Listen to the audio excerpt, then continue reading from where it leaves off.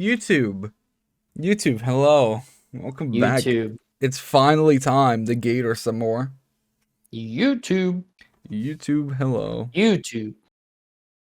We're gatoring today. We're gonna hug a gator. We're gonna hug some fucking gators. Been a while since Curb and I had a day off together. Yeah. And turns out the one day we do get off, we're both feeling like complete shit, but hey, you know. Hey, we're putting up with it for this gator. We really want to hug that gator. Say, if it was any other game, nah. We would just said, fuck it. Yeah, but no. But we are here to hug a gator. We want to hug a gator. Alright. Oh.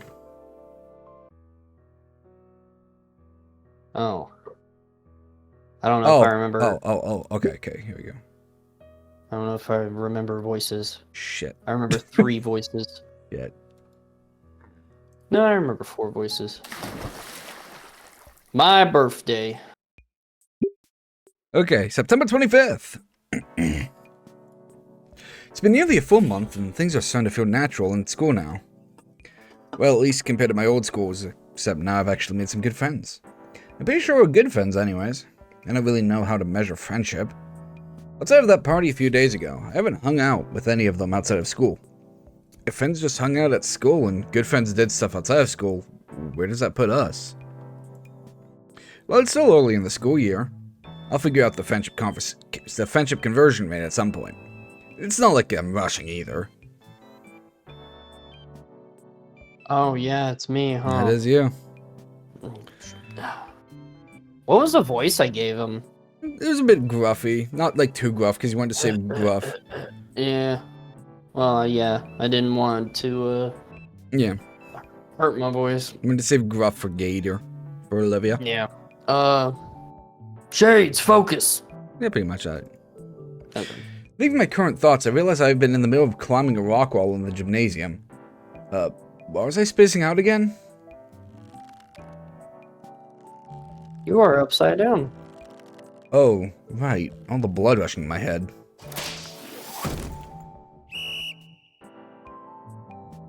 All right, peel yourselves off my majestic gym floor and hit the showers. Whew!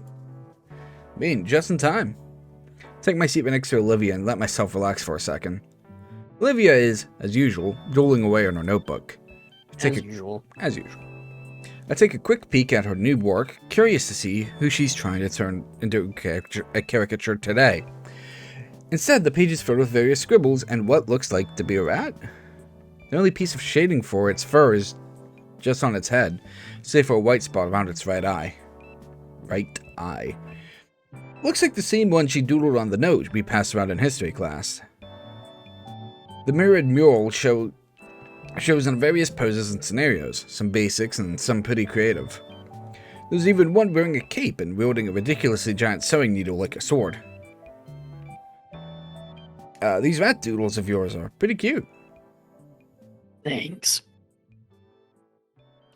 Actually, that reminds me, who else I drew over the week. Look who else I drew over the weekend. She flips a couple pages of her sketchbook and holds it up for me to see. Much to my surprise, it's none other than Mia. Olivia decided to draw her as what I can only describe as the most flattering of ways as a druggy harlot. Her clothes are even more ripped than her usual attire. Her jacket is filled with all kinds of unflattering patches, and her hair is styled into a gaudy mohawk that only detracts slightly from her face full of piercings and rings.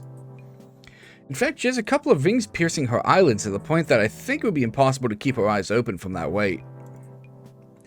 And that's not even getting into all the tattoos that Olivia has drawn on Mia's face. Can't help but let out a snicker at the sight. You like... She's sporting a smug grin as she looks my way. I mean, it's funny, but how can she even breathe with all those nose rings? Doesn't need to. She's full of hot air already. The girl chuckles at her own joke. I bet if she saw it, I bet if she saw it, steam would blow out of her ears.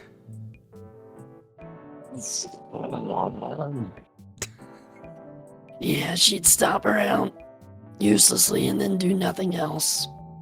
Seems like you have a pretty good idea on how she works. She's just predictable. It's not rocket science. We're interrupted by a pair of students. I recognize them, though I only know one of their names.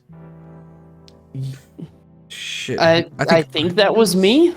No, I think that was me. Nara? I think that was me. Because you were doing Inko and camera person. That does sound right. I was doing Ben. Yeah. Let me. Yo, Inko, my Humi. Okay, that works. That's just. Listen. So I saw what you submitted for the contest, and I just love it. It was so good, I just had to show it to my friend. You can be friend. Okay. Yeah, man. I just had to come. I just had to come see who made it when Nara told me all about it. And when she told me, I was like, "Oh my god!" I just knew when I saw you. You had that artistic spirit. Pretty damn fantastic, especially for a newbie. I'm a bit taken aback by her backhanded compliment. Still, it is a compliment. The first real one I've heard since coming to St. Hammond. About my art, I mean. Oh my gosh, I never introduced myself, did I? I'm Kiara. It's so nice to meet you. Yeah, likewise. Cool. I mean, it's not that great of a piece. Just something I had on hand. Last minute? Damn, you're selling yourself way too short there. Yeah, your work is absolutely gorgeous. Yeah, I'm thinking we should, like, hang out sometime. Oh, you slut. Stop trying to get into his pants. Oh shit, the bell's ringing soon. Already? Damn. Well, it was nice seeing you again, Inko. Keep up the great work. Be seeing you later. Yeah, be seeing you real soon, Inko. Can't help but smile as my new friends wave the goodbye and depart. A heady feeling of joy washing through my head as I replay the words of praise repeatedly. In the corner of my eye, Olivia's smile reflects the overwhelming cheer I'm feeling, though it seems to vanish the moment I look away. Seems like you're becoming the talk of the school. I mean, I hope that I'd get some positive feedback about my work, but I didn't realize it would be that good. Olivia chews her lip in contemplation before turning to me. Say, Inko, can I see your submission? Sure, give me a second. Luckily, I'm prepared, as not only do I have my portfolio drive, but I've finally set up a cloud drive for it. It's as simple as opening up the application on my phone and swiping to the exact digital copy to present it to Olivia. Wow, it's almost as if it's that fucking easy. Ta-da! I consider it... As I say to my mother when she asks me how to move picture files from one folder to the other. It's my magnum opus. Opus. Looks like shit. No, You're never gonna win the submission with that. My magnum shit, opus. You wanted to hug this Gator? Fuck. I think this is a skill issue, You Inko. wanted a piece of this? You ain't getting it, skin boy. Ugh, skin boy. That sounds like a slur. It's a Fallout thing. No. Yeah, ghouls have like... Yeah, is it a slur? Kinda. Yeah. Smooth it skin. sounds like a slur. Yeah, you fucking smooth skin. Smooth skin. Dude, Fallout's so good. Gator, can you get better insults, please? Yeah, because you're bald. Yeah, you keep a copy of it on your phone? I love he insults Inko and he goes like, yeah, could you get like better insults? It's like the Martlet thing where he's like, you can do it! Insult me harder! I've got my whole portfolio on cloud storage. I've learned it was good practice from Only a couple artists. $2.99 a month. I don't want. You mean $2? No. It's Adobe Cloud. Yeah. I learned it was a good practice from a couple artist blogs. So what do you think? Shit. Oh, Olivia squints at my phone as she does her best to formulate her opinion. She just vibrates. It's nice. So I We'll go with nice. I think I'm gonna mention because right, this is the first episode we're doing after uploading the initials, so I had to do thumbnail work. I didn't know this at all. Olivia's body is a completely separate PNG from her chair. Oh, okay. It's just that sounded so weird at first. Right, I didn't know this, but Olivia's body is separated. Like, okay, so I'll pull up the thumbnail here real quick on stream just to like show it. So you literally can just put her sitting anywhere. Yes. Yeah. And then the chair's two separate PNGs. Let me show this on screen real quick. Yeah. So here we have the thumbnail we have. So yeah, Olivia's body is completely separated from the chair, and of course to make one of them be behind Olivia's body. So the chair is also two separate PNGs. And then on top of Olivia, and then all the faces are different PNGs as well. So, like, all these characters, and over here with Inko, yeah, when you zoom this up, you can really see the patchwork I did on this. But there's Inko's body, and his right hand is also entirely a separate PNG as well. To swap it out between... I understand the head. Yeah, the heads made sense, but I was like, oh, that's really interesting. So, like, yeah, so the hand can either be open or closed fist, and they're all different PNGs, so they can swap them out. And I was like, oh, that's real interesting. Not interesting enough to fucking sit here and listen to it. Just Inko rambling. Yeah, so my hand, it's separated. He just pulls it off. The compost of it is really something. You mean composition? No, the compost, you piece of shit. Yeah, that. You're trash. She's like me for real. You're trash. I don't know words either. You did great, Inko. Huh, getting a compliment from Olivia from my work feels a bit alien to me. It just feels so hollow. But maybe, just maybe, this was the start of something new. Yeah, I can almost feel it now. Inko G. Nito, ace photographer, capable of capturing masterpieces through a photo lens. Yeah, that has a nice ring to it. Olivia must see my self-congratulatory grin because her own drops. Do you think the bad ending to this is him having to go be a war photographer? No, but I hope that's a mod. Alright, you did good. Don't let it get to your head. When the grin remains, she forces it off by elbowing me in the chest. Yeah. I warned you. That's gonna leave a bruise. With that exchange behind us, Olivia and I get ready for class. Okay, here we go. I could have to do these voices now, and I can't be too loud because, you know, we did these. You might want to just, you might want to just like tone it down just a little bit then. Yeah. I can work with this. As was the norm by now, Mr. Ida Khan began class with some violent abuse of school property. Good morning, good morning. Now settle down, we've got announcements to go over.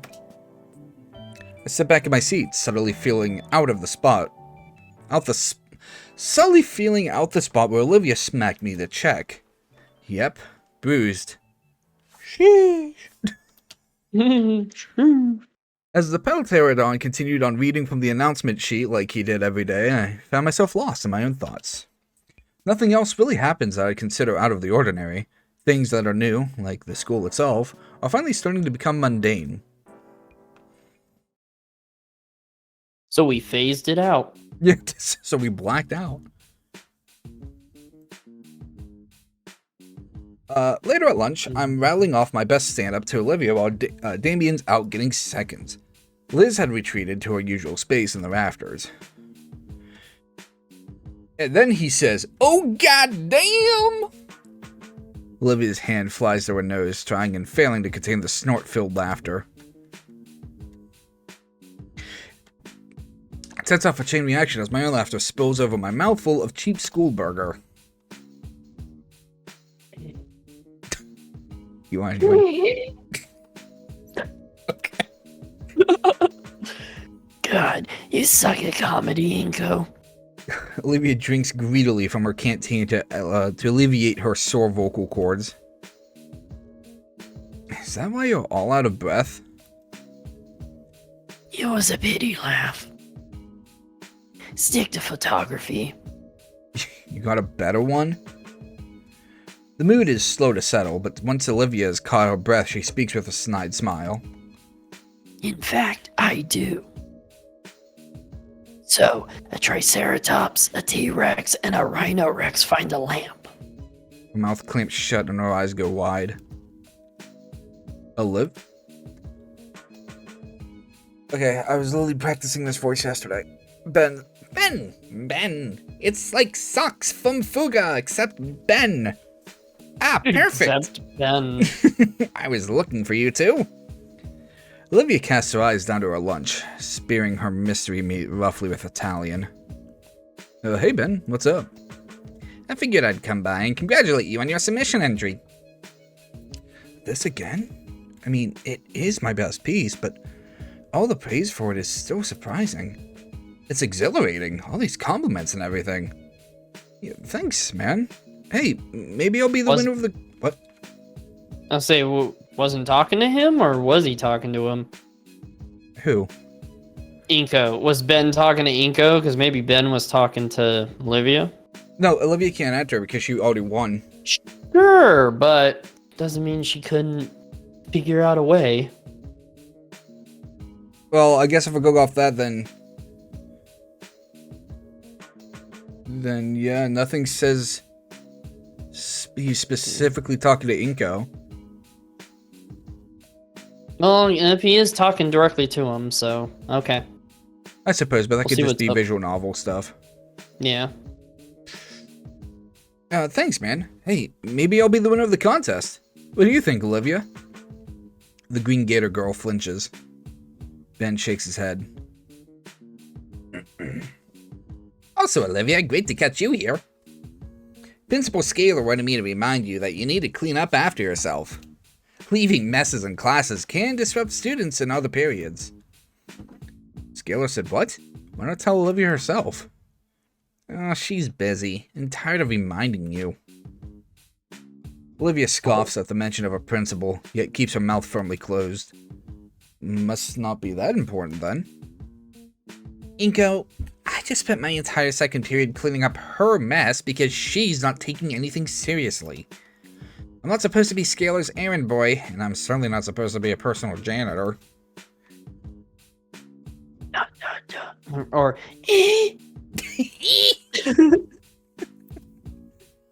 I'm left to frown at Olivia giving Ben the silent treatment. Was it wrong of me to think she'd be more open with everyone else like she was with me? Do you know how hard it is to scrub baking soda out from the carpet once it's dried?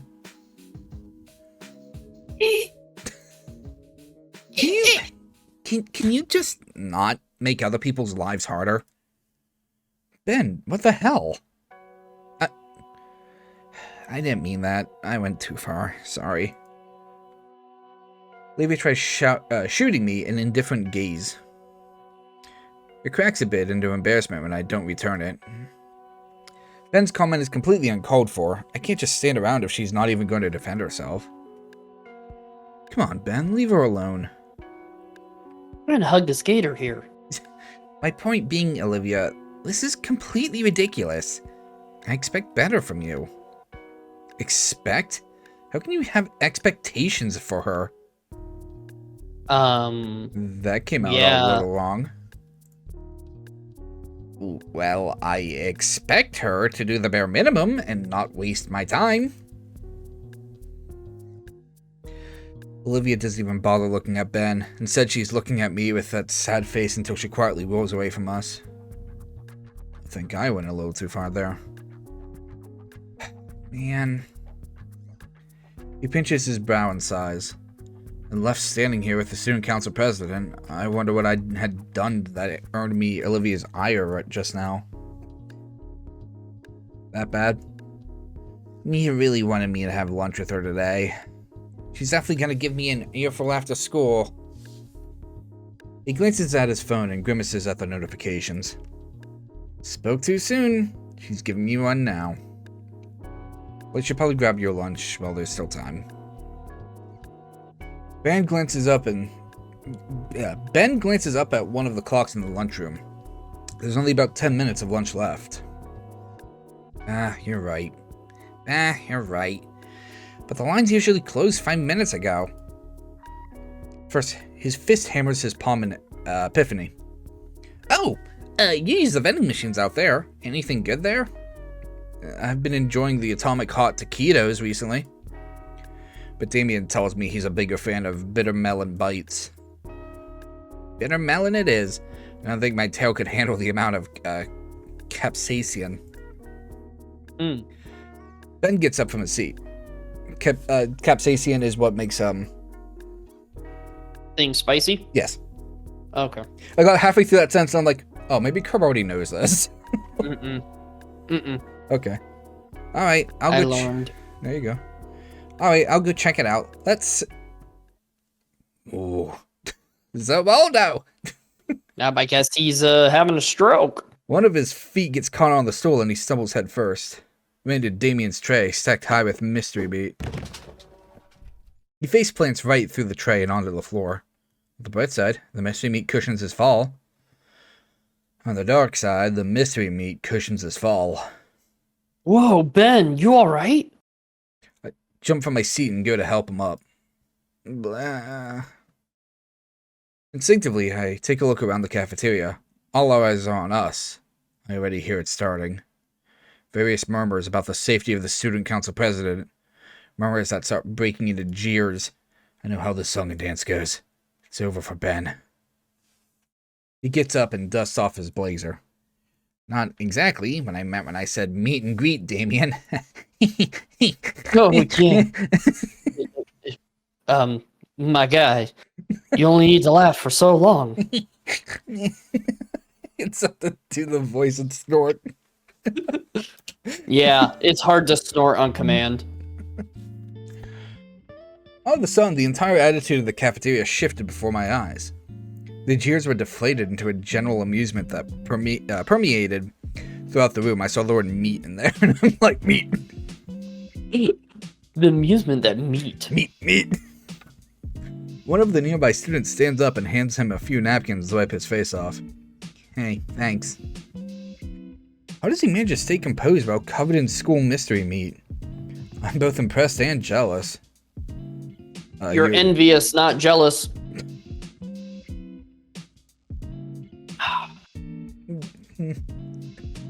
You okay? Not. You okay? Thought you couldn't eat meat. Nah, even if I swallowed it any, I'd take it a lot more than that to really be an issue. I'll be fine. Thanks for the concern, though. Even as he brushes off the lunchroom grime, Ben carries himself with dignity. If that had been me, this guy's some seriously quick wit. No, there's probably a little more to it than that. Man, I was looking forward to eating that. Why on earth did you even have that much meatloaf? I asked the cafeteria lady earlier this morning to let me have some of the leftovers. Although now it's gone a bit to waste. He eyes the remains on the floor. Some poor janitor is gonna have to mop all that up. I mean, he could still eat it. Maybe. Yeah? Don't even think about it. Inkle, you go on ahead. I have some business to take care of here. Yeah, okay, that doesn't seem suspicious. The bell signaling our next class tolls. The fist fights and gang wars cease on command, and everyone starts milling towards the exits. The cafeteria empties enough that I can clearly see the bend-shaped meatloaf angel on the floor. It's a familiar, rubbery, and textured feeling on my fingertips. My instincts had kicked in. Yeah. Hands going for my camera to capture the moment. I was gonna say, take a picture of it. After which a sense of shame rolls over me. Why? You That I don't would have even to, like, That I would even put it consider anywhere. capturing something like this, especially when it's happened to my friend. I get up from my seat with a heavy sigh and finally head for my next class. I hope Ben will have the time to clean up before photography. He's got 5 minutes. Nice. Thank you. On my way to photography, I'm still a bit caught up in what just happened. I think I'm starting to see how Ben accomplished that. I mean, ordinarily, an incident that embarrassing would be just detrimental to your social standing. I have to say, I can't look at hallways the same. What do you mean? I'm looking at this hallway and feel like it's missing something.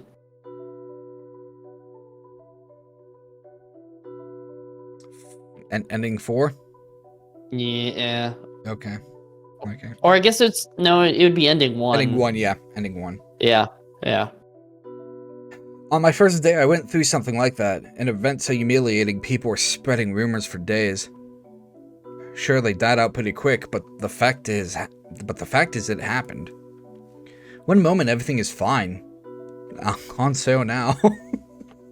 Then suddenly something you couldn't have even seen coming just upends your life. Stuff like that can happen all the time, and to anyone. It's something that's always terrified me. Something that just happened to Ben, only he was exempt. He was quick on his feet and diffused the situation faster than it could have even really started. It's like disaster avoidance. Seriously think it's the most important skill one can have. To have everything under control, to see trouble from a mile away and make it a non-issue even when it takes you by surprise. That sort of social capital is something I need. Maybe it's a little selfish, but if I were seen that way, then any sudden happenings would be forgiven instantly. Of course, Ben isn't alone. The world is full of people with that skill. Only I'd be lying if I said, wow. The world is full with that skill. Only I'd be lying if I said most of them deserved it. Close enough. Yeah. Most people able to get away with stuff use their unique ability for just that, getting away with stuff. What should be seen as a blessing of social buffer is just some enabling trait of theirs. A charismatic get-out-of-jail-free card. If I had that ability, I'd use it to push myself to my limits both artistically and productively. That's my ultimate goal. Ben is one of the good ones, definitely. He's definitely earned my respect over this. The quest remains, though. How do I get like that? The line of thinking is cut off as I round the next corner. Oh no. Me? Oh, okay. I was like, Mia. Who's Mia? I'm just gonna go back to Snoop voice. Wanted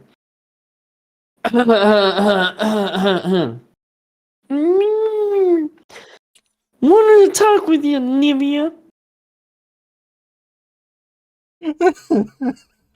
Are you okay? Just every time I just hear me, me, I have to, it's warm up, man. yeah. At the center of the hallway intersection, I see Mia and Olivia. Oh, It's my girl. Wait, that's fucking... Yeah, what? No, those silhouettes. Oh, are they with her? I think they Well, are. I can imagine new girl to be with her, but previous girl? It's fucked up. Oh, come the fuck on now, Olivia. Don't be such a killjoy. Every time you have to swear in that voice kills me. I love it. I'm trying to be nice here. The grin on Mia's face is jovial as she stands before the wheelchair-bound girl, her tail lazily swaying as she eyes Olivia. Man, I never realized how lethal those spikes on her tail look. After all, have to be nice to someone as talented as Olivia, don't I? Behind her are a pair of similarly smiling Syrian girls. Actually, wait a minute. Those two... That's fucked up. They're Mia's friends? I mean, she knows her way around a palette and canvas. Right, Olivia? A paraplegic Picasso here. That's you, right? I can't imagine how useless you must feel otherwise. I'm so glad you're able to put those thoughts aside and paint some things you like. Mia takes a step towards Olivia, her previous expression taking on a more ominous air. I'll fucking kill you. And for all that talent and untapped potential, you seem to lack some of the basics expected of a functioning young adult. Mia's lips part, revealing a cruel grin. I hear you've been a really dirty, messy little baby, leaving your stuff everywhere in class and getting it all over the place. They should stick you in a cute little bib. Kiara and Lunaria laugh, jeering loudly at Olivia. Mia snaps her fingers, causing the two of them to go quiet. I still don't want to believe it. Those two, they were so nice to me. What are they doing with Mia? I know them, they're smart. They know if this is what it looks like, it's horrible. And they're not the kind of people to punch down like this. How do you know? You met one of them twice. Oh, I guess you met both. Well, you met one 3 times, but the first interaction was, "Oh my God, you're a freak. Let me take a photo of you," you know. And then, like, sure, Flower Girl was all nice and shit the first time. She was technically nice the second time, but fucking, you don't fucking know these people. Yeah. Yeah. He would never act like this. Not my dinos. I know them for 5 minutes. Fucking A. But they all decide to do this, right? So what's going on? Is there more to the situation? I don't think this is a misunderstanding, my guy. Mia takes another step forward, her figure now looming over Olivia as she looks down with a cool sneer on her lips. Been a smoocher. Normally, I wouldn't waste my time trying to single you out, but I'm gonna use this moment to make you get the picture. Benny was supposed to join me for lunch, but he had to stay behind to clean up after your mess. So I'm gonna make a mess of you. You got your issues, you can't ride a bike, whatever. Really? Like, that's the fucking first thought in your mind? You got so many issues, man. You can't even ride a bike. What's your fucking problem? Everyone can ride a bike. Stop making it mine, Livia. Just because I can ride a bike? Fucking dude. They're like, calm down, Mia. Not everyone can. Everyone can ride a bike. Or do we need to start being a problem for you? Yeah, does Ben look like your nene? Well, he does come pre-packaged with a stroller. Oh, she comes pre-packaged with a stroller. Yeah. Come on, Mia. That's crossing the line. Not like she could stand up to you, or anyone. What? I'm just chatting with Liv here. But, if I did hurt your feelings, I'm really sorry. Kiara's beak clicks loudly and repetitively while Lunaria's hand covers her maw to hide a giggle. Oh, don't take it so personally, Livia. I'm just teasing you. Yeah, don't take Because if I don't say I'm teasing you, I'd probably get fucking murdered by the goddamn school or some shit. Yeah, don't take it so personally. I'm just making fun of your personal disability. Like, Just kidding. Oh man, this reminds me of the Invincible episode where he's like, "See, I'm not an asshole. I'm not an asshole." Right, Liv? We're all just want to be a campy family here. Lord knows some of us here can use one. Oh, low blow. I don't even know how to respond to that. I want to hear both sides of the story here. What history Mia and Olivia have for a confrontation like this? He just shows up. Hi, I'm Dr. Inko, and today we're going to discuss the issues between Mia and Gator. Just like, hi, I'm Dr. Inko. You have fucking problems. So does the rest of the world. You're not special. She did Okay. Oh, I don't know. Oh yeah, she would know your name. I think getting this upset over her missed lunching with Ben is extreme, but Mia's friends remain by her side. Completely steadfast against Olivia. Is it that bad? And yet Olivia says nothing to her. She has her head atop the knuckles of her hand like I would during Parkland's history lessons. There are moments where Olivia's tail would press into the floor, shifting her chair back or to the side. It looked like she was attempting to sidestep the conversation with that muscular tail. But Mia's own movements cut off her escape attempts. Mia returns to the calm stare. There's no Mia motion. returns the calm stare. There's no motion, but the staring contest was a fight in its own way, and the first to look away would lose. Olivia's frigid indifference against Mia's piercing gaze. Kiara ends up dropping her phone and both glare at her simultaneously. A draw. Kiara, I swear I'll kill you one of these days. Olivia takes the opportunity to move past Mia. Mia takes no time to toughen her stance and continue her spew of insults. What? Leaving so soon? No response. And so quickly, that's almost normal walking speed. I was honestly thinking, you need a cooler nickname to go with your need for speed.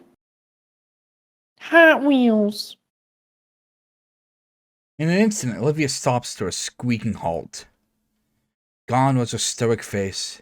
In its place were eyes wide with shock. How the hell? Olivia's pace falters. Mia quickly steps ahead again and places a foot on her left wheel. Your brain-dead fin-head friend told me back in gym class. He went on about how you had it back when you were still soiling your diapers.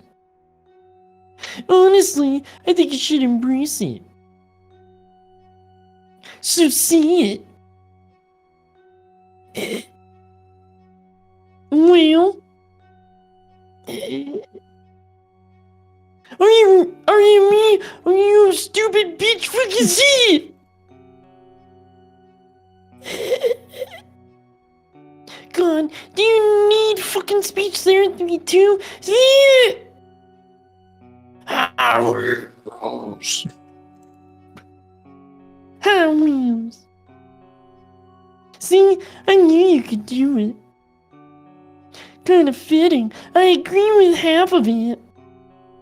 You're really fucking hot. I mean, fuck Inko, let me hug this gator. Just making out with her like aggressively. Yeah. Like everyone else is like, what? No, it would even be better if they were just like, of course, we knew it'd get to this point. Inko's just like, what the fuck? Fucking, they turned to him and be like, what, you thought you were the protag? What is their history? Olivia's claws dig into her armrests. Mimi, that's the nuance. The point is that only half of it works. Mia turns to look at Kiara and Lunaria, eliciting some more giggling from them. Self-voicing disabled. No. Self-voicing disabled. I'm sure you wouldn't mind us making it cool again, though, right?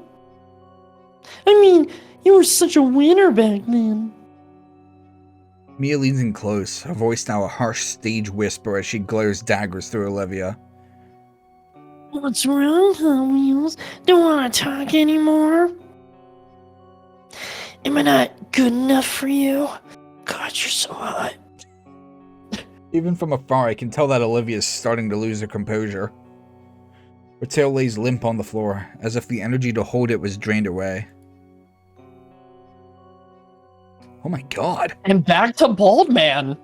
I think this is bullying. Guys. Really? I think this is bullying. I don't want to believe it. He says this out loud. My god, I think this is bullying. They all turn slowly to him like, no shit. Holy Even shit, Gator. guys. Chad, is this real? Gator's just like, really, Inko? Yes, this is bullying. God damn it. But it's undeniable by now. This is textbook bullying. It's unfair. It's like when you're in line to use the restroom after hours and hours of waiting and someone cuts in front of you. Completely inexcusable. I love how you had to have, like, an example of the bullying instead of just like, this is bullying. I love. Yep, this is bullying. Like, here's something completely different than, like... Dude, just... Is this the part where I should step in? What do I even say? I have to at least try, right? It's my duty as a fellow student. Ooh, if this gives you a choice, this might be one of those, I think I know what choice I'd pick, but... Maybe I don't need to say anything at all. Just being present for Olivia against the Horde. It certainly wouldn't help if I got an even bigger target on my back for Mia. Olivia ventures herself free from Mia's foot and continues down the hall. The others follow like vultures. Man, I need to think and act fast. let me just slide in here. My legs move on their own and I cross into the hallway. I'm instantly noticed. Mia's already registered my presence and her expression changes. My heart starts beating quicker and harder. Time's up for being indecisive. Ooh. What's the moral of this one? I can't remember. I thought it was gonna be intervene or don't, and then it's like, okay. Yeah. See, because like in the snoo, the good way would be to show support because you can't do everything for Fang. Yeah. But with this one, it's like I don't remember what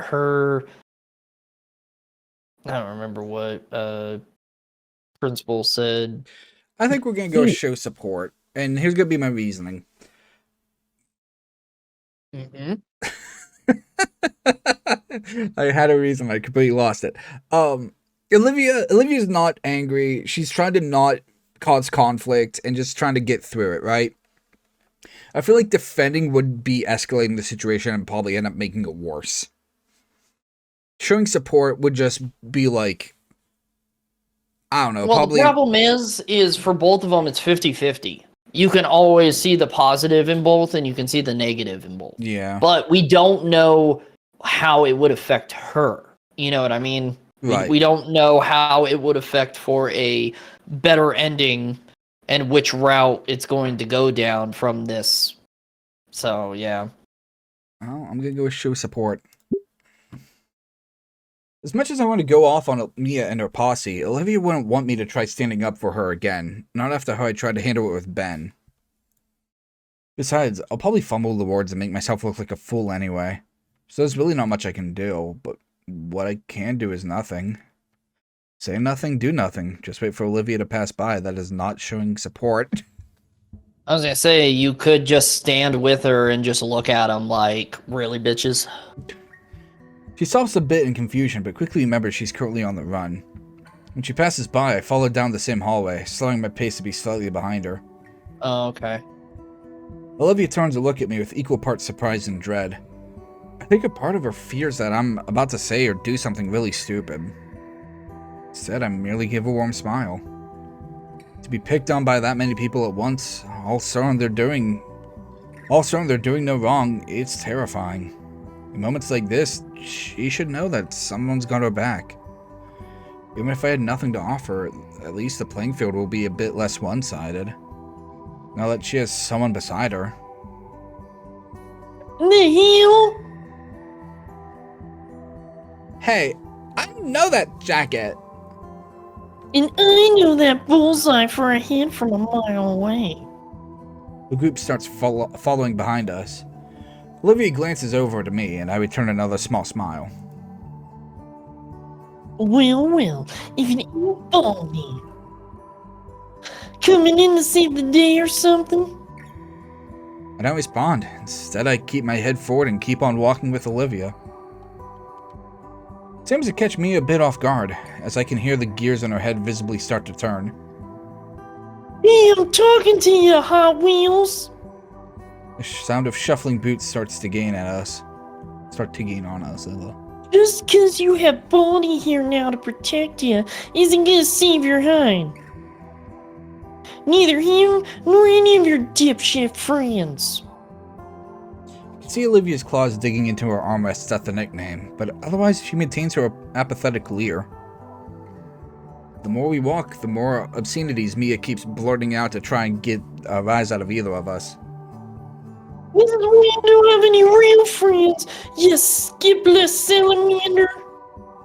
I don't know if Olivia has a plan, because I can't fully understand why she's letting Mia walk all over her like this.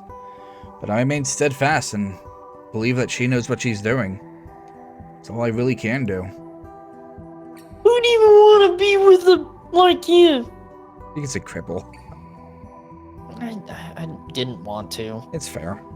Because I get it. We're walking the thin line of... We have to voice characters, so we're doing characters, but like... Well, see, I know that it's not that like... means like saying shit that makes us uncomfortable. Yeah, well, yeah, and that's the thing of it. It's not that... It's just a word, and I can choose whether or not I want to say the word, is pretty much just it, you know? Yeah. And I just don't want to say the word. I don't care if anyone else says the word. It didn't bother me reading it. I just personally don't want to say the word. Okay, that's completely legit. I can hear Mia laughing at her own words. Olivia, please change your mind and waste this bitch.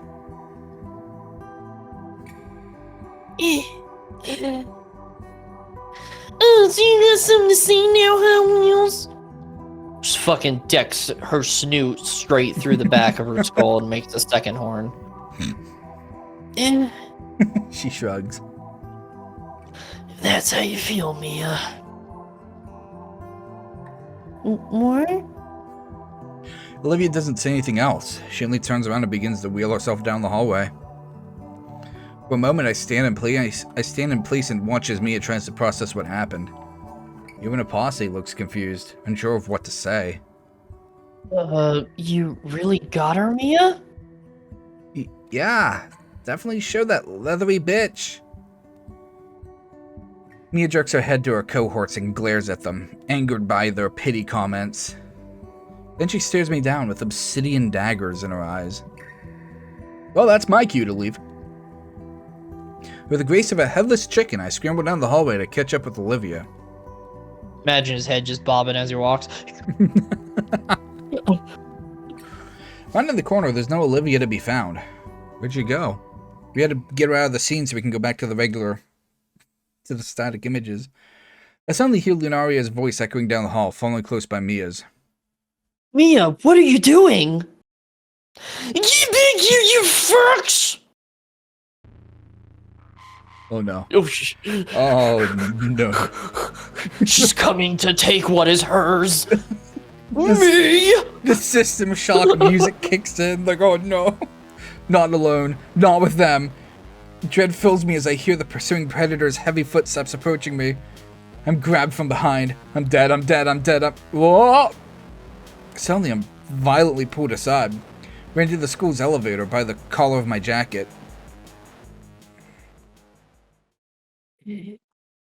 Oh, thank God it wasn't Mia. She jams the key into the slot and smashes the button to the second level. As the doors close, we hear Mia roar out for us. Next time we see those two again, I'll make sure that oversized cue ball has to use that wheelchair of hers instead. Thankfully, the elevator's doors close shut and the car jerks upwards before making its ascent. Never knew I'd feel grateful to be in this I like death how trap. she slides by. As I catch the breath I had unknowingly held, my eyes aligned with a pair of silver serpentine eyes. So, want a hug? I appreciate what you did for me back there. I'm surprised. Not sure what to say back, really. Instead, I smile back and nod. In return, she gives me a half smile before recomposing herself. You should, roll with me in the elevator now. Oh. Well, How come? well, you've just become enemies with her.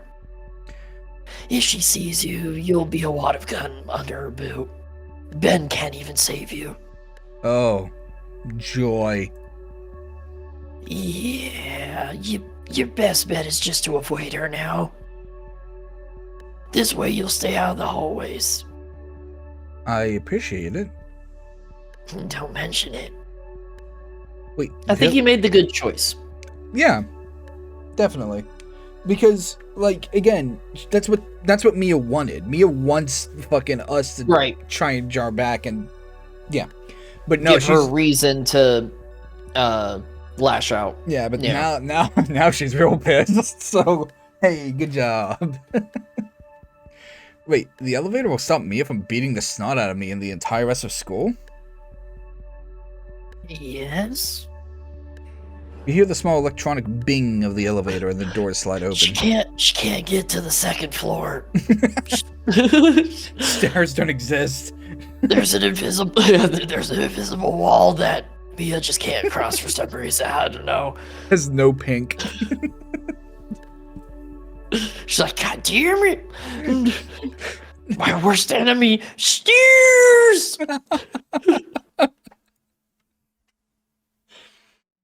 History class is as bland as it usually is. Procklin continues prattling on about some sort of historical event, but most of my attention is on Olivia. She has her hoodie over her head and looks lost in thought. That altercation must have shaken her up more than I thought it would. A part of me wants to ask if she'll be okay. Even though I already asked 3 times already. But the last thing I'd want to do is prod at her. Yeah. Just leave her be. Soon enough, class nears its end and Olivia uses her accommodation to leave the class early. Besides, we can talk about it after school if she wants to anyways. The more I think about it, the more I realize that I have my first real confrontation with a bully at school. I'd heard once that when you get into a fight for the first time, you throw up from the adrenaline. What? Oh yeah. Oh yeah. I wouldn't know, but... First fight? Like, I do understand the feeling. I don't know. When adrenaline goes through my body, it makes me feel numb, like the moment before pins and needles start hitting your body. Yeah. Like, you know how when, like, you're sitting for too long and your legs go numb before the pins and needles? Yeah, that's what adrenaline feels like to me. Just all throughout my body. So, but I've never thrown up. I got close. I got close on stream because of it. Well, I do understand anxiety making you feel like you're gonna throw up. No, so. I actually remember the exact moment. It was Elden Ring, right after fighting Mikula. Not Mikula. Oh. Is it Mikula?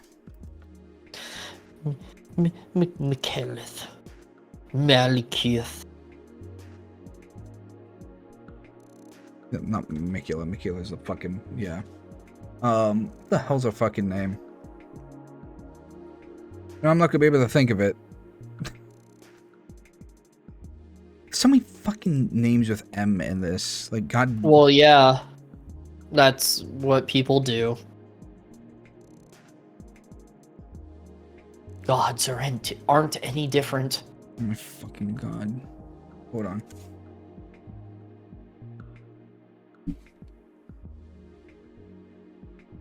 I'm so glad we have paused this game. Actually, no, it's fine. I'm gonna use the restroom real quick. The character's name in fucking Elden Ring. Melina.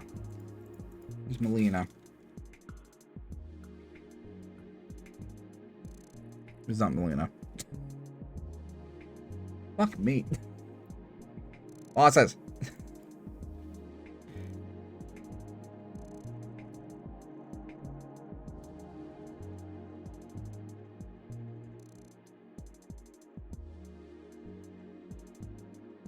Yeah, Melina.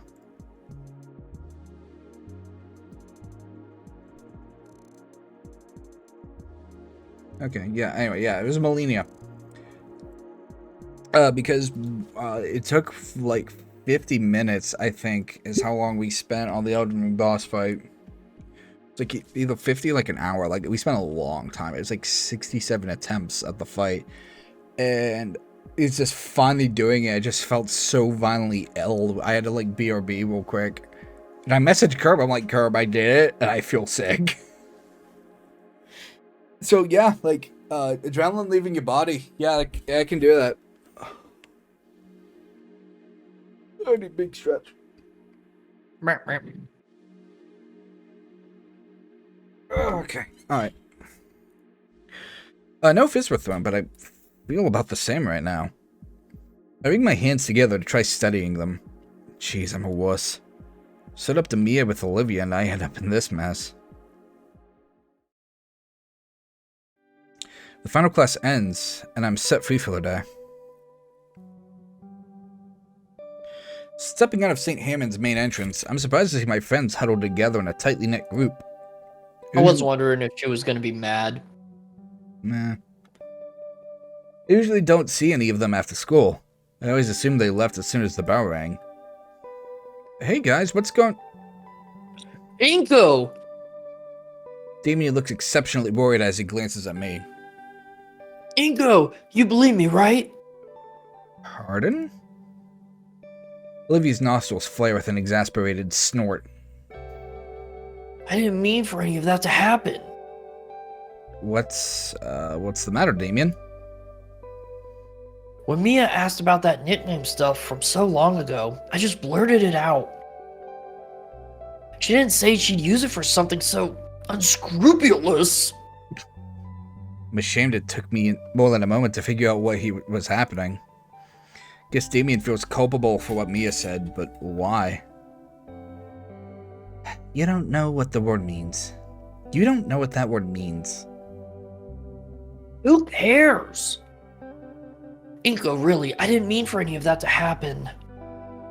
Hey, I believe you, man. Your heart was in the right place. Olivia told us what happened with Mia, calling her some nickname. Damien leans back over an unresponsive Olivia, hands spread in, supplication. She said you were there too? I was, yeah.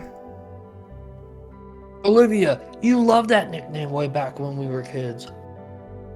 I'm also eating for some reason. It's the mystery meat! Damien's words were dismissed with a roll of her smoky eyes. He really didn't mean it, Olivia. I already know. Or I knew already. For a split second, she bore row upon row of sharp teeth before gnashing her maw in frustration. Olivia's nostrils flare out with a huff of hot breath again, and I could practically see everything from her day finally weigh on her. You were just being you again, Damien. Sometimes I wish you weren't, but whatever. That's a grittiness to her voice once more, but she continues on. She holds her canteen up to her lips, but drops it immediately. Empty again. The grit in her voice is back, but she presses on. A nickname. It's just that. A nickname. I don't want to hear it again. Especially from her. And especially if it's just to get under my skin. Olivia stares at Damien for a while before breaking contact and glance at Liz and I. Why not? Wait, did I say that? Wait, did I ask that? It just kind of came out.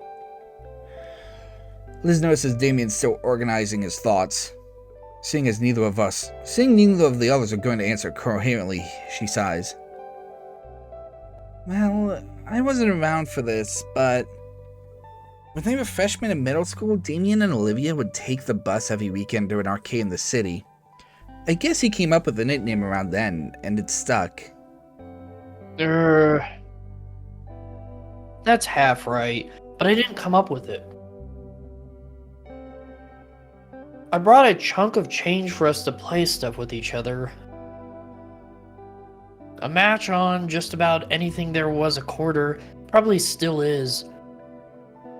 But I don't think I won even once. Once she stood to win something, it's like a switch went off in her head. I've never seen Olivia get like that. Some of the teenagers were watching too. They saw everything. A couple challenged her once and I ran out of cash, and sure enough, she ended up clearing house all afternoon. It was all she'd talk about at school all week until we could go back for more. Only took like a month for her to be recognized as some local champion. Sometime along the way, people started calling her Hot Wheels. I don't remember really who or when. But I do know it's proof that she's got that fire in her.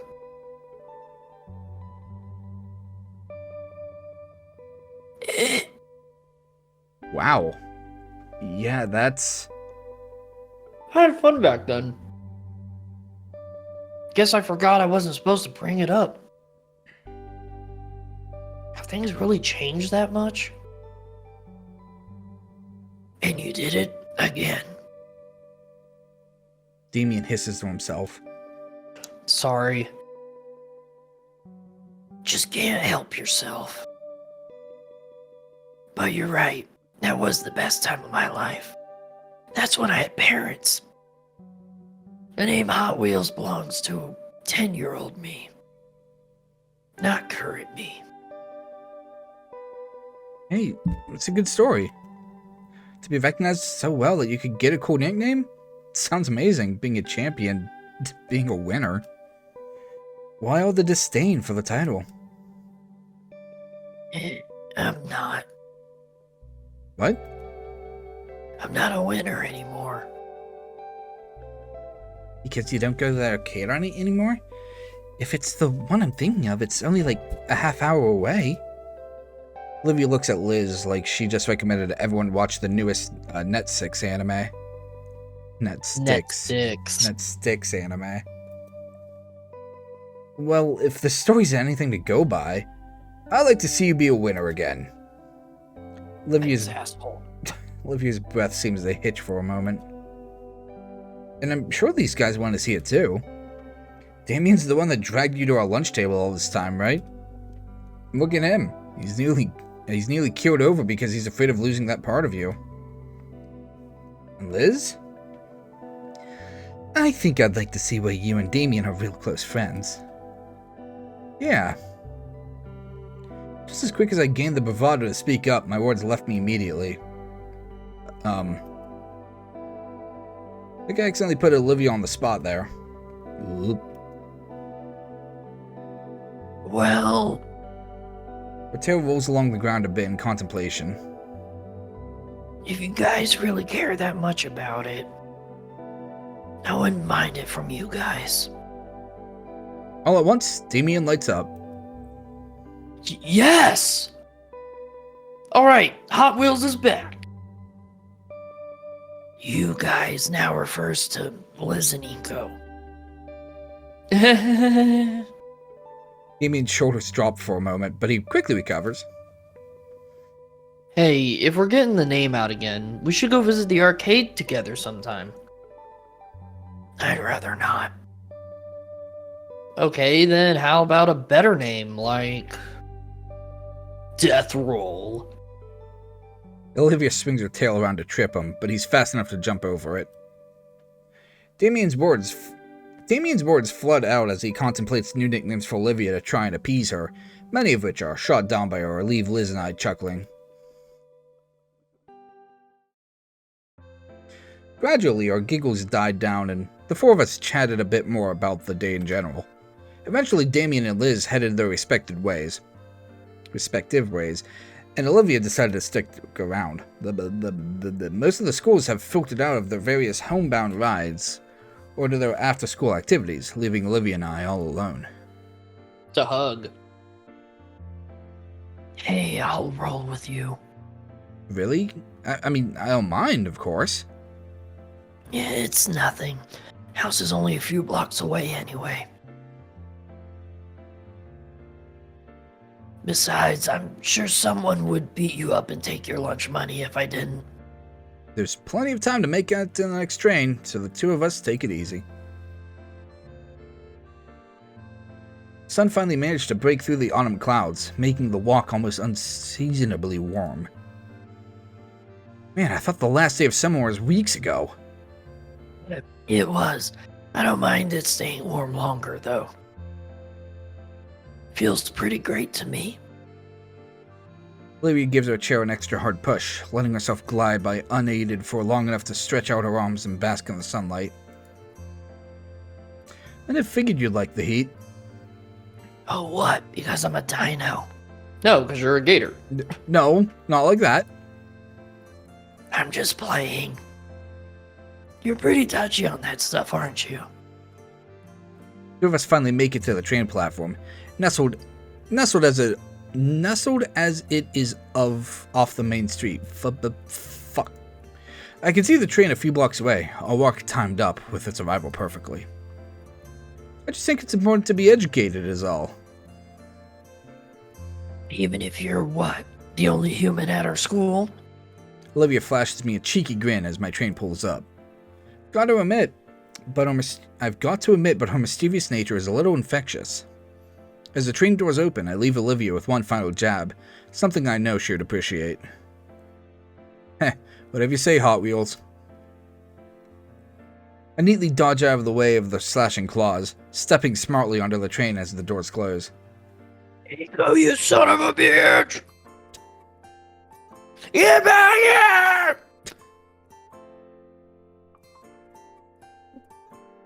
As the doors ding shut behind me, I can see an irate and still blushing Olivia waving her fists as the train begins to pull away. Still giggling, I manage to squeeze myself into a seat next to a yellow-scaled woman's, smelling faintly of hot dogs. Whoa! Oh! Hot dog lady. What was her name? I can't remember what her name was. Hot dog lady. You know, no, I may pay for that comment later. The look on her face was totally worth it. So what are we gonna get train lady mod? See, it would have been cute if they actually gave her lines. But it's Yeah. whatever. like she's the only constant between every game. Hey, This hot dog lady. I mean, she is that type of character. Yeah, exactly. Like, it would be really good. She'd give advice. I was really hoping for it. Hey kid, you wanna hug that gator, huh? Hey kid, you wanna hug that gator? You gotta go in there. Gotta get in for that. Gotta get into that gator. As the school year progresses, the days start to feel like they're moving along much faster. A part of it may be the change of the season, however slight that change may be. While the calendar says it's officially fall, the only thing I've really noticed was the increasing number of clouds in the sky. Better safe than sorry though, which is why I bought my fancy compact carbon fiber umbrella. Oh my god. Still, things have Things have started to be routine for me in the mornings. Things have shattered. Things have shattered. My life is falling apart. How many times? Falling in my skin. These wounds, they will not heal. Wake up. Throw on my clothes. Consider eating breakfast before realizing I'd wreck my stomach. Walk to the station with a featherlight umbrella in hand. And once you know it, I end up having another chat with Mr. Ferris on the ride to school. Hello, Mr. Nito. How are you this morning? Doing fine, sir, thank you. And how are you? I'm doing well. Yes. Oh, my niece told me over the weekend that you and Olivia were in a predicament of some sort. Yeah. Olivia was being picked on by someone, but it's not a problem anymore. I see. Well, that's unfortunate to hear. And strange, considering the substantial funding the school gets for anti-student harassment programs. Oh shit, it was Mia, wasn't it? Tough luck, kid. Oh, I don't know what to tell you about that one. She was bullying me.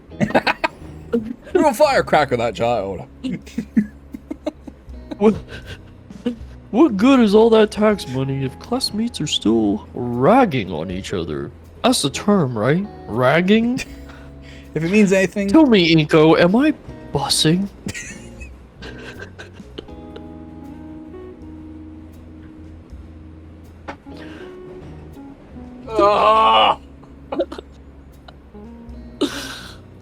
I like how I broke you. Ugh.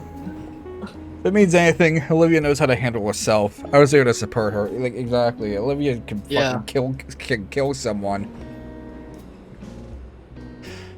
That's fine, but the issue is this sort of thing shouldn't be happening to begin with. The fuck is her problem?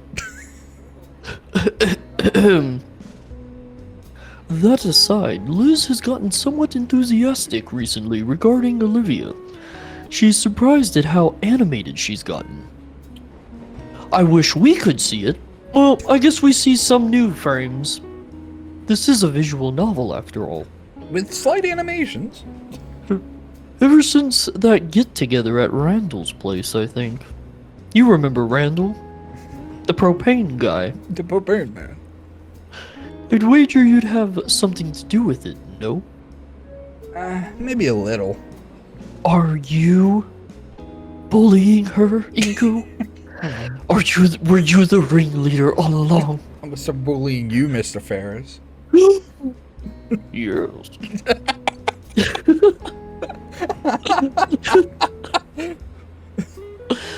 Yeah, it was certainly rocky in the beginning. We've been warming up to each other. That's my line. Sorry. It's nice seeing a different side of her, even if it's booby.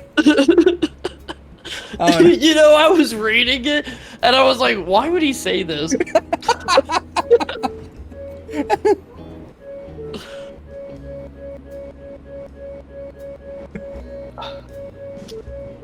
Inko, I'm sorry I took your line, but please, I need to get to work.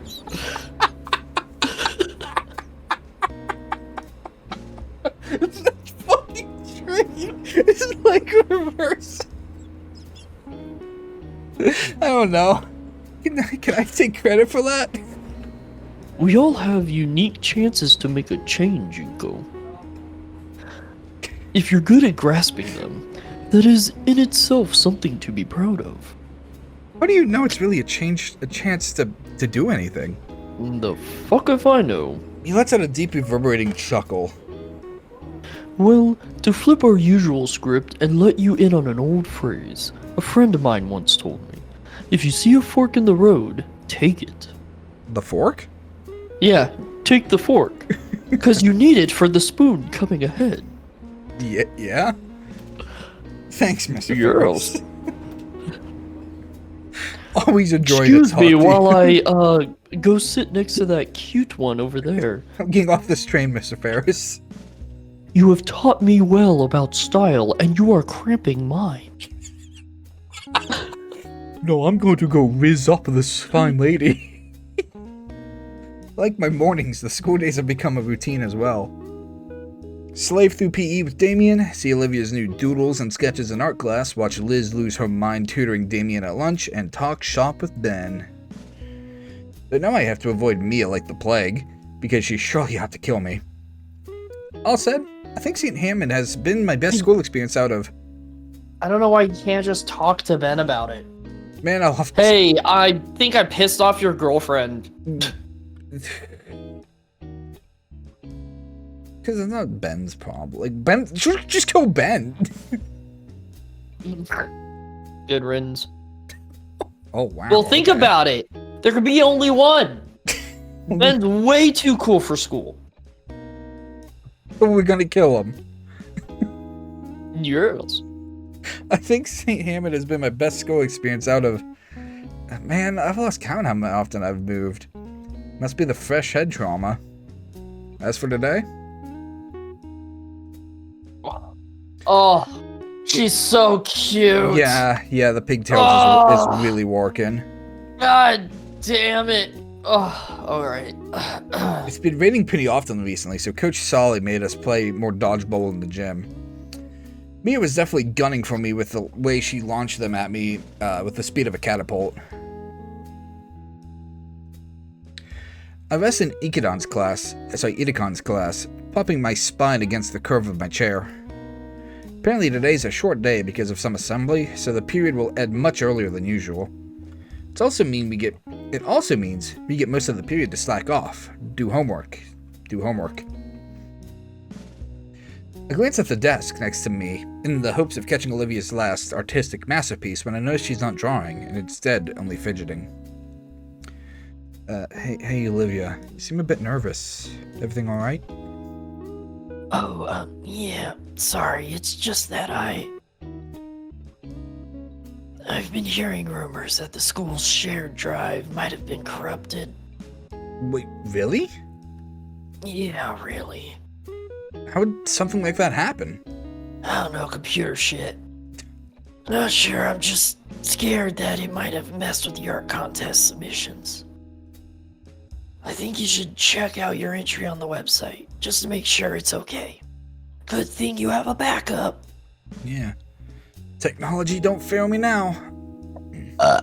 Nice. With urgency, I take out my phone and type in the school's website. Fast fingers lead me to the arts contest tab. Can this loading bar go any slower?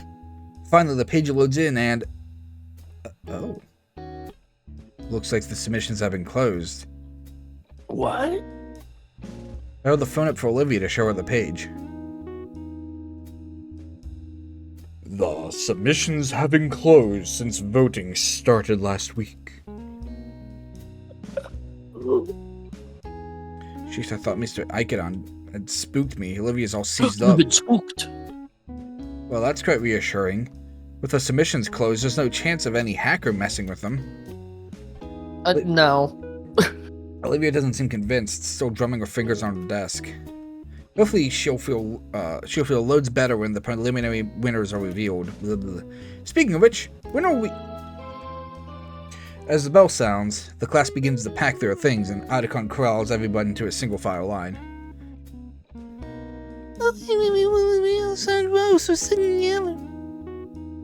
Before I join the rest of the line, I look back to Olivia, who seems to be stalling. Come on, I'll walk with you. Seems to stir something in her, and she glances up to me while hastily shoving a notebook in her bag. Yeah, I'm coming. As we head out the door, I notice Olivia shuffling her hoodie a lot.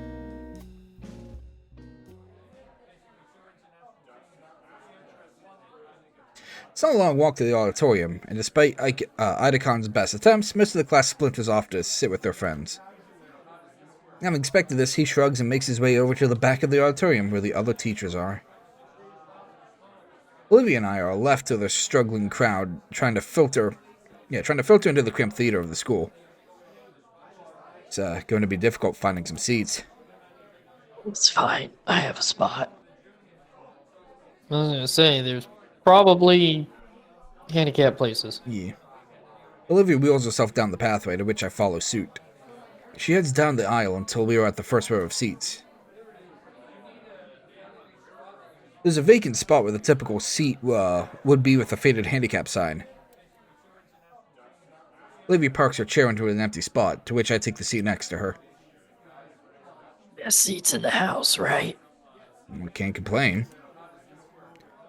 As the hall fills with more students, my anticipation rises. Man, I can hardly wait for the announcements. Why? So... Oh yeah, I guess the art thing. I guess that's what they assume it is. Do you think I have a chance? Oh, maybe. Photography isn't super popular, but... Lydia folds her hands on her lap, staring straight ahead as her voice trails off. I knew that, but I'm still hopeful. Hey, guy. Yes. I have to remind myself that this is normal. Hey, Liz. Can't believe it's finally here. Gosh, I'm so excited. Me too. By the way, where's Damien? Hey guys! I'm over here! Thanks, dude. Damien is in the far back of the auditorium, yelling and waving his hands in the air to catch our attention. He's going to get in trouble for that. Rules, sit down. Damien immediately stops and takes his seat.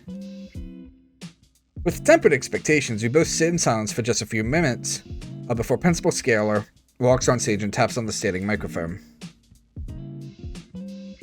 Oh, I was her, right? I think so. Okay, everyone. Got a whole bunch of important announcements to make, so I'll make them quick so we can all have an early lunch. As soon as the idea of going for an early lunch is brought up by Principal Scalar, the entire room goes in silent as vigil. I guess when it comes to an early lunch, it's serious business. Mr. Business. Over the next 15 She's just dead. Over the next 15 minutes, Principal Scalar goes over important events coming up in the school year.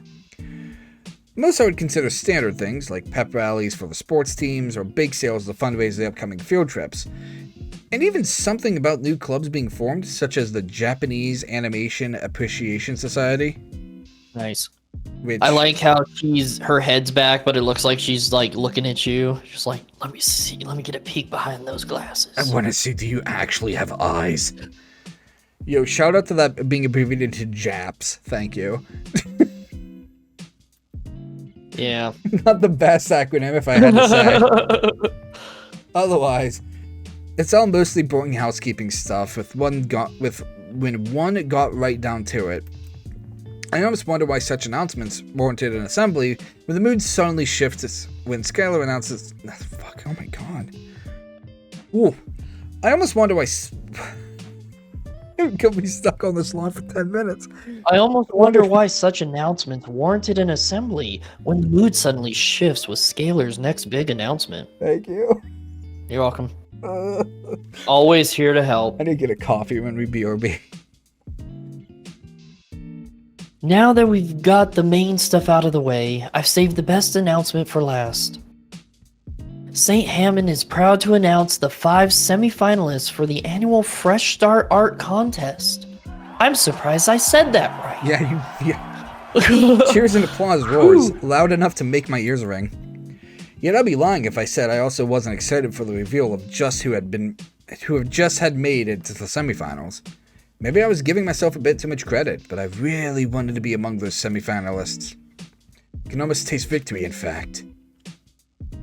I turn to face Olivia and prepare to cheer alongside her, but I'm stopped in my tracks when I notice that, unlike the rest of her peers, Olivia seems to be uneasy about the prospect. Almost scared, even. Before I can ask Olivia why her sudden change in mood, Scalar continues with her next words, cutting my train of thought off. And here we have the 5 semi-finalists. Pieces of the 5 skillful students who had beaten all the other competitors came up, followed by the names of the victors right above them. Alas, I see no photography submission in sight. At least I gave it a shot, right? Oh man, I didn't make it in. Liz's neck droops down like a melancholy noodle. Can't help but feel pity for the bummed out Bronchiosaurus.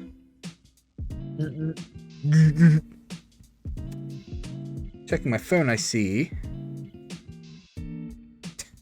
The fuck is this? What the fuck?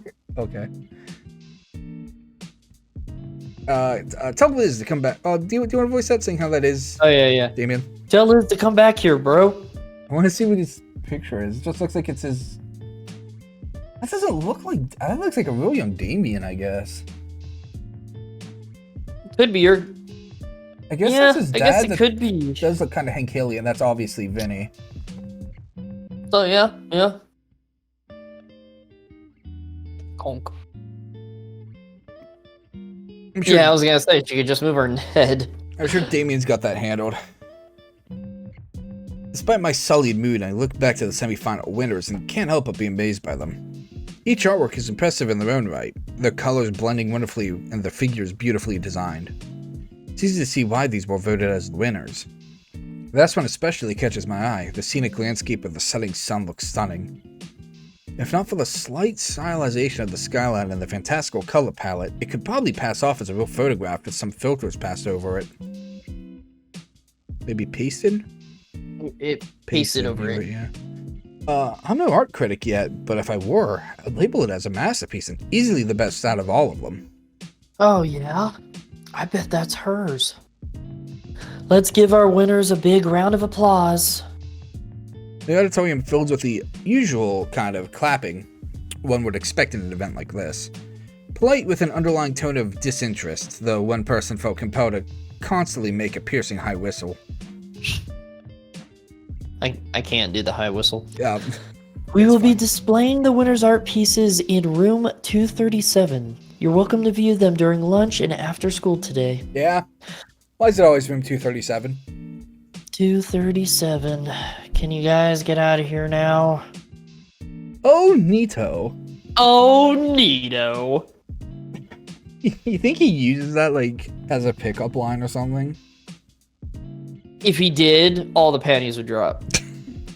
Principal Scalar continues the rest of the assembly, announcing other events for the school and other minor reminders. Behind me, I see the teachers start psyching themselves up for the Herculean task of getting some 200 hungry dinosaur teenagers out of the room and towards lunch without anyone getting killed. Principal Scalar, One of these days, I'm going to end up having to play one of these and be the narrator. Okay. I feel it. Principal Scalar finishes and waves back to them and signal it's time. All right, we're going to start adjourning to lunch. You know how this goes, so no just going for the exit. Being in the first row, we're the first to get up. Why? The back should be the first to get up. Yeah, I agree. Well, I do understand Olivia being allowed to go first, Right. but really? Oh. I mean, I guess. I don't know. That's just weird to me. I follow behind Olivia until we make it to the hall. Hey, Olivia. She stops and turns a bit. Jesus, she's still anxious about the sight thing earlier? She looks a little pale. I wanted to check out the winning paintings a bit more. Want to come along? She considers for a moment. No, go on without me. I need to use the restroom.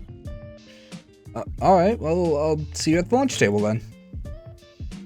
Olivia nods and starts off down the hall following the flow of students towards the lunchroom. Let's see, the principal said it was in room 237.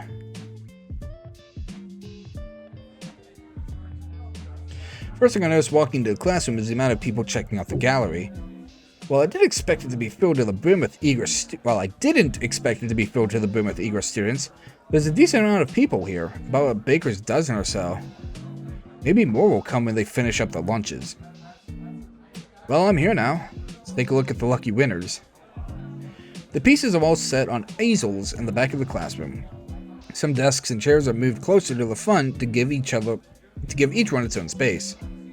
One by one, I take a moment to give each canvas a thorough review. The auditorium screen really didn't give the art justice, because now I can really take in the detail of each one by being up close. The color palettes, the brushwork, the subtle nuances. Yeah, I can definitely see all of them having a good shot at getting first prize. But now, it's time to see the one I've been eager to get a look at since it was first shown. From what I can recall from Mr. Adicon's lessons, it's made of acrylics, explaining why the colors of it seem more vibrant. It stands out in defiance to the other paintings in the contest, most of which were either violently absurdant and meaningless or muted still lives of ordinary objects. It's a matter of mystifying colors, the organic lines drawing the viewer deeper into the piece, and I feel as though this would be a place I'd wake up to within a fantastical dream. There's no rigid structure or forced metaphors here, just a fantastical merger of creative expressionism and real-world beauty. I feel my fingers itching for the familiar weight of my DSLR. This is a piece that I want to immortalize in my portfolio.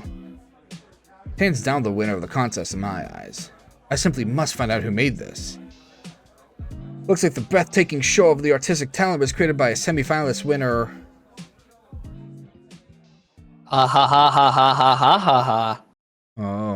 I told you she would find a way.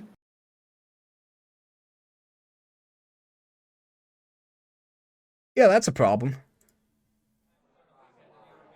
Ah, Inko. I'm glad you swung by. Looks like you're admiring the art contest entries. I told you that St. Hammond's artistic programs were unparalleled. That's not mine. What's not yours? Try to say more, but the words won't leave my mouth. Ben's eyes follow mine to the bottom of the painting in front of me, and I watch as he makes the same realization as I do. Inko, did you paint this? I had no idea your style was so developed. So humble. If I had known... That's not my entry. It's not?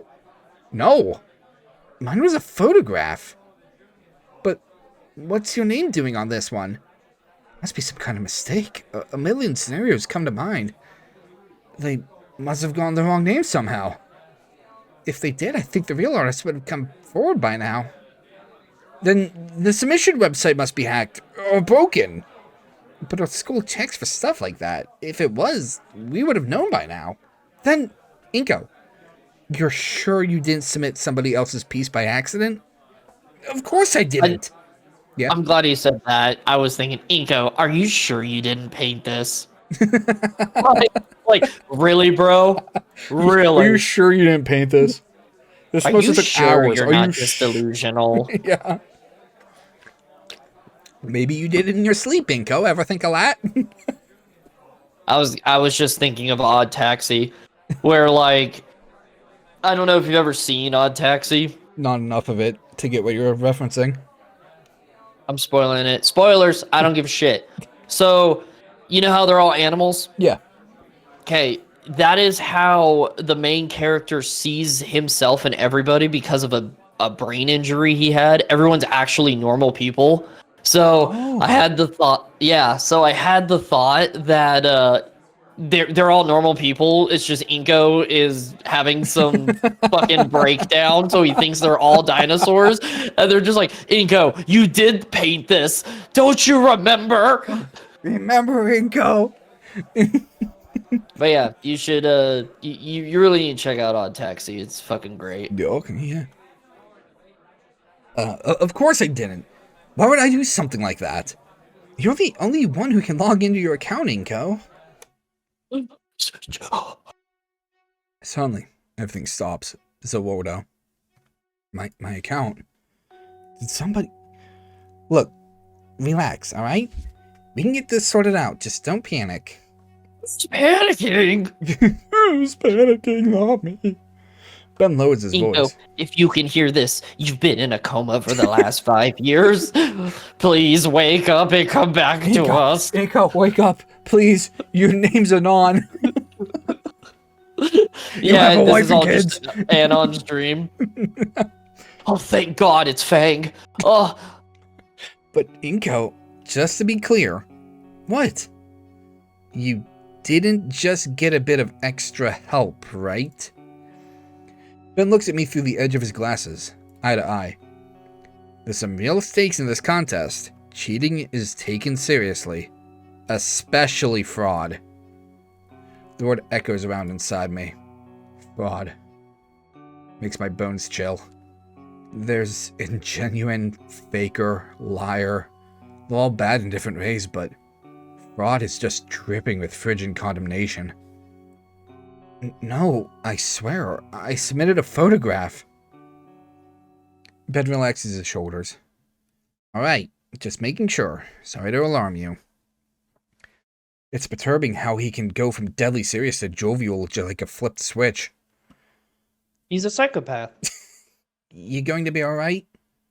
Sorry, I need some air. Hey, feel free. I'll let Scalar know, okay? Yeah.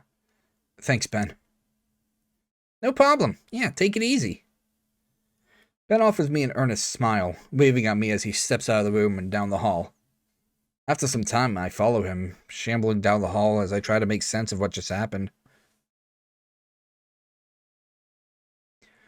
I thought everybody actually liked my photography, but they all thought I was some kind of expert painter instead. I don't even know how to express it. I feel empty. Thought maybe my hard work was finally paying off, but submitted the right entry, so what happened? Did somebody change it? And if so, how? Such a good Hacker piece. What? Hacker Man. Oh, Hacker Man, yeah. Fucking, what's his name? Shit. It's such a good piece, too. What even is there to be gained by putting my name on it?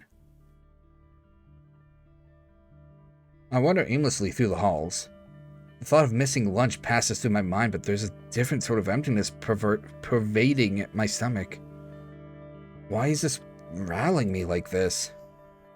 Or like it is. Man, it's not like I'm in trouble or anything. Ben's helping me sort this out. I'm at a loss of what to even think right now. Oh, crap. Olivia mentioned something about server issues before. I couldn't see my submission, but was it just that? Maybe Olivia's right to be worried. Well, duh. Why else would she be so nervous? Why Come else? on, man. Yeah, like, why else would she be so nervous? At least ask her, maybe. My aimless walking leads me outside the principal's office in the gala. There's that one cityscape painting from the start of the school year. The very first painting I ever saw here, and still one of the best. A vibrant cityscape that morphs that rigid structure of urban planning into a soft and inviting utopia, as if viewed from the eyes of a child. The sky above the city is a beautiful shade of crimson, with radiant clouds clustered along its length. If the art contest submission was the best painting I've ever seen, then this one comes close. I can only imagine the accolades she must have gotten for painting this back then. You know, for a while I got to have that experience. Got to step in the shoes of an artist much better than myself. Maybe that was the intent. All the praise, approval, everything I've been wanting. Oh, I remember what the thing is. It's not giving up. Just for a while, it was given by an anonymous stranger. Yeah, it was given by Anon. It is given by Anon. Whoever that may be. Actually, this gives me a bit of an idea. If I'm clever, and Olivia's up to it, this can be a cool way to get her to show off her painting more. Holy shit, you dumb fuck. Everyone would like that. Maybe that's what she needs.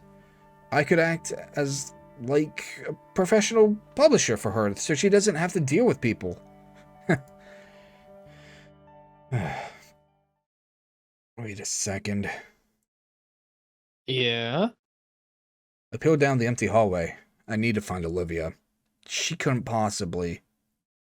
But why me? Why would she? Thinking about it only increases my worries and desperation to find who I hope to wrap to Jesus isn't the culprit. I haphazardly check all the places where Olivia could be, but can't find her anywhere. My hunt for the Baronoxus leads me to the second floor of the atrium. Jesus. It feels like there's a lead brick in the pit of my stomach as I internalize my current situation. The soft pattering of rain hitting the window grabs my attention to see a gloom-covered Volcadria outside. My eyes wandering along the school's pathway, covered in mud thanks to the early rainfall. Wait a minute. This looks like tracks in the mud. I burst through the main entrance doors, and am met with the feeling of droplets hitting my head. Outside, a dark overcast has rolled in. The forecast called for an on and off rain during the day, but pretty gnarly clouds. Makes it almost dusk around. Makes it look almost dusk around. Crap. What am I wasting time for? I follow the trail with urgency, fearing that the rain will wash it away. Looks like it goes down the whole pathway. I ignore my clothes becoming progressively damp and the water collecting in my shades. Eventually I round the curve that leads to the bridge and see a distressed item at its end.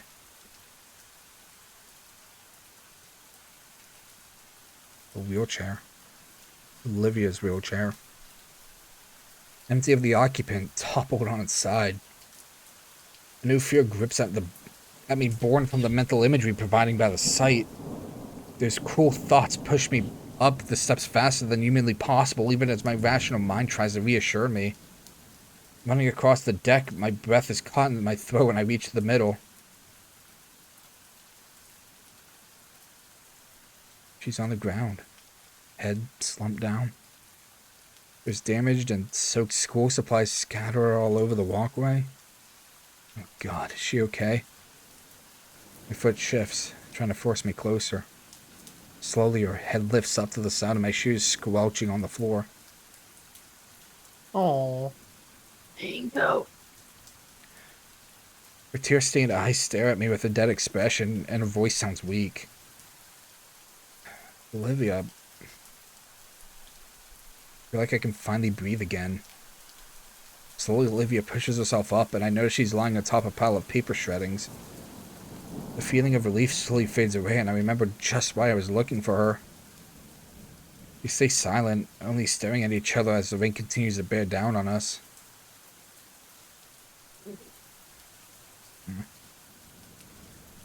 She simply sits there, letting herself grow more and more soaked from the rain. Do you want to talk? Not out in the open. I grab my compact umbrella from my backpack and unfurl it. Doesn't do much to dry Olivia off, but at least she's not getting more soaked. The umbrella is placed between us and the elements against the ledge, forming a personal canopy above us. Here. Now we're alone. The space next to Olivia. Take a seat. Oh. It's odd. We've sat together before, but sitting on the ground in the rain? And the room is a little claustrophobic. There's bits of paper mounted onto the pavement, soaked in rain. They're torn apart and waterlogged. I can sort of make out a tree. Rough sketch of one, anyway. Like the one that stood prominently in my false submission. So you did do it. Oh, please, I can explain. I didn't have a choice. What? I know what I did was wrong, but I didn't have any other way. It wasn't a choice to not trick me? She avoids looking at me, focusing on the scraps of paper scattered about the floor like confetti. It wasn't to trick you, I get it. You're mad at me. I'm not mad. I'm just confused. Thought we were good friends. I wasn't expecting it. Expecting you. She pauses to give her throat some respite. Her usual water bottle isn't anywhere nearby. A shaky breath escapes her mouth. When you came around, I thought you were no different than the others.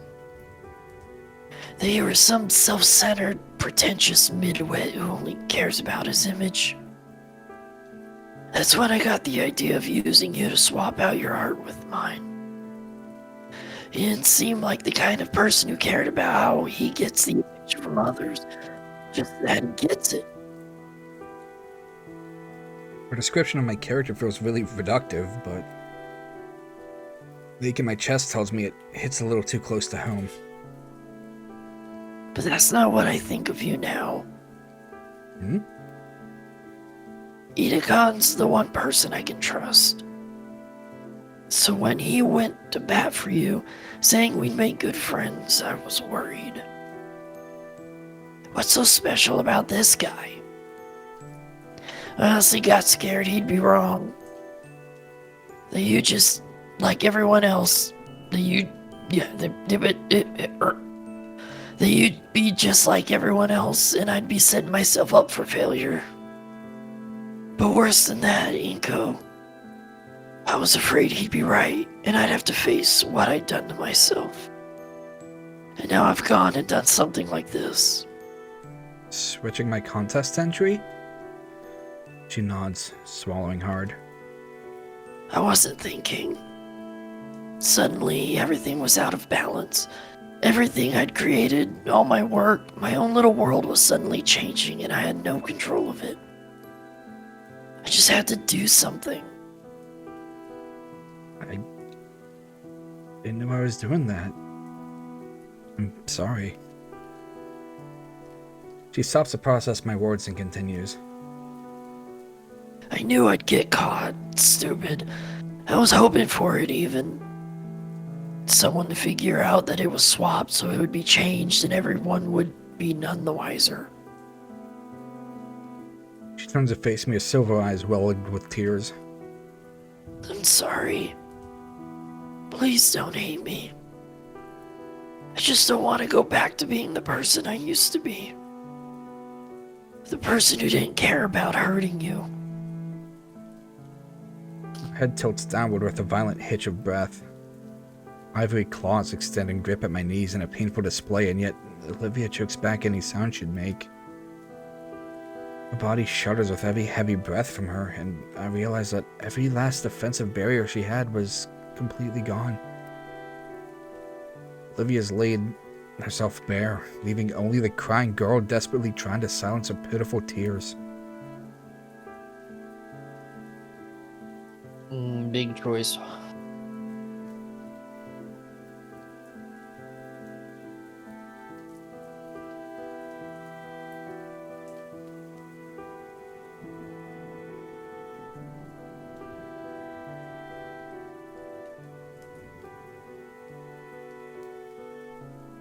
Red herring or not. Yeah, it's the choice that I would have went with. Faced with those unbidden words from Olivia. Unbidden? Yeah, unbidden. Faced with those unbidden words from Olivia, I'd have to be a heartless bastard to do anything but accept her apology. It's clear that the guilt has been rotted in her conscience ever since. What she did was wrong, no doubt about it, but then again, thinking of her circumstances, can I blame her? Or could anyone? Probably would have ended up having to do the same thing in her shoes. At this point, Olivia's put herself through enough stress as is. There's one thing she needs to hear right now, it's that I forgive her. I don't hate you, Olivia. Yeah. No. No, I don't. I won't lie, I definitely felt hurt when I first found out. But the fact that you're willing to admit your mistakes shows that you're growing as a person. I'm really glad to hear that we're friends. It's refreshing to hear her say that. I was worried she was only just putting up with me.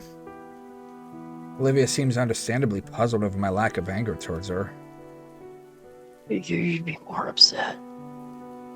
Is this just your pity? If so, I don't want it. It's not pity, Olivia. I'm accepting your apology. I don't want you to feel guilty about it. The sooner we can put all this behind us, the better. But I can tell you're a good person, so don't worry about it, alright? I offer her my best smile. And Olivia slowly nods. when you put it that way, I guess. But still, truth be told, I deserve to fail. To actually face consequences. I'm such a fucking fraud. All over a damn painting. Olivia, you did what you thought you had to do. You're only saying sorry for the consequences. That's all that matters. I scooch close to Olivia. Are we hugging? Huh? That was you taking action in a way I never would have guessed. The crime of passion, I think it's called. Probably wrong, but she gets the idea. The world runs on those. You don't need to change. I don't think you did anything wrong. She leans her head against the wall of the railing before looking at me with a half smile. Thanks. You're right. I'm just throwing everything away like an idiot. I'm just scared. Well, I'm here for you. I coax the rest of the tired grin from her, and she looks down at the shredded papers again. After that, after everything she was said and done, things became quiet. Beneath the solace of my umbrella, we relaxed together. At least until Olivia begins shifting uncomfortably. I sit and watch as she takes her calves and shifts them to her side with one hand. Her tail comes around and presses into the paper-filled floor before her, keeping her upright as she starts to lean forward. Finally, with the strength of her tail and one arm, Olivia lifts her hips from the floor and swings her shins fully beneath her. She smiles as she kneels over me. You're just going to sit there? Crap, I guess I was gawking stupidly. It's just so fascinating, seeing the girl maneuver herself in these odd yet well-practiced ways. Kind of jealous, actually. Wish I had a tail to do some of these things she could. Press my hands down on the floor and push myself up. I don't know why. I had thought to stand, but instead I shifted myself to a kneeling position too. We're face to face now. We hugged the gator! We did it. We did the thing. We did it. For a split second, I feared the worst as Olivia drew me into a hug. I don't know what she would do, but this? I like this. For how strong her arms are, how they're wrapped around my chest feels exceptionally tender. My own arms have enveloped her, returning the embrace in a similarly soft way. And as her arms loosen, I draw back, though I don't want to take my hands off her. That was nice. Don't make it weird. Sorry about that. With the sound of rainfall hitting the umbrella, my ears suddenly pick up the noise of what sounds like squeaking? I look down and see that there's something shuffling in Olivia's pocket. What the fuck? A squeaker! Hell yeah. A little beast emerges from its hiding spot with a squeaky yawn, to which Olivia offers her hand for it to use as a platform. Hey, little guy. Nearly forgot about you. Had a nice nap? That's a rat. Oh, right. You two haven't met each other. Inko, this is Guts. He wields a big sword, but I can't fit it in my pocket. Let's say, like, what? Guts me, Inko. No wonder she's drawing rats so much. Oh, Yeah, it makes sense. hi, Guts. I awkwardly wave at the apprehensive-looking rodent.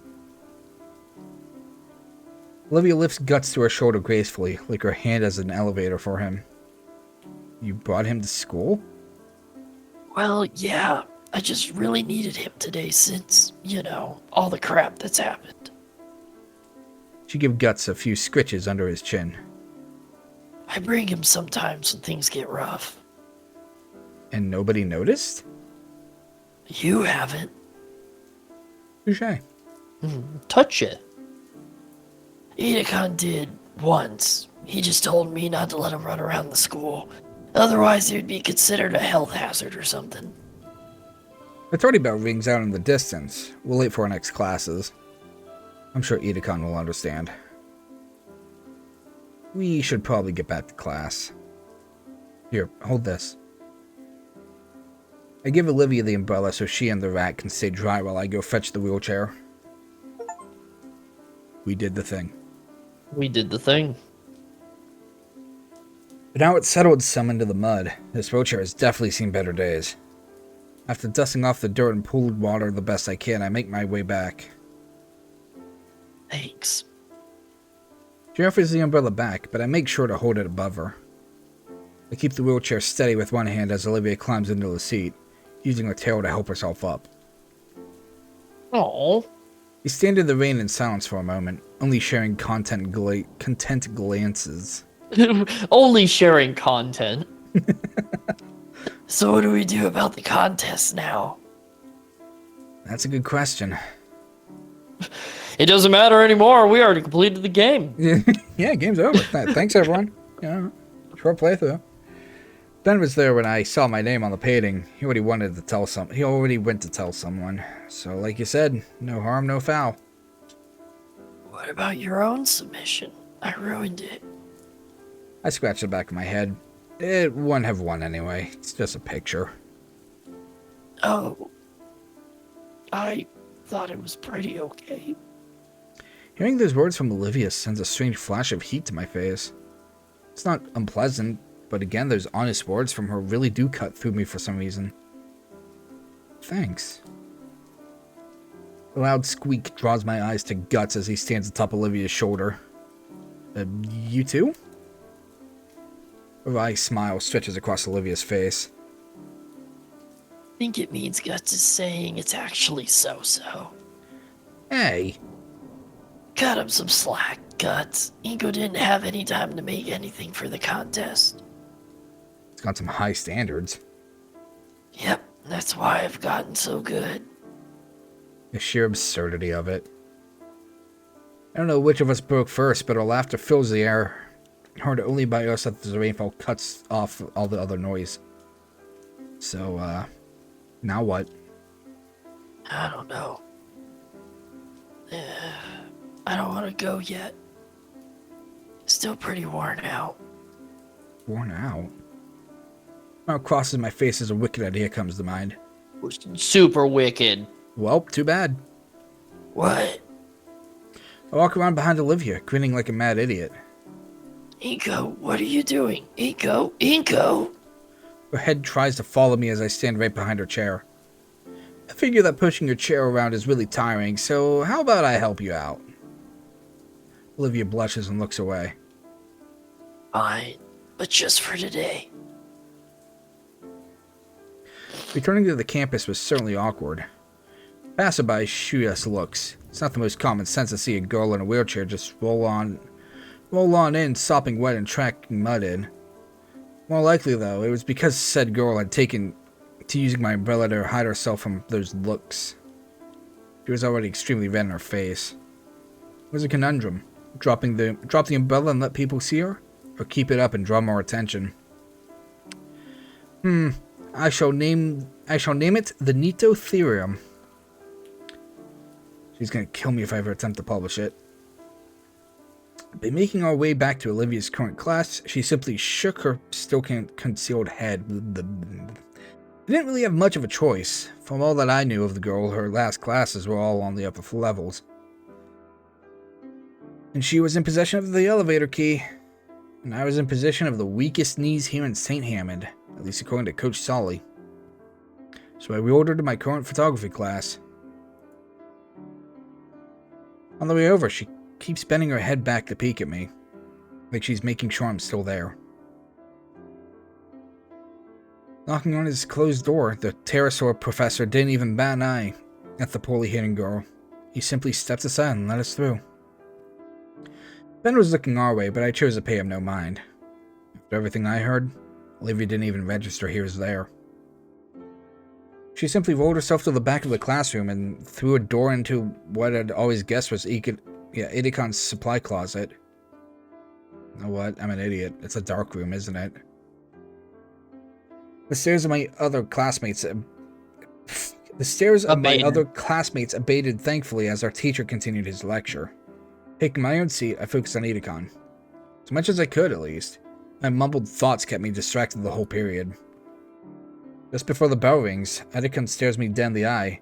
He points a stern finger directly at me, then to the floor to signal, "You, stay."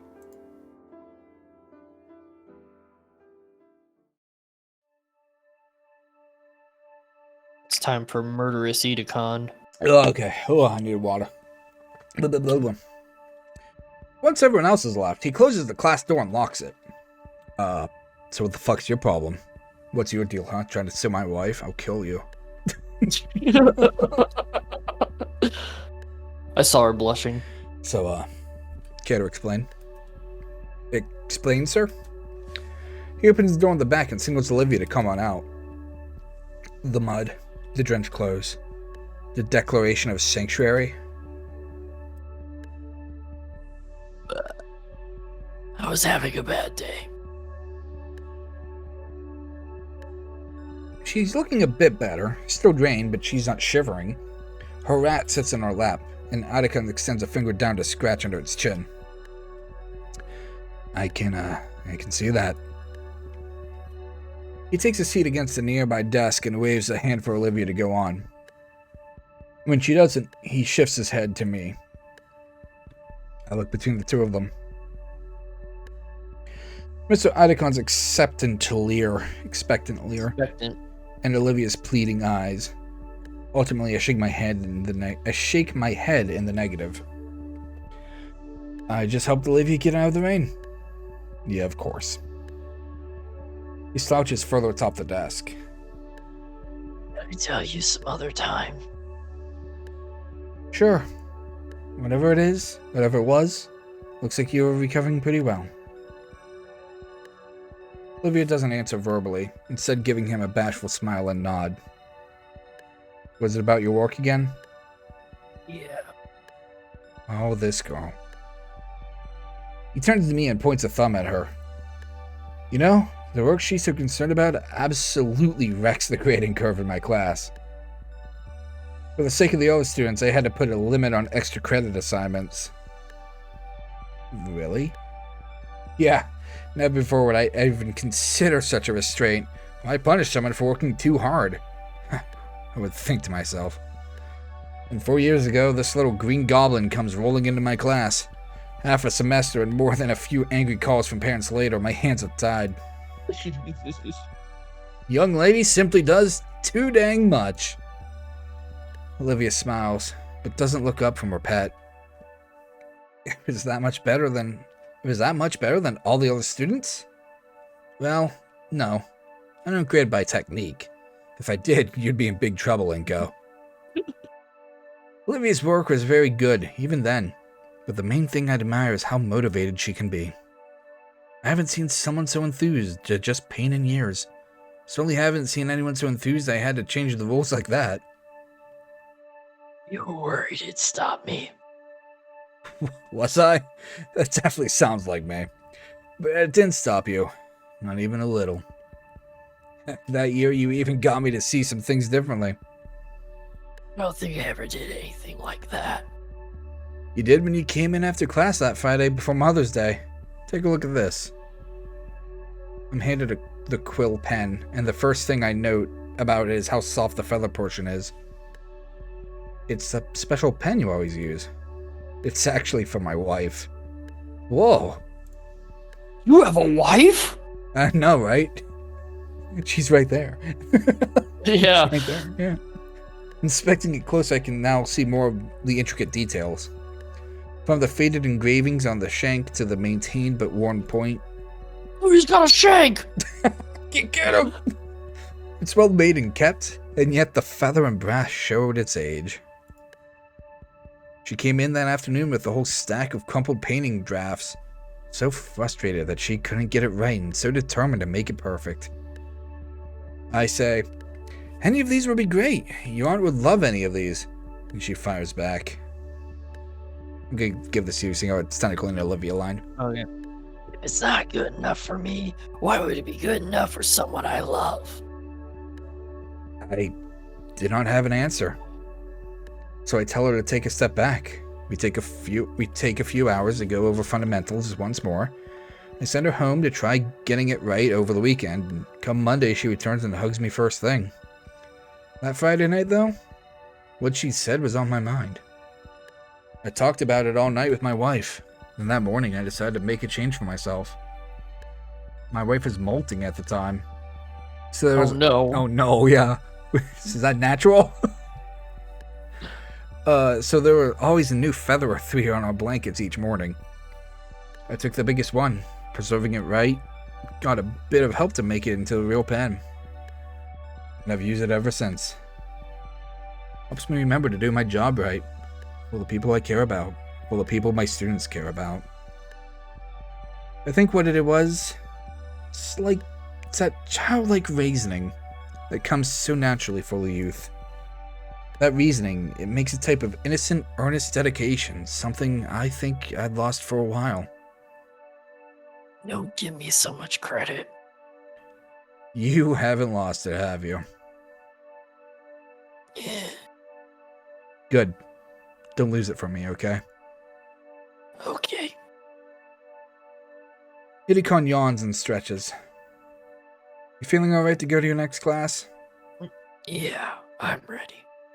Great. Get the fuck out of here. He claps a hand over my back. We should do this again sometime. Please no. Give me my pen. I will kill you. Mr. Itikon ushers us out of his classroom as the light bell trills, handing us a note he'd rapidly scrawled on. Miss Prockling didn't seem enthused to see us coming late, but sighed as she read the late note from Itikon. As I took my usual spot, I felt something odd in the corner of my eye. Looking up, it was to see Olivia looking my way. with that smile on her face. One that spoke so many words, yet I couldn't figure out what. I want to check something real quick. Okay. Okay, yeah, right there. So we actually don't need a guide, turns out. I did look into this after, and I just finally remembered it. There's this right here that'll literally tell us, like, what scores and points we'll get, so we don't even need to follow a ending guide later. Oh. Yeah. Interesting. I just remembered that was there. All I could do in turn was try and match it before focusing on Miss Prockling's latest lecture. Ugh. As more time passes, the art contest fades into the background. Last week I had a scare when Principal Scaler called me into her office. I fear that they figured out what Olivia did and assumed I was part of it, just as she predicted. Luckily, it wasn't the case. Instead, she wanted to inform me that they had no leads as to who could have done the swap, and since it was tampered, it would be removed from the contest. No skin off my back, honestly. As compensation, she gave me one of the runner-up prizes, a coupon for some pizza for some Italian restaurant called Dino Mo's. Oh, yeah. Not the biggest pizza fan, but not a bad prize Fucking to get after all this. Canceled. Fucking done. Game's over. Well, see you guys next time, I guess. Fucking main menu. However, I found myself in a conundrum of my own doing. My peers' concerns about my entry were resolved, but I hadn't accounted for the new questions about my portfolio, my paint portfolio. The few times I showed off my photography work, they'd be mildly impressed at best. They were never upfront about it either. No, instead I got the runaround. Why you wanna give me the runaround? Oh, yeah. These are nice, Inko. Not bad, but, what about what you did for the contest? Can't even be mad about it, since it's just another misunderstanding. Unintended lie, from my side of things. Then I had a thought. What if it wasn't a lie? What if I was actually good at painting? What if I replaced my cooking for fast food? Dino Mo. Dynamo. Padded Inko burgers. And after working at it for the past month... Yeah, no, I can't unscrew this. For the past 3 weeks, I've been staying after school, making use of one of the club's rooms for practice. Shinko, did you listen to any of the tips I gave you? Using everything I had at my disposal, namely the textbooks from Mr. Adicon and how-to tutorials online, I'd stay as late as possible, trying to get to the same skill level as Olivia. And as I stare at the horrid acrylic monstrosity before me, I can do nothing but weep at my own inadequacies. Not actually weep, but squinting at the Lovecraftian horror before me, and I can maybe see a little progress drowning in the madness of the excess paint. Olivia made it good on her promise to teach me around the time I asked Mr. Idacon to borrow the keys to the spare room. And while I memorized all of her teachings down to the letter... What are we even looking at? Are you trying an abstract sort of thing here? It was an attempt at a self-portrait, actually. You'd probably post it online, and some rich asshole would buy it. Is that good? No, never trust the opinions of people on the internet. Never trust the opinions of people on the internet. Like that shit poster ran on. I learned that the hard way. After a brief period of awkward silence, I let myself collapse on the stool behind me and toss off the oily apron in frustration. At this rate, I'm going to be a double fraud for something. Uh-oh. Crick. Oh. Splat. I don't even have the energy to get angry. Probably looks better now, at least. I was just thinking the same thing. How did Olivia get so good at this? Olivia, please, you gotta have some actual advice for me. Be a gator. She quickly hums to herself, slipping away a notebook she had splayed across her lap into her nearby bag. Well, When I want to draw, it's usually because I've got something on my mind. What, like inspiration? Kinda. More so that I just envisioned something, and I want to put that on canvas. Oh, okay. Holy shit. Okay. The door to the studio flies open and Damien quickly storms inside. Inko, Olivia, are you guys here? He takes heavy breaths as his vision darts around the room. After a moment of surprise, I raise my arm to catch his attention. Damien, what's wrong? The hyperactive Dilophosaurus spots me, taking a final breath before jogging over. Look, I'm gonna be real. If Damien comes bursting into the fucking room like this, you turn off those lights and you lock that door. Yeah, it's like, oh, what's going on? Guys, I need to ask you something. What? Is everything alright? Something happening. I can't help but panic. I've never seen Damien this flustered. Do you want to come to the arcade with me and Liz?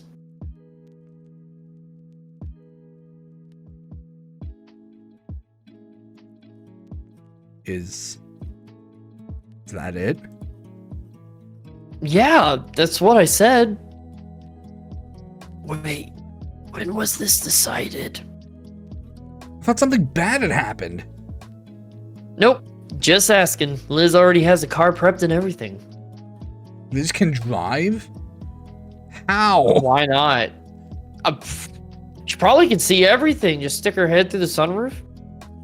Or a convertible. Just watch out for trees. She can duck her head or get a snack.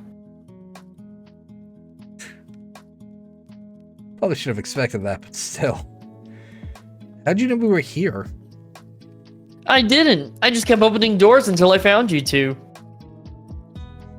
I've been at it for a while, actually. Damien's eyes dart to the canvas that lies on the floor next to me. You working on your next masterpiece? Oh, painting sideways is probably one of your trade secrets, huh? Olivia hides her snicker from her hand. Don't worry, I won't tell a soul. Yeah, that's right. Don't tell anybody. I lean down to pick up the canvas and place it upright, deciding to remove the ugly painting and place it into a corner of the room to dry. Anyway, how about it? To the arcade? The olive, Baryonyxus, fucking Saucy taught me how to taught me how to fucking pronounce all these. Yeah, it's Baryonyxus. Fidgets her brow lowered. The olive gator. Her brow lowered in contemplation as she considers the question. The arcade? It's not like I had any other plans, did I? Sure, why not? All right, let's go. Wait, don't you?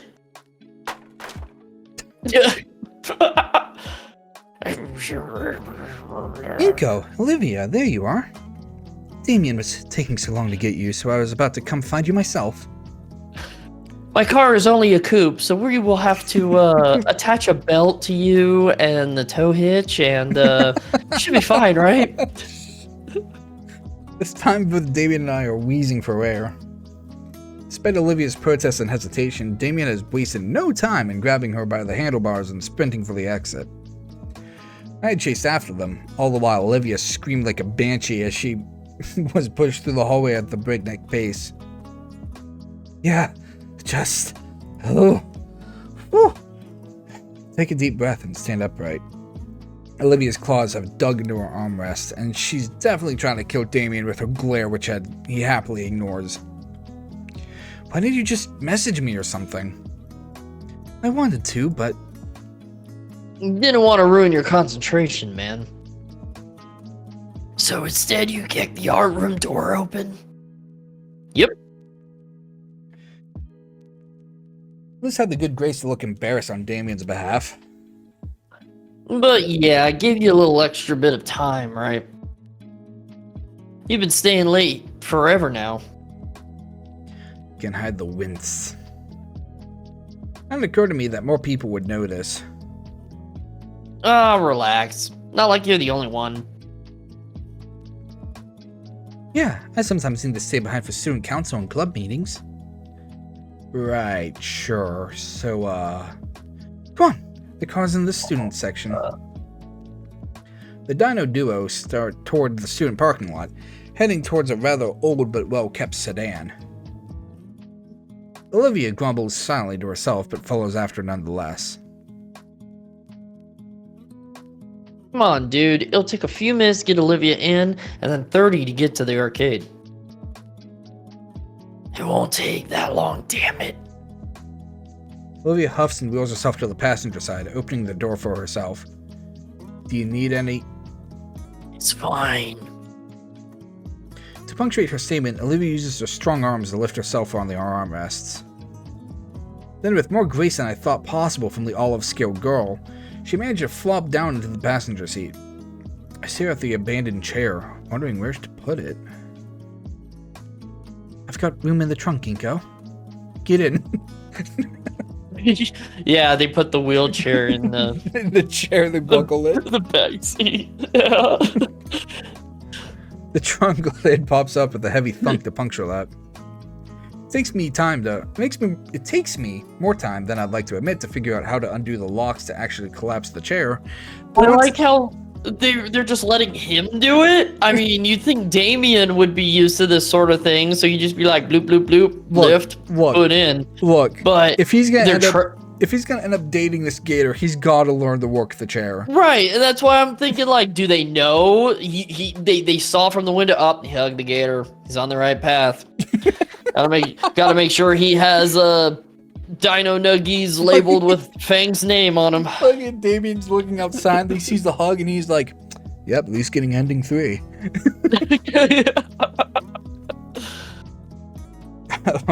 But once it's done, I'm able to slide into the spacious storage area easily.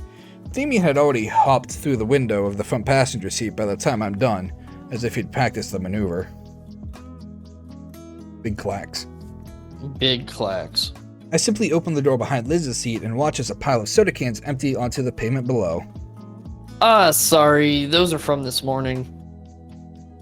I just toss them into the back seat when I'm done.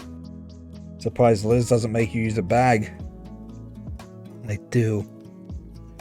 Damien pulls up an overflowing plastic bag as if it were a trophy.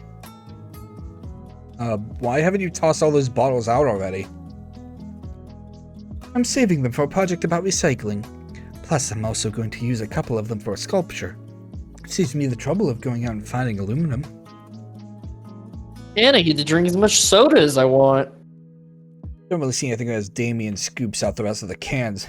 So I don't really say anything as Damien scoops out the rest of the cans from the floor of the car and puts them in a new bag, which he then stuffs in the car's trunk before giving me and Olivia a thumbs up. Alright, dudes, we're good to go. I nod and slink into the semi-clean seat. He is good to go. Look at him. He is. He's gonna stare at you the entire 30 minutes. My hand searches for the buckle of the seatbelt and brushes against something warm and soft. That's a hand. There's a tiny gasp next to me, and the comfortable mystery in my hand is yanked away. Oh. Huh? Look to Olivia, her hand held to her chest. Her green face is a scarlet tinge in her, and her mirror shade eyes glare holes through my head. You okay? Lambled scale girl turns her maw from me. I stifle a mystery chuckle at that. The warmth on my palm fades, however, and leaves my hand feeling lost. Okay? Oh my fucking god, that's how. She rolls her massive neck along this fucking roller, dude. I was wondering what that was. Okay, all the safety checks are done. Yep.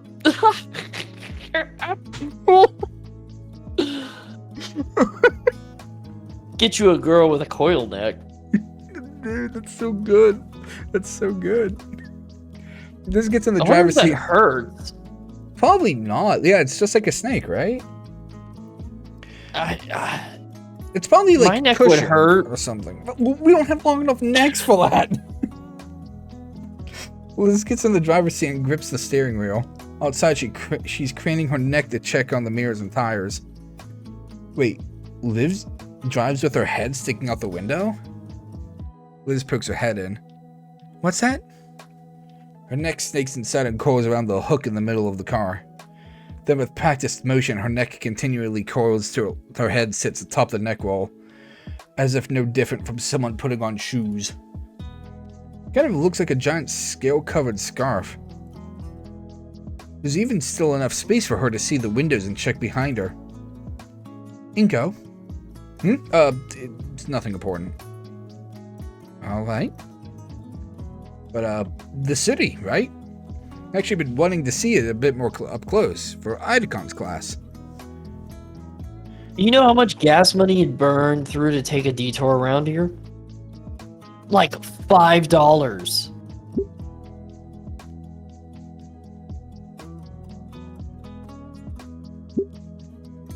Okay, so no.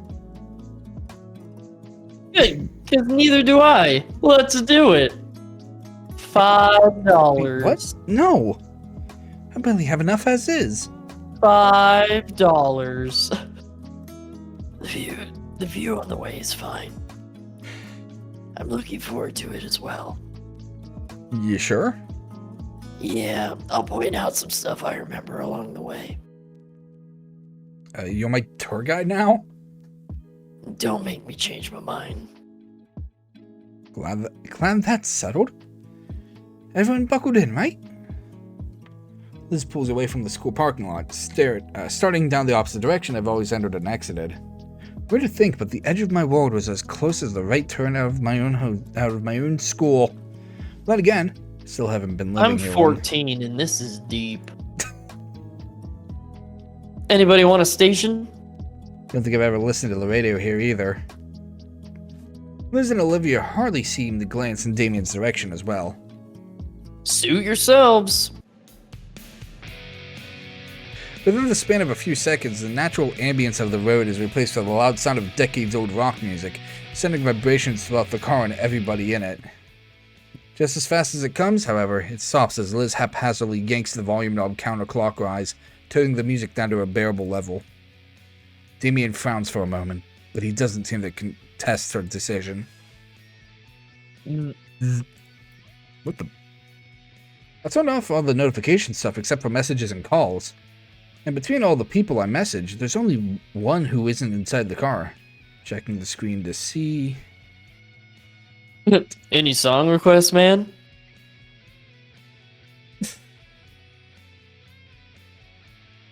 As he just continuously stares at you. Look, you can see his eye just like, yeah. Come on, Ego. You know you want to request a song. Yeah. Seriously? I don't know, Damien. So long as it isn't twangy country music. Sure. Wait, you've been texting? How long? Since the first week of school? Yeah. What the heck, dude? Let me see your phone. I handed over open the contact. This music is like giving me weird like Adult Swim vibes for it's some fucking reason. adult contemporary. I handed over open on the contact creation page. She taps the first few numbers and pauses. Then sheepishly yanks her phone from her coat pocket. Doesn't know her own number? Olivia finishes tapping her number in and hands it back. She's entered herself as Live Long. Huh, sounds vaguely oriental. Test. Yep, got it.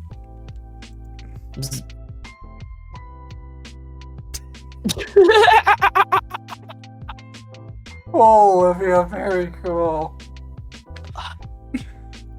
Only I could draw. That was uncalled for. That's why I sent it. She giggles at her own joke, and despite being the butt of it, the mood in the car is too high to hold it against her. Before long, the dense forestry starts giving way to more urban developments. More and more decorative palm trees start dotting the paths as well. The silhouette of the city gets closer as we approach one of the spaghetti junctions leading up to it. The The result of spaghetti bowl! the result of decades of poor infrastructure decisions, multi-million-dollar projects promising to fix all the traffic if they just built one more overpass. Yep. Olivia's paying close enough to attention to her phone. She scrolls lazily through some form. What's so funny? Oh, nothing. Hey. Lizard Lounge? Oh, boy. You're still browsing that, Olivia? Yeah. What is it? Don't tell him. It's this weird exclusionary chat room. They only allow dinosaur women. Men, and rather specifically human men, are banned. Racial segregation, as I smile and point at you. racial segregation! Racial segregation! Do you feel it? And I mean, Inko, do you feel it? Olivia showed me once. The people on it are really weird. Humans are banned? You weren't supposed to tell him. It's the last safe house for us on the internet. I think there's probably better places for that online for you to associate with. Tell me about tell me about the racial segregation. Teach me about racial segregation. What is Skid Row? It's not that. It's just how it has to be for our safety. Some dino girl can be doing anything at all, and there's always at least 3 guys in the comments saying she looks like. Don't say it. They also really bring down the quality of the site. Look, it's explained in the rules that humans have 1/5 the attention span of dinos. Liz groans while Olivia shows me her phone. The graph is blurred to hell and I can't make out most of the text.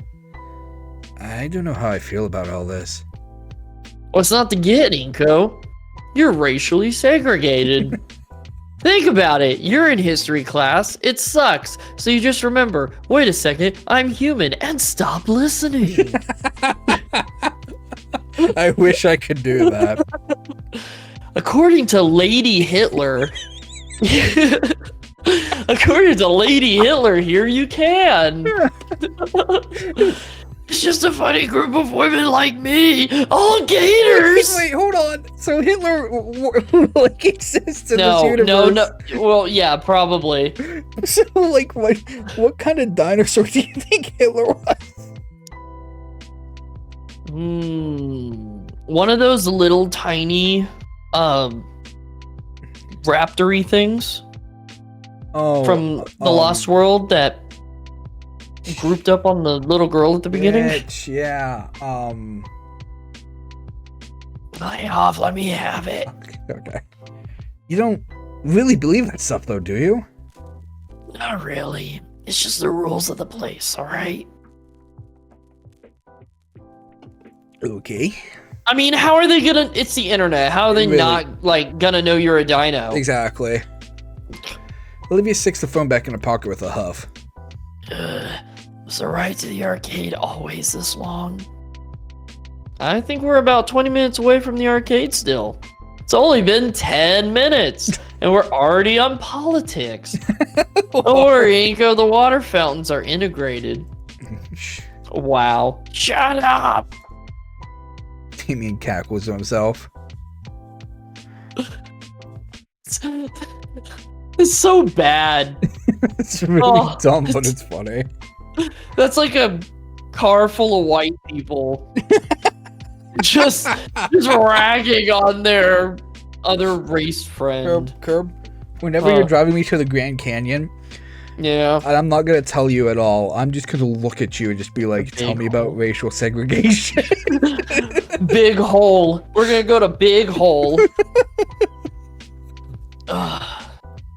That's actually kind of funny because I was telling Miko that, and I was like, maybe we should even go further and look at other Big Hole. What's other big hole? Meteor crater. Oh, right, yeah, okay. Yeah, actually, what I was gonna do, it's further down, but we have like little smaller canyons Okay. in quotation marks. So I was gonna fuck with you and just go to one of those and be like, here you go, the Grand Canyon. I was gonna say we need to go to Lake Mead so you can yell at it. So you can complain about Lake Mead. But yeah, fucking Grand Canyon. Fucking tell me about racial Tell me segregation. about racial I could take. segregation. I could take you to Two Guns and then be sad that all the ruins are fake. Aw. All right, I hope the place still sells those hot dogs for just $1. Hell yeah. Costco. There's no way anyone anywhere sells hot dogs for $1 anymore. Yeah, but they did. It was great. Olivia and I would save our lunch money to just go here instead after class. I don't think I trust. Sorry, that's a U line. I was gonna let you have it since I said one of yours. No, I'm so used to I the don't green think- names being me. Oh, because of Anon. Yeah. I don't think I'd trust it if it were still that cheap, honestly. Yeah. Isn't even like Costco like $1.29? No, they're like, I think, well, maybe. But hot dogs are not that expensive, so I don't know Really why people not. are freaking out. We at the store sell 2 for $1 or like $1.05 because state tax. Yeah, like, freaking out over nothing. Yeah. You ate a dog off the floor once. That's different. Like Like an actual dog. Yeah, like an actual dog. It was Pomeranian. Man, you should have seen it. She death rolled and everything. Eagle's like, wow. Wow, my girlfriend's fucked. Damien fills the air with old tales of his and Olivia's With adventures. odd tales. tales of his and Olivia's adventures in the arcade. She'd occasionally. Occasionally. She'd occasionally shimmy in. She'd occasionally chime in to correct him on whatever that's over embellishment. Okay. Yeah. Even as the last I know it's kind of weird because you want to be like embellishment, like ream. Yeah. But it's over embellishment. Yeah. Yeah. I'd say that. That's a word that needs a hyphen. Yeah. Even as the last remnants of suburbia melt away and skyscrapers overtake our view of the outside world, finally I'm in the big city. Here we are. It's just a mailbox. Mom is disappointed when we pull into the arcade parking lot. Large glass windows covered in sun-bleached He's promotional moved leaflets. so much. He's never seen a city before. Guess not. Fucking weird. Large glass windows covered in sun-bleached promotional leaflets adorned the front of the arcade, and the building itself looks like a couple decades old. This place was probably successful in the past, but I can only imagine they break even these days. Though maybe the recent resurge of retro deco could change that. I'll show you more on the return trip. Come on. Guess you must have seen my brief hesitance. Liz unlocks the trunk and I hop out to get Olivia's chair. As I attempt to heave the thing out of Liz's trunk, it takes considerable more effort than I'd like to admit. Now, how do I unfold this blasted thing? I think there's a release button right... As I check to make sure that all my fingers were intact, I can see Olivia snickering through the passenger window. Go, son. You have much to learn. Observe. Olivia makes sure the brakes are held and heaves herself over in one motion. The chair is forced open by momentum alone with a loud crack. She gracefully rolls by me, tongue stuck out in smug victory over my ineptitude. Ready? Sweet. Damien hurries us inside, and I can tell he's the most excited to be here out of anybody. Dude, this place is the bomb. We used to scrounge for change to come here after school. The place is abuzz with activity, flashing machines all competing for attention and gamers excitedly conversing. I lean in a bit closer to Olivia. It's pretty dang loud in here. You gonna be alright having to speak up more? Of course I am. What do you take me for, a kid? Sorry. Eh. I appreciate the concern. Volcanic. I appreciate it. Liz scowls as she peels her boot from the floor with a loud. Ugh. Damien, could you... Okay. Damien's taken off toward a nearby coin machine, fistfuls of bills at the ready. I've told you to. I've been here before. So why didn't you warn me about the stickiness? Olivia shrugs. Eh? Liz's head lowers to bridge of snoot pinching levels. Well, you two did kind of drop this on me at the last minute. But I still remember this place pretty well. Great, you can show Inko around and I'll go with Damien. Damn. She's freaking out.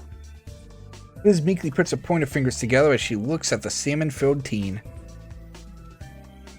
Those two-player gun thingies look fun to try out. Being the light gun games. The Yeah. light Gundam games. Yeah, those ones. Can't put my finger on it, but something tells me that Liz was banking on splitting apart from the start. But it would give me ample opportunity to have some alone time with Olivia. Just to get to know her more, of course. Uh-huh. Liz! I think I broke this one's joystick. Liz sighs heavily through her nose. Seriously, Damien? Oh, come on. It's perfectly even and fair. Sure about this, Liz? We could just all stick together. The long-necked Dinah looks around the arcade nervously. As much as I want to protest the suggestion, it might be for the best. Liz wants to stick with Damien, only to make sure he doesn't do any more damage. And Olivia knows this place as well, so she'd know all the best games. Already been spending time together after school, so why not? I'm not against the idea, just, Right. Glad you agree. Liz takes this as her cue to leave, and she quickly pulls Damien away deep into the arcade. Meanwhile, Olivia begins to roll around, but stops and gives me an annoyed look. Come on already. Oh, alright. As soon as I step closer, Olivia resumes her casual roll down the aisleway.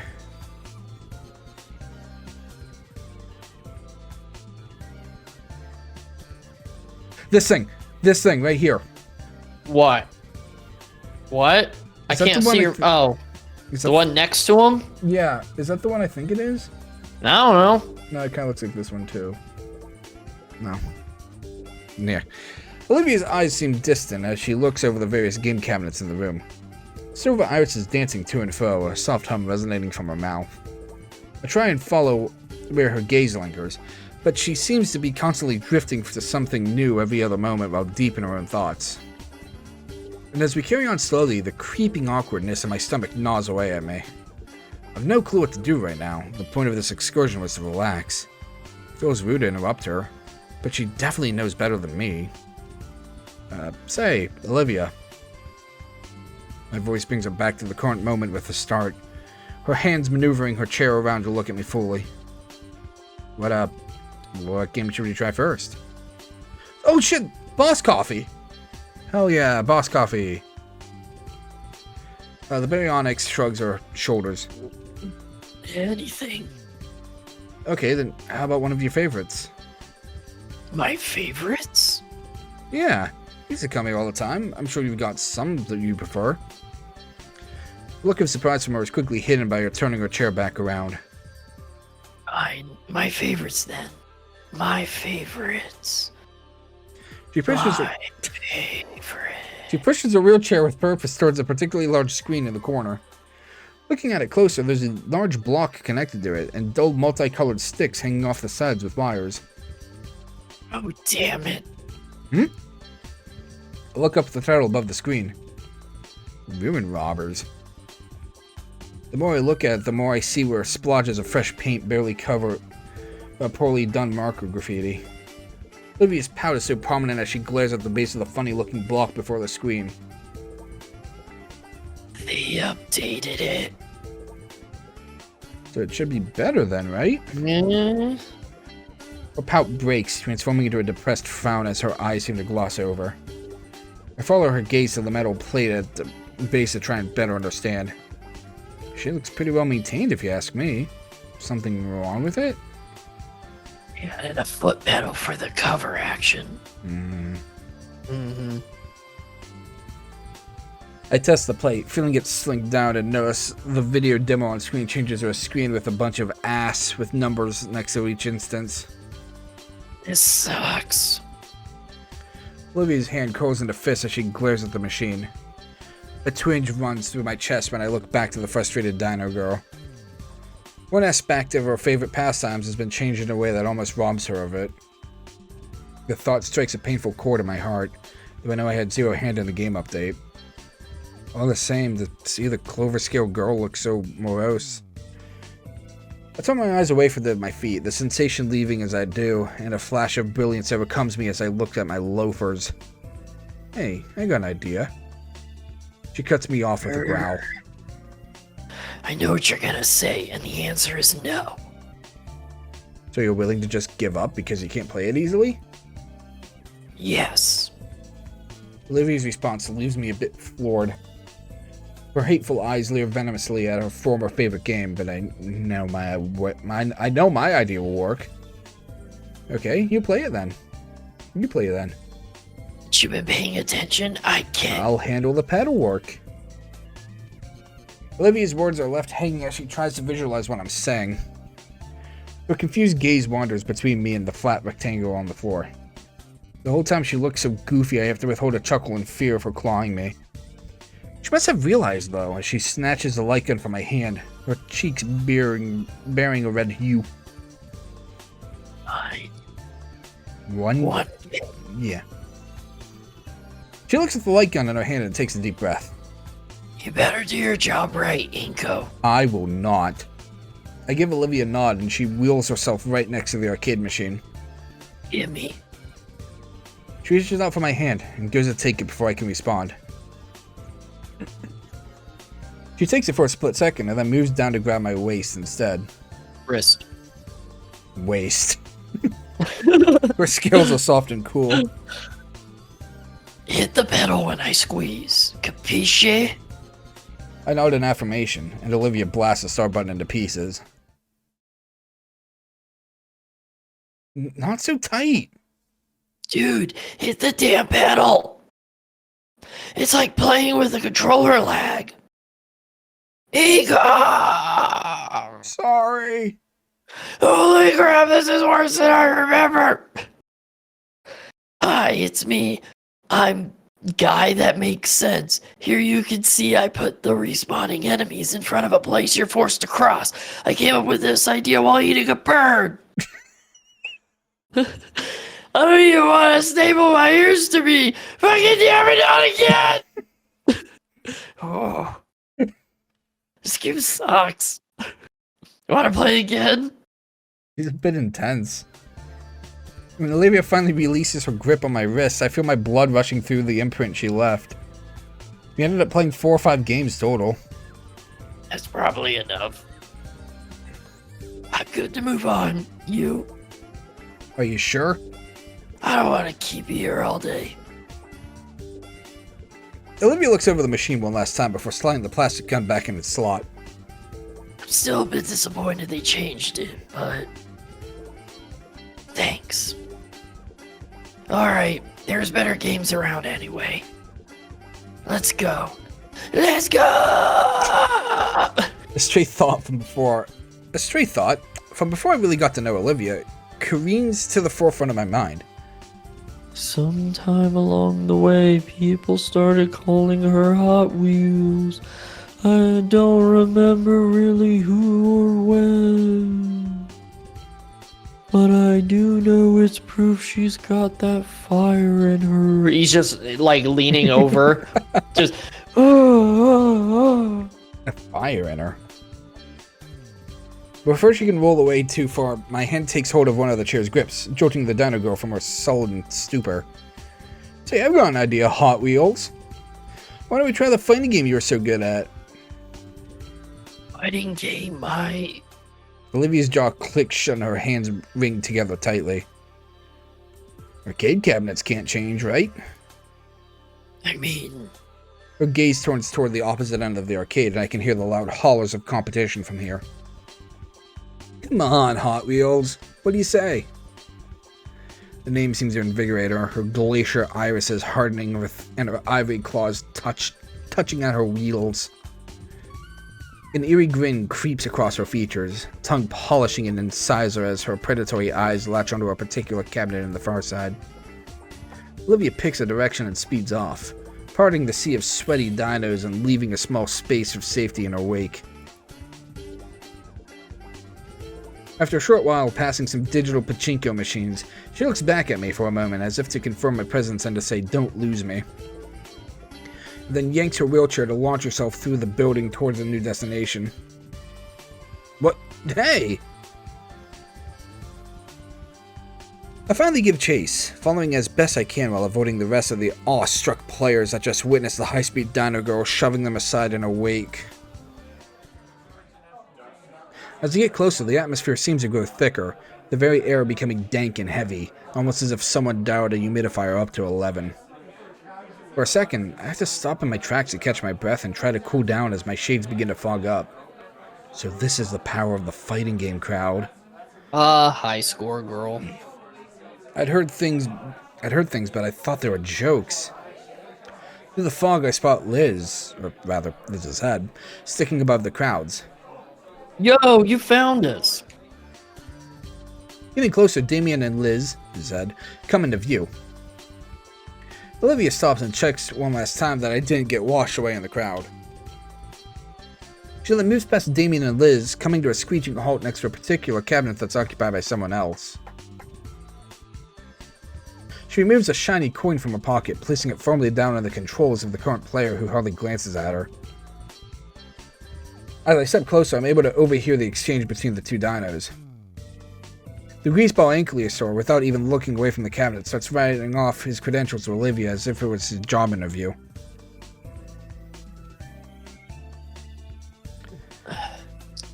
Yeah. Do you want to? Yeah, I'm trying to... Okay, go ahead. That's etiquette. You know I'm... Huh? That's etiquette, by the way. You slapped down your quarter, your token there in the corner? That you called next, motherfucker. Right. You know I'm the best Jurassic... That's what I was trying to do. Is Oh. You know I'm the best Jurassic Kick player this side of Valcandria, right?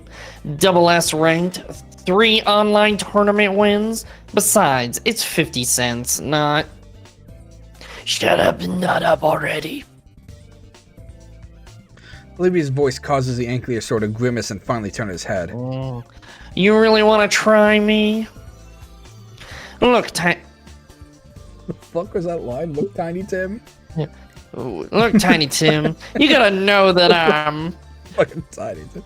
His jaw clicks shut as his eyes manage to sweep above, then down to Olivia. His eyes squinting as his retinas slowly adjust to the low lighting of something not displaying brightly colored, pixelated characters.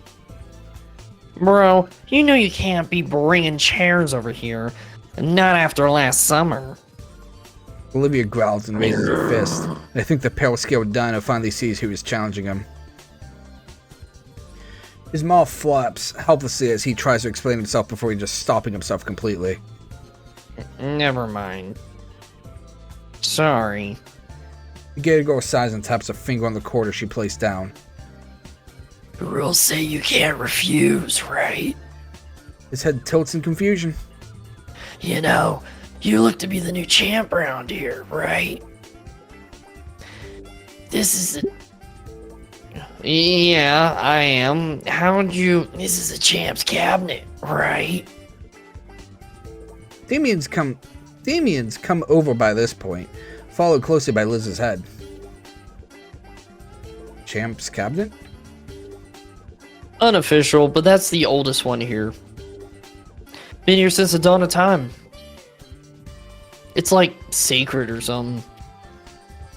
I look over the old machine. The paint on it chipped and positively covered in marker ink, to the point that the only legible thing on it is a very juvenile edit to the game's title. This thing?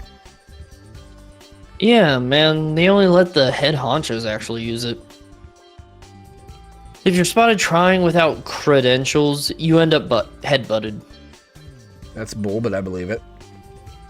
I look back to Olivia, who's having a withering stare down with the squat guy she challenged. Look, lady, I'm a big deal here. Buster O'Nuts, crown champ in all of Volcarra. This particular Jurassic machine's got a history. It happens to be the same machine that Dino the Rex Go managed to parry. Quit stalling and fight me already. It happens to be the same machine that's me going... Oh. That's just a reference, don't worry about it. Yeah, I have no fucking clue. Fucking tiger. I'm not. I'm just, setting the stage is all. Plus, you think you're the only challenger I've got? I look around, noticing that there is now a group surrounding us. On my title as champion, I'll take all comers now. A hush whisper goes through the crowd. Finally, I form a line now.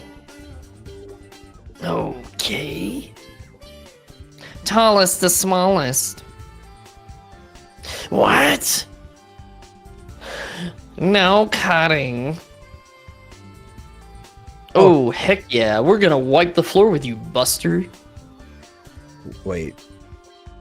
What? I don't even play video games. And I'm not really a gamer either. Too bad. Consider it the blood tax. I want to protest further, but Olivia's head turns toward me with a pleading look on her face. Besides, you think I want to put my hands on that thing? Who knows where we're in. Inko? Yes. Come on, Liz. It won't be that bad. You'd still buy the Brachio booth, right? Hold tight. I'll come get you.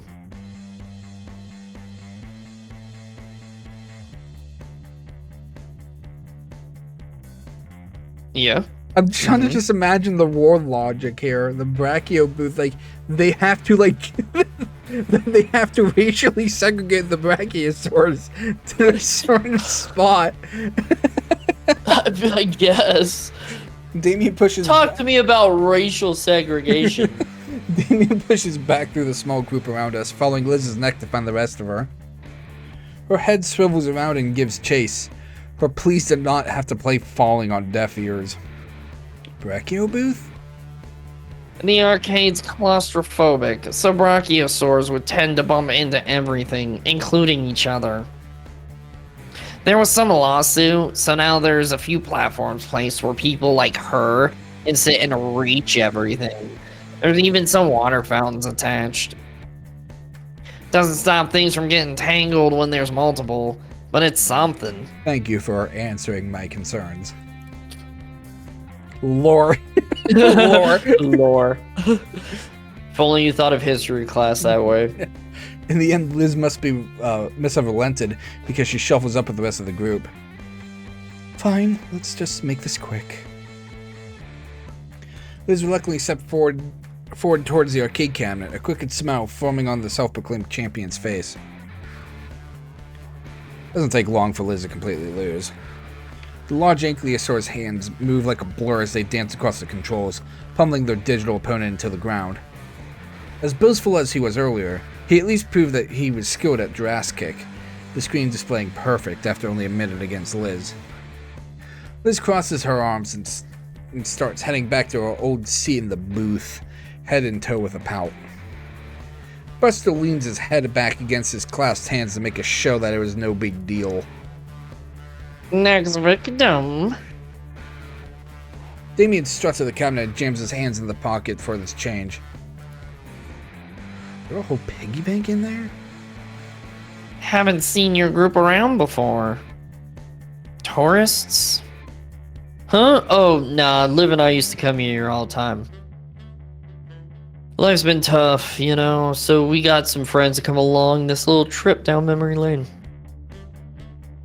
Lighten the mood a bit. This place hasn't changed much in years either. Aha! He hoists the quarters high and jams them into the slot. Once more, the screen lights up and the character select music busts in. Buster considers his selection, and ultimately chooses the same character. Damien jams on the buns and picks his right after, and what's with that death glare? Damien just picked a counter to his character. Probably expects us all to be beginners. Buster does seem a bit more tense now. Been a while since then, though. Her explanation is cut short as her words take on a scratchy quality to them. You okay? But, I'm fine. I can go and refill your canteen pretty quick. Sure, thanks. She reaches behind her and unhooks her severely dented water bottle from her chair. There's something to look into. There's something to look into for Christmas. That Buster guy said there was water by the Bacchio booths. Although I can't imagine the water here is very good. Christmas? What? What am I thinking? I haven't gotten anyone a gift like that before. Focusing, go. Canteen. Just getting some water. Oh yeah, Guitar Hero cab. Where are the guitar? Oh no, there's one. Oh, it's like hidden behind the, yeah, but that's the Guitar Hero cabinet. Spent a lot of time on one of those. I head deeper in the arcade towards the center, passing through the aisle lit by game screens. You guys are done already? No, just refilling Olivia's bottle. Guess I'm gonna miss Damien's match. Say, Liz. This sticker here, what is it? Her head comes in close as she eyes the weird brand on the canteen. Oh, that's from some really old show. Like back in the 90s old. Why? Just curious is all. Well, I never really asked Olivia about it. Maybe I should. Or maybe I should. After all, I think I recall watching a video essay about it once. Though I could never really get into the older stuff. The animation always looks so choppy. Recapping the bottle, I lead Liz's head back to the fighting game section. It's surprising that Damien and Buster are still playing, this time both of their heads slamming furiously on the controls. A crowd has even formed around the duo, exchanging low whispers as they watch the old CRT screen. I pick out Olivia at the front of the crowd, close to the cabinet as she's able to clearly watch. She's hyper-focused, to the point that when I swish the ball in front of her face, she just leans over to keep watching. Evil it is, then. I hold the canteen above her muzzle and carefully tip it over until a few drops fall on her face. Her tongue laps along her lips and swipes up the nourishing droplets before glaring at me. Hey. Here you go. Fresh from the latrine. Arr. She takes the bottle and downs most of it right away before clearing her throat. Thanks. How's Damien's match going? Well, he's getting too aggressive. He is? Yeah, Buster picked a rushdown character, so Damien picked a zoner to keep Buster at a distance. Problem is that zoners are notoriously bad when it comes to footsies, and are even worse with mix-ups, which means that if Buster is able to get into Damien's hurt box, he's gonna get super punished and might even lose the set in a single. Curse reading this like, the fuck does any of this mean? And I'm like, oh yeah, yeah. I'm honestly taking it like super literal. So like I understand what a zone is, a footsies. I can guess a mix up and a hurt box. So yeah. I mean, for the most part, yeah, that gets you there pretty much. I mean, I've played fighting games before. I could kind of piece it together. Yeah. Wait a second. Because I'm just sort of thinking, how much are they going to get into, human. like, I was going to say, how are they going to go into the competitive side of this? So Damien has to keep his distance. He has to choose Melania because she can portal around. Oh, crap. Olivia and I watch from the sidelines as, over the next few seconds, Buster pulls off an impressive series of moves that crush Damien's character into the ground. Almost like he was waiting for us to get back. Well, you actually knew how to play.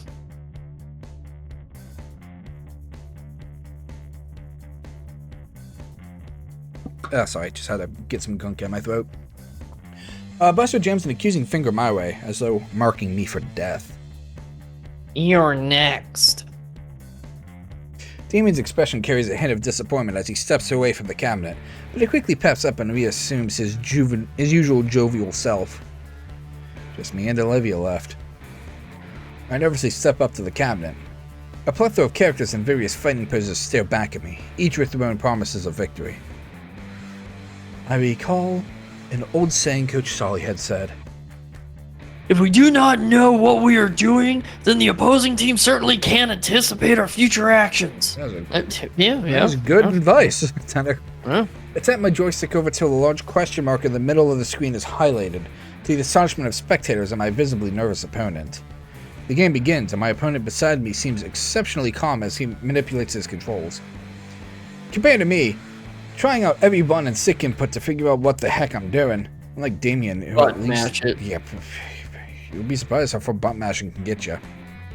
Oh, I know. Unlike Damien, who at least looked like he was holding his own against the bloated Buster, I was getting the digital crap kicked out of me. Every attempt I made was met by my character being grabbed and thrown in some ridiculously elaborate way. By the time the perfect announcement plays out on the screen, I can feel my wrists cramping from the crazy amount of button mashing I'd done in under a minute. Blah, blah, blah. At least I lasted a little longer than Liz. Don't feel too bad. I am the best player here after all. His snort-filled laughter grates at my ears as I walk back to my friends, all of them staring daggers at the pasty-scaled dino. Oh yeah, look at those daggers. The rest of the crowd are in an uproar along with him, and I can feel my ears heat up at the attention. Olivia's eyes are narrowed as she wheels herself into position, her tail lashing roughly against the ground as she waits for the laughter to die down, and her turn to finally begin. Buster chuckles himself while cracking his knuckles. I just finished wiping the floor with your friends while hardly breaking a sweat. And just so you know who you're really dealing with, I'm Buster O'Nuts, achiever of octaves in the annual Jurassic Wisconsin E-Tournament, demolisher of Icaria, second best player of 2007 to 2012, and co-leader of the Midwestern branch of the Mighty Mammoths Gamer Guild. That's nice. Ever been to Evo? You won't look bad for ducking out. Or are you ready to get busted? You're fat. Bad. You know, you could still back out of this. Olivia's response is to her and stir her coin slowly, without breaking eye contact with Buster of what I can only describe as a predatory glare. Leer, even. She then slams her fist on the start button. Buster instantly moves his cursor towards a different character. Damien next to me lets out a soft gasp. What's wrong? Buster's character is like 3 kinds of bullshit is what's wrong. What? Well, for one thing, he's usually... It keeps like jittering, that's why sometimes I stop. Well, for one thing, he's usually gentleman's band in the tourneys and... His mouth is moving, but all that comes out is alien words. Buster lets out a chuckle and turns to look at Olivia, giving her a smug grin. Olivia doesn't seem at all fazed by Buster's character choice, clicking her joystick lazily. As soon as Olivia picks her character, the game's announcer blares the name aloud. Wani long! Damien turns Gator to look at me. The excitement on his face is overbearing. That's Olivia's main. Oh man, this will be one hell of a fight if Olivia's breaking her out. So is this Wani Long a good character? Shortest explanation you'll understand is yes. What's the longest one? If you don't know what a Shoto is, it'll take too long to explain here. Bah! While Damien rambles on, I recall Olivia's motivation just to get here. The look she had, that more than anything piques my curiosity. So, how good is Olivia with her? Damien's reply is to only give me a wide, big grin. Oh, you'll see. A loud sound bite from the cabin speakers signals the start of Olivia's match. Given the way Damien spoke of Olivia's skills like it was derived from an ancient scroll, I expected it to be a flurry of pixelated beatdowns and tactful controller play. But instead it looked like nothing at all. On the larger display, both characters are just shifting back and forth, joystick in Olivia's and Buster's hands clacking around about furiously. Honestly, it looks more like they're attempting to make their digital avatars tap dance. Ooh. What, did I miss something? I want to turn my eyes away in case anything happens. No, like, they're trying to get a read on each other. It's like they're trying to predict what the other will do so they can counter and steal the match. Oh. So, like, there's a heavy... Sizing. Yes, okay. There's a heavy crack and thump on the floor in front of me. Olivia's tail lashed at the base of the cabinet, while Buster's, Thagamizer. I know what. I guess that's what the Ankylosaurus tail is called? Oh, okay. Had managed to crack into the concrete floor beneath him. I actually love Ankylosaurus. They're actually one of my favorite dinosaurs. So, like... They are pretty cool. Oh, dude. In, like, Ark, they're, like, so good. On screen, the characters finally made contact. And sent each other flying in opposite directions. Behind me, the crowd started cheering, finally excited that there was some actual action happening. Damien is hollering next to me, cheering on Olivia with all his might.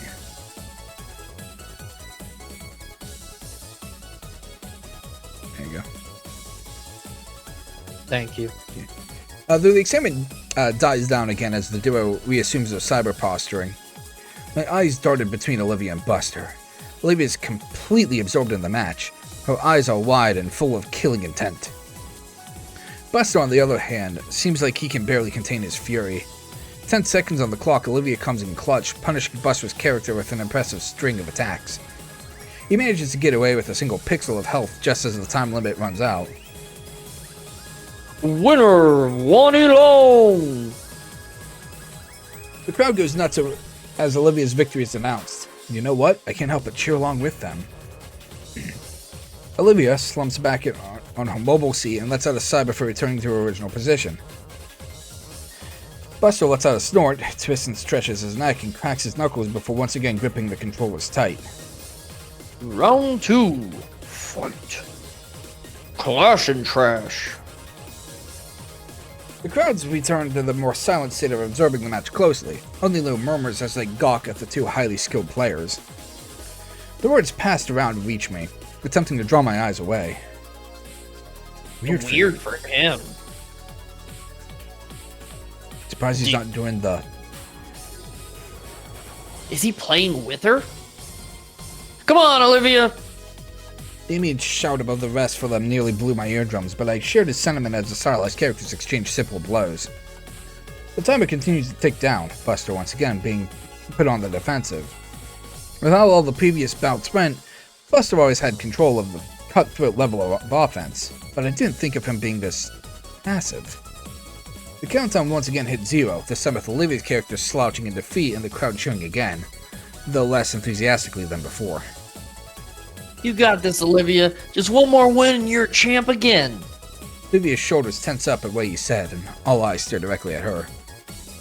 Damien. Come on, Hot Wheels. Show them why you're the best. She groans a bit and refocuses on the screen. The group simmers down to silence in anticipation of the start of the final match.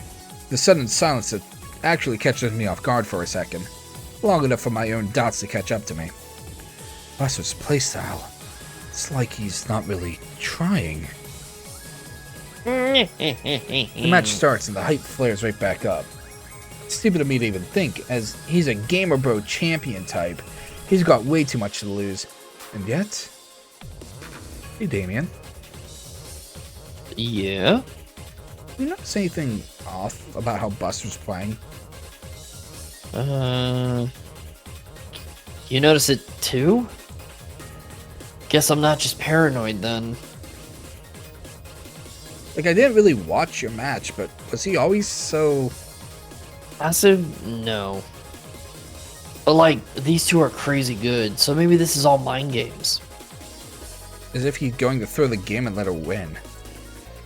We glance back at the ongoing battle happening on the screen, and I take notice of Buster's hand movements. As Olivia launches her character to a furious combo, sure enough, Buster hesitates just enough to let his fighter get hit by the first blow. That's brilliant timing. This is crazy. Huh? And it hits me all at once, like a freight train. The way Buster was looking down at Olivia, how he didn't want to take her challenge, all the excuses he was giving. He's a virgin. Oh! But also, he's surrounded the whole match, isn't he? Damn it. Even here, Olivia is right. Damien, I think he's taking it easy on her. You think so? Human takes a moment to ponder what he said. Dang. Even here. That's what I was thinking. Should we do something? What? Interrupt the match? Everyone else is having fun. The crowd whoops again. Only now it sounds a bit different. Hollow. Mocking. Damien's face sags with concern. He turns to me. What we came here for is a good time. If she can't tell, what's the harm? Jeez. You know what I mean. Yeah, I do. I hate that he's right. I could stand up for her. I mean, just being there for Olivia and Mia was getting on her went pretty alright. That was a while ago. I just don't know. Look over the crowd again. The match is about halfway done, judging by the remaining health pools.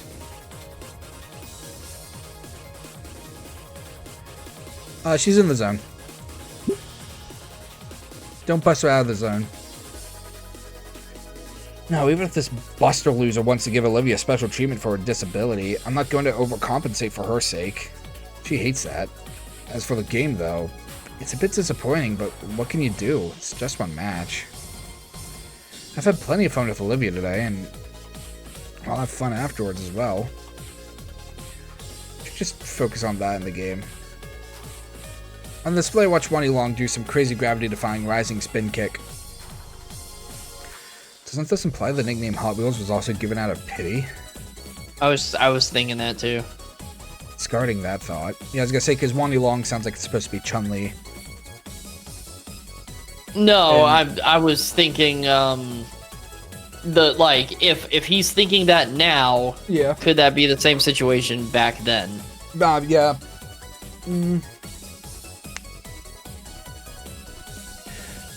No need to make myself mad. Wani Long manages to go from that absurd kick into grabbing Buster's larger character and bodily dragging him to the bottom of the screen.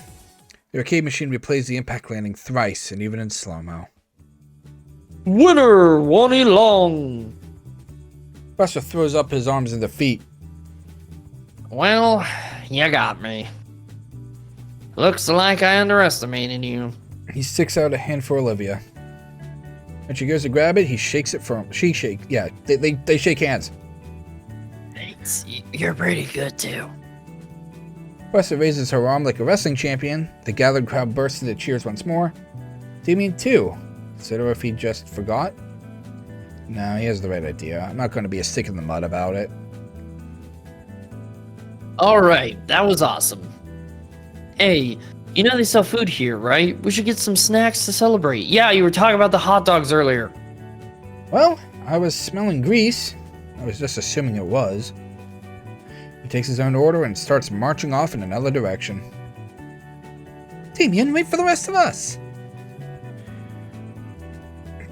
Behind me, Olivia's brow furrows with worry just for a second. Smile back at her. She shakes her head and smiles back. You did pretty great. Thanks. You hungry? Damien wants to go get stuff. Damien's always hungry. But sure, I'm up for a pretzel. Alright, let's go catch up with them. I want a pretzel.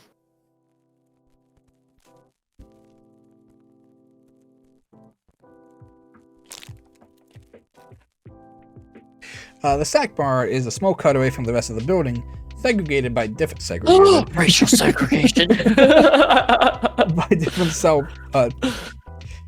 tiling and brighter fluorescent lighting. There's not a lot of options aside from what you'd expect: pizza, ice cream, chicken strips, pickles, and the like. Fair food. When Damien asks for 2 slices of pizza, Liz gets excited. The moment he got the food, however, he was already eating one while holding the other. She seemed really annoyed, but took his offer to let him pay for her food.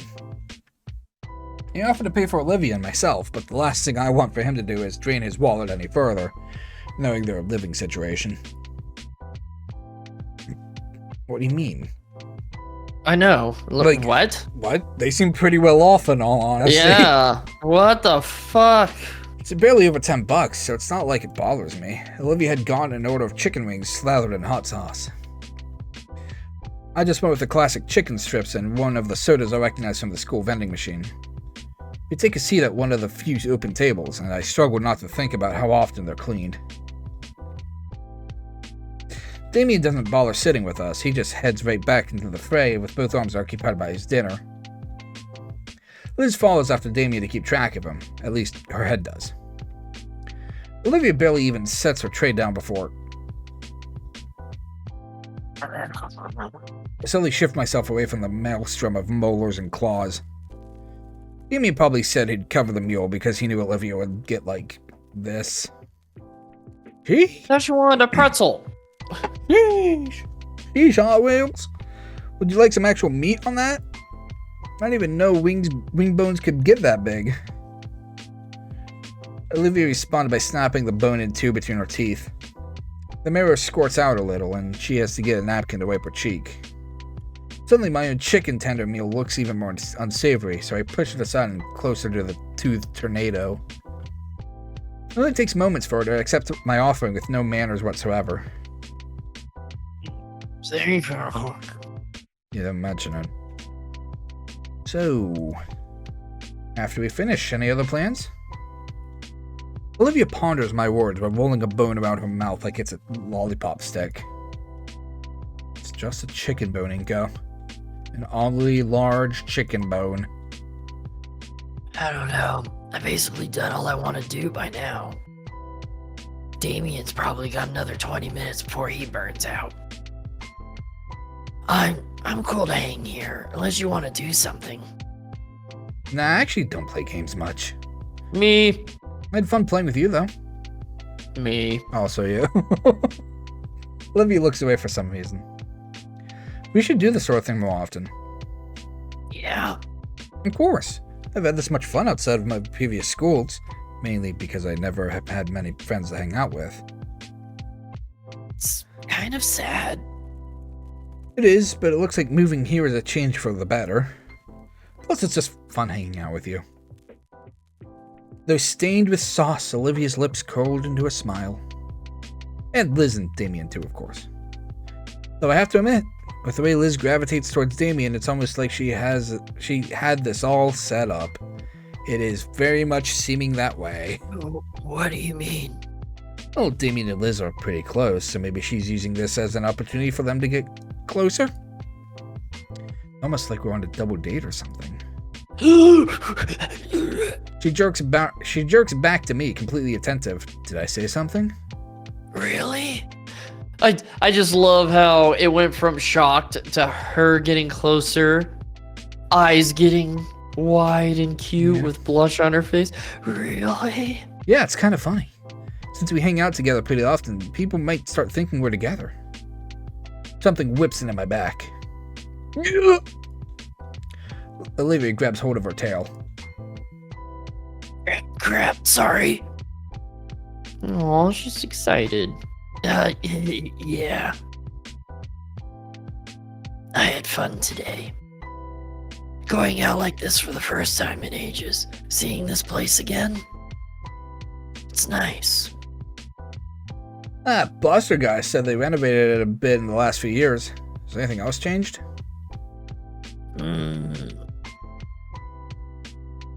Olivia looks into the depths of the arcade, looking for anything different. You know what? I think the wallpaper's changed. But other than that, She turns back to me with a nostalgic grin. no, it stayed the same. You know what's changed, though? What? The people here.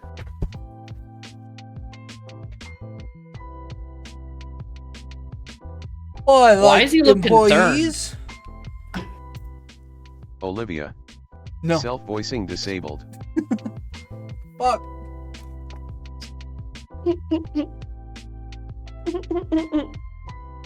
Sorry, I was drinking when suddenly Olivia. Olivia. I'm just trying to get a blanket. Them too, but I meant the regulars.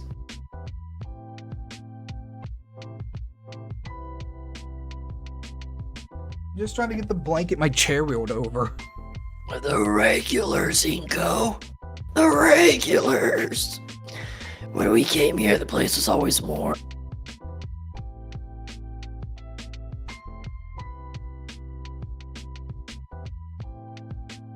Her tongue probes her cheek as she considers different words.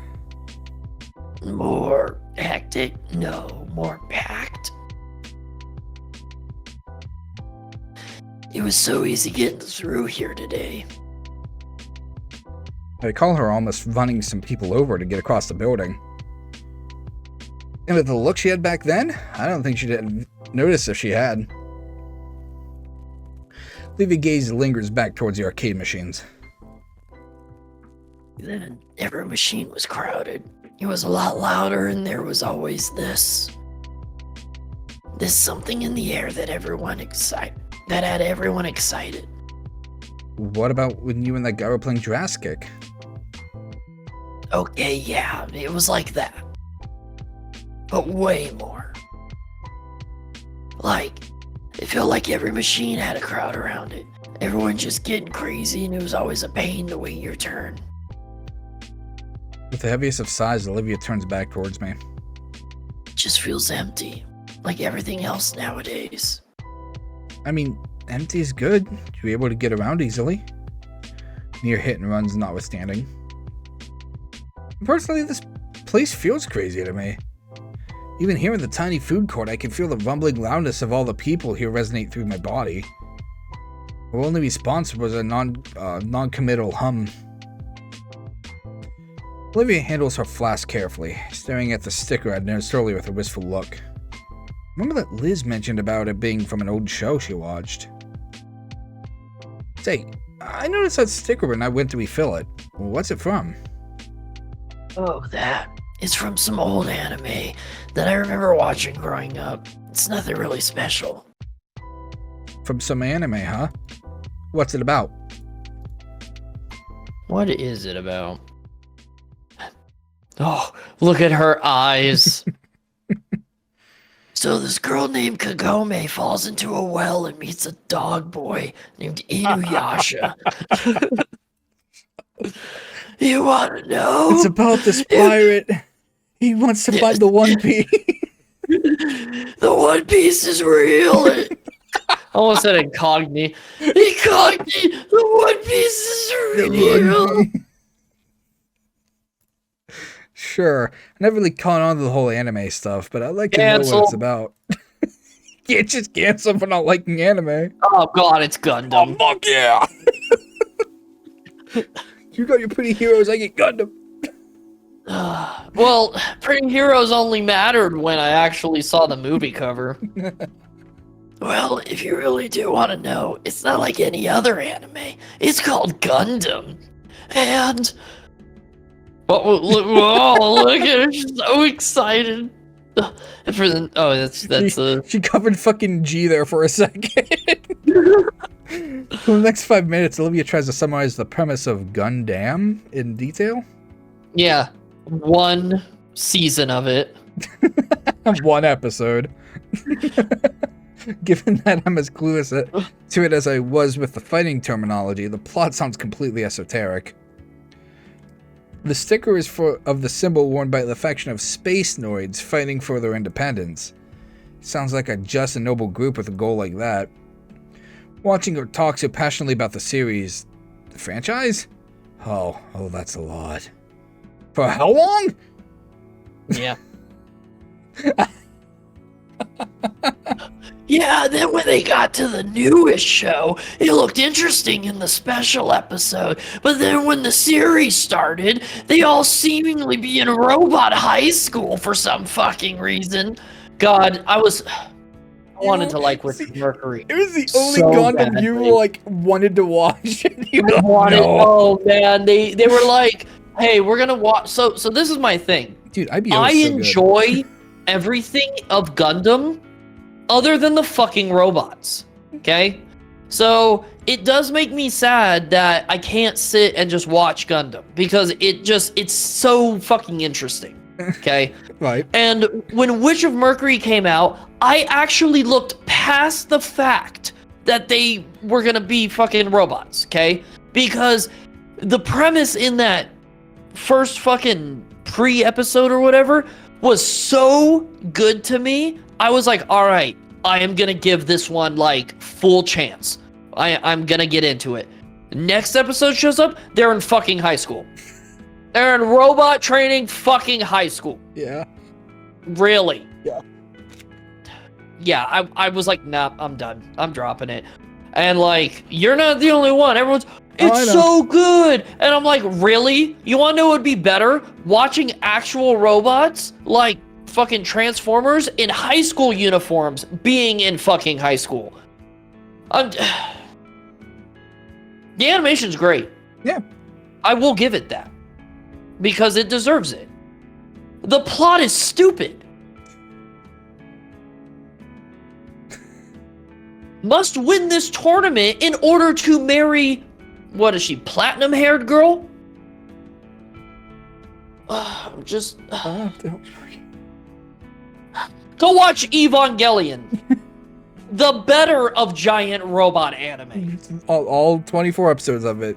Nice, small, Plus- concise.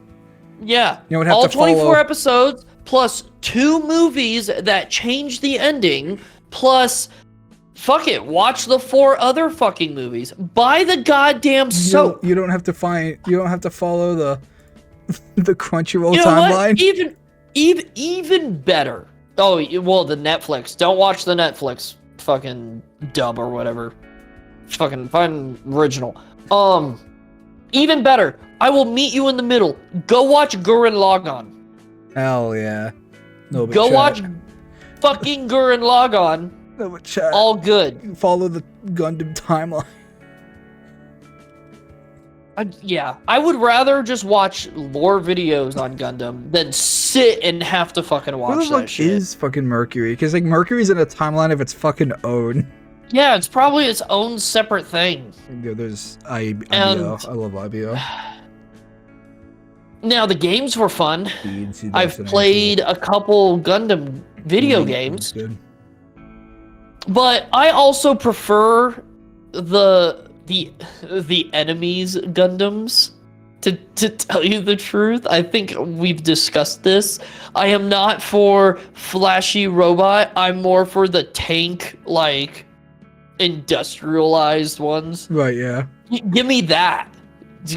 Just give me that, and I would be, and the whole political intrigue, and I would be happy.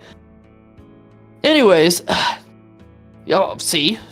Yeah. Oh yeah, the martial arts Yeah, one. yeah, You know, I like- did enjoy the martial arts one because they actually had to like move. It wasn't just sitting in there doing controls and shit.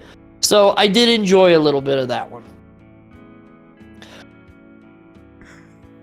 Anyway, yeah, I think I have talked enough for this line, so we can just move on. No. Fine. As she continues her description of the franchise, I start to realize how enamored I've become. Yeah. Not just by hearing the show, but from seeing Olivia talking about her favorite show with such passion and energy. I find myself engrossed in her voice, and she recounts a particular version of the anime, that she's even taken to emulate segments from the show. In the end, he finally admits it, and it's one of the best romances Gundam's done, and The sudden pause worries me. What's wrong?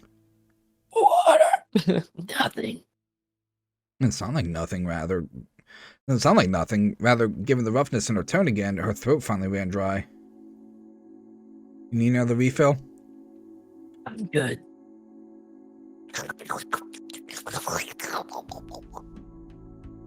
She drinks deeply from her canteen that had started this all off.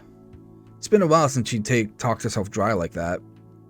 In fact, I can't recall the last time she desperately needed to hydrate like that. I think maybe around the start of the school year? She releases the canteen and lets a breath of relief out.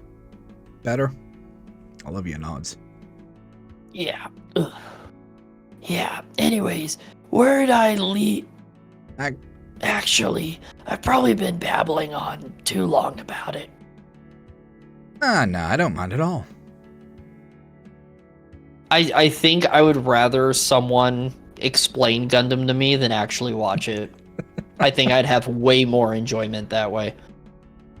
Nah, it's fine. Besides, you let me talk about my favorite show. So tell me about yours. Well, it all started in 1997. Angels have descended for the second time. The second impact, one might say. You mean, you literally mean... A man named, or a boy named Shinji needed to get into the fucking robot. You mean between the Evangelion and fucking Ghost in the Shell? You mean the entire reason why I named seasons the way I do on the YouTube channel? Mine. What? Yeah, you know how I do like the whole like second title thing for the YouTube series? Oh, yeah. Yeah, it's because of Second Impact and Second Gig. Oh, gotcha. Okay. Well, I haven't finished anything, just mostly video essays about old shows. I'm told I can call myself a fan of video games without having played them, but does that apply for TV? Olivia sure has taste. She could tell me exactly what kind of show she likes and why she likes it. I just know bits of trivia. No, that can't be right. I've seen lots of things in passing, like... Oh, shoot. I have no swag. Just gonna... Oh, man. Just gonna... I feel bad for... one. Actually, I don't, but... Because you're the only person who tells me to shut up about Stardust, so... What's your favorite movie? Well... It all takes place in a village in England called Wall. Wall? Yeah, it's called Wall. Okay. I guess I've spent more time watching in-depth video essays about shows than actually watching them. Man, that's embarrassing. Why? Talk about your favorite video essayist. No, it's not. Okay, maybe a little. But it's never too late to get into it. See what you do or don't like. Fair. I mean, there's a lot. Next time you're over at my place, we can watch a whole anime series. It's called Made in Abyss. You'll fucking love it. I like the sound of that. Yeah, but if it ever gets too intense, you can always watch Power Raptors with Vinny. Hey. Oh, relax. Toku shows like that aren't just for kids to like. That is true. Ask Mel. Yeah, there's nothing wrong with it. It's funny, though. I remember my dad letting me watch it as a kid, and Vinny got into it because I showed him. You don't mind me asking, you mentioned that your dad's in and out of town because of his job. What is it exactly? When did she ever say that? Yeah, I don't know. I thought at all. They're dead. Yeah. I thought they were dead. I guess this is Damien's dad. Uncle? Yeah. Yeah, okay. It's actually kind of funny because that whole talking segment reminded me that my nieces are into Avatar. Nice, okay. So we sat down and we're watching it, and I'm sitting there repeating lines, and they're trying to repeat lines, and Abby's asking me questions, so I'm just like, well, do you want to know now or do you want to wait for like 3 more episodes? You know? That's cute. Oh, yeah. I fucking love it. My cute. sister's like, ugh, they should have been your kids. He's on contract with the DOD. Department of Defense? Wow, really? Yep, been working at the Air Force since I was a baby. Normally, he isn't called that often. But when he does, it's pretty lengthy. Weeks, even months. That must suck. It isn't all too bad. We still call each other and send messages. The work just keeps him busy. Maybe something just happened to the mom? No. Maybe, but I still think this is... I don't know. We'll see. Maybe we'll get answers. Well, that's good. Keeping in touch with your folks is important. Why do I feel sad now? What is this feeling I feel? Yeah, empathy? What about your parents? What's their job? OnlyFans. My parents make porn. What? I- Oh, mine are joint partners and architect. That's why we move around a lot, and the main reason why we're here in Volcadria to begin with. Oh, now it all makes sense. What does? You know, She points at my shades and jacket. Having on a jacket and shades doesn't automatically make me rich, Olivia. dude, who else wears clothes from Abercrombie and Flint and has extra pairs of Ray-Ban sunglasses on them? People in mansions, that's who. I don't live in a mansion. I live in a McMansion. For your information, it's a 2-story complex with an automatic gate and... Oh... See what you mean. Now you get it, money bags. Suddenly Liz starts She's waving... vibrating! Oh my god! What do we do? No one told us what to do! Poker! Poker! Poker with a stick! Suddenly Liz starts waving her hands around excitedly. What the... Nico! Olivia! Damien comes rushing in, both arms filled with pile of tickets. Whoa, mama. That's a lot of tickets. The other end is still trailing behind him. Damien got the jackpot, a megala millionaire. It's probably like 1,000 tickets. I could finally get that drone. I'm gonna go see what this gets at the prize corner. Come on. Holy A crap. whole PlayStation 5. Alright, yeah. You done eating, Olivia?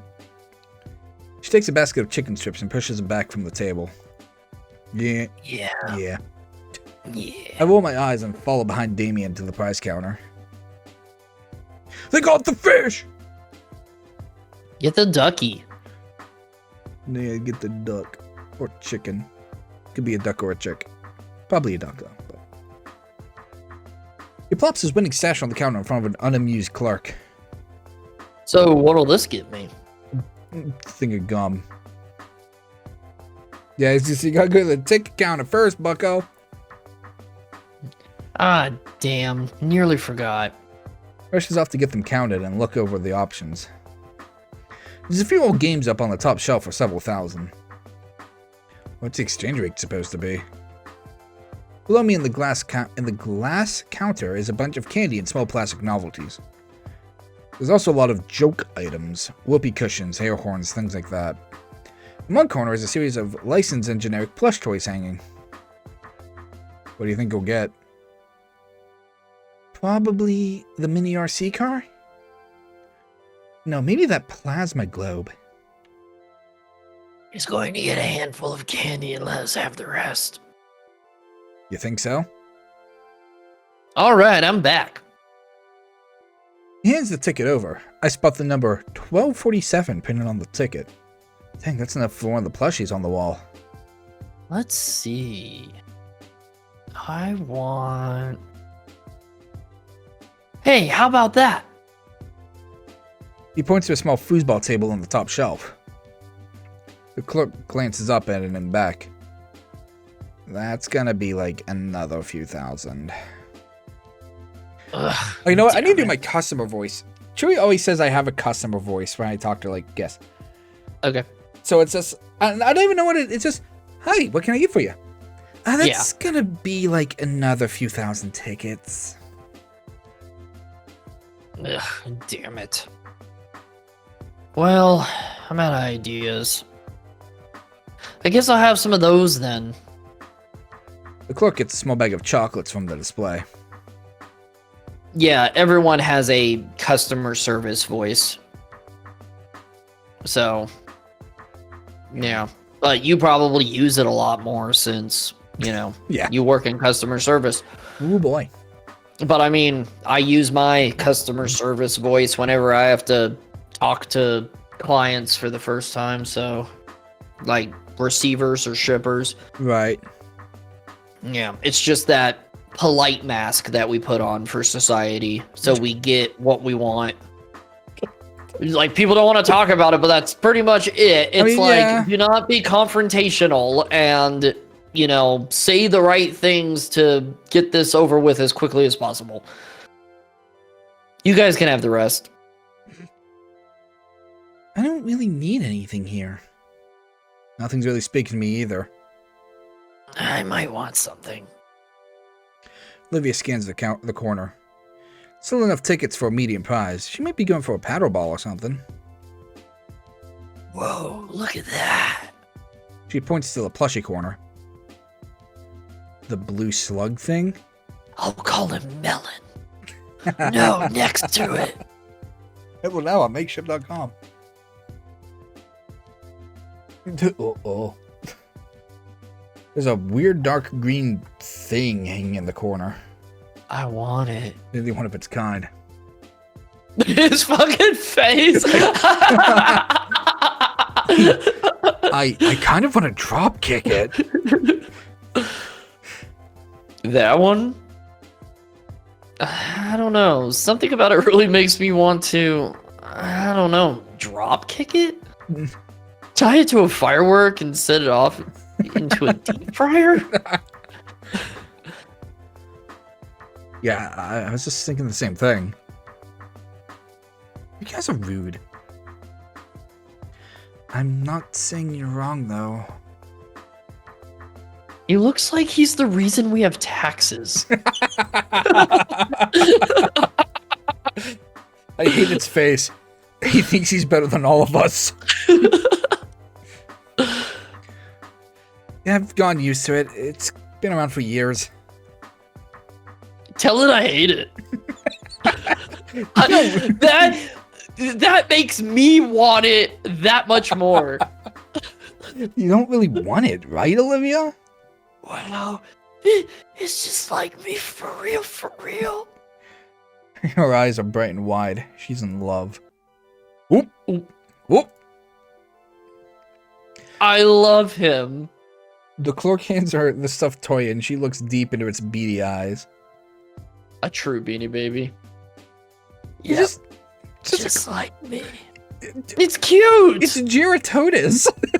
What's a Giratotus? You remember Giratotus. I don't remember how to fucking spell it. Oh, Mud Boy? Yeah! Okay. It's the Mud Skipper and Monster Hunter. Yeah, he's a cuter Mud Boy. Oh, wrong button. Yep, just like me. I'm going to set that thing on fire sometime. Not if you like having both arms. We have two for a reason.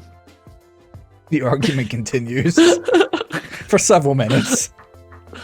I don't understand why this thing is generating hate don't like know, this but from it's everyone funny. else. It's really funny. Guys, it's getting late. I think it's time we head out. Ah, shoot, she's right. Even though the weekend starts tomorrow, I still have a curfew that my folks are strict about. Yeah, agreed. Aw. I guess you're right.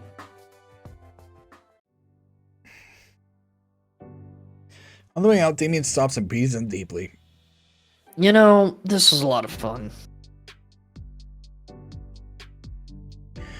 coming all here together for the first time in a while. Thanks for taking us, Liz. Oh, it's no problem. Thanks to you guys, too. Yeah, man, it was fun. We should do this again sometime. Is it just like you remember it? Even better. I know I was a bit meh about the idea at first, but I'll admit, it was worth it. Back in the car, the argument picks up again. Aww. Adorable. I love.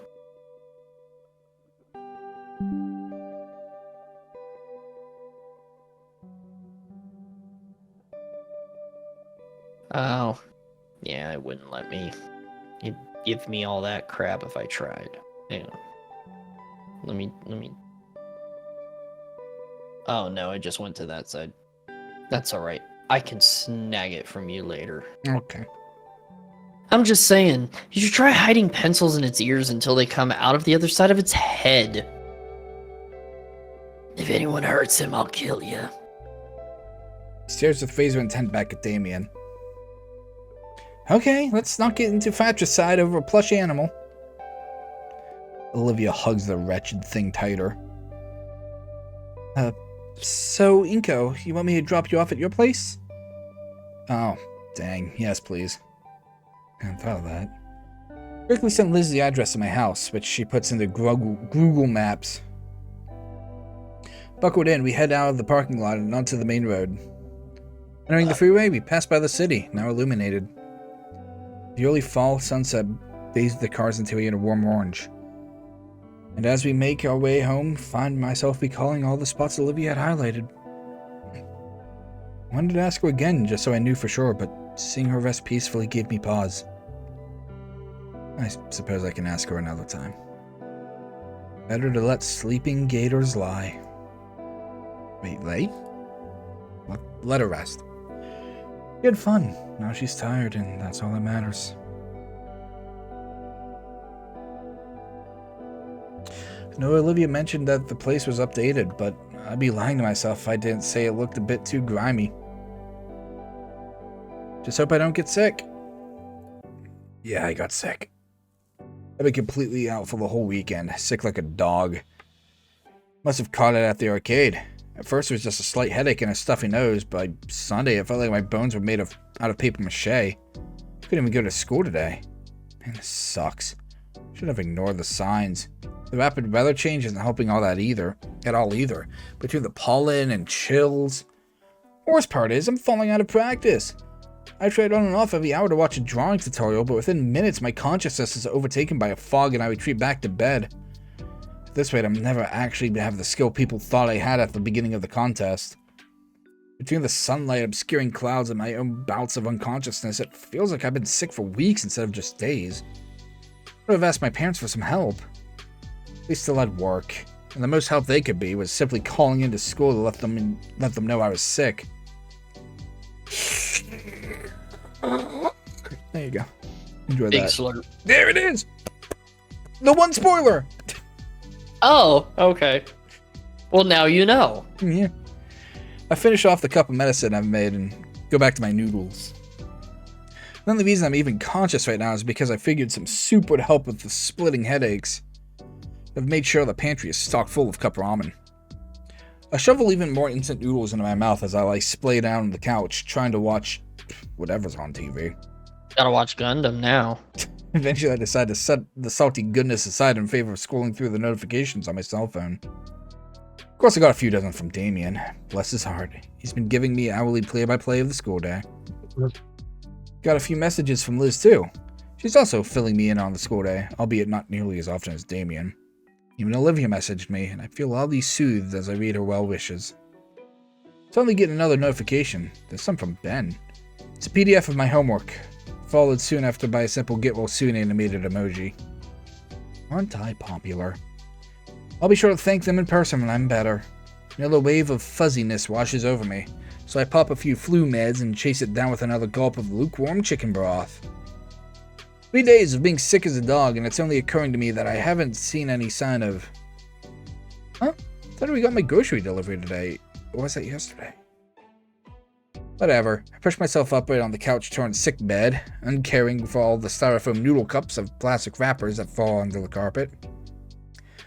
Wow, I really let things get out of hand. My head is spinning as I make the arduous 20-foot journey. Check of the peephole and nothing is there. Maybe it's a small child. Scout cookies sound awesome right now. One hand works to undo the locks, but I'm focusing on finding my wallet with the other. Damn poofy sleeves. If they weren't so What's up? You dead yet? Olivia? What? How? What are you doing here? In spite of her cheerful greeting, Olivia shifts side to side in her seat, and her knees totter together. Mr. Edicon wanted me to give you the project worksheets for his classes. She pulls her backpack up from behind her chair and reaches in, drawing out a manila envelope and waving it in my face. My dizziness intensifies as my eyes attempt to track the rapidly moving object in front of them. Oh, the one about Baroque? Thanks.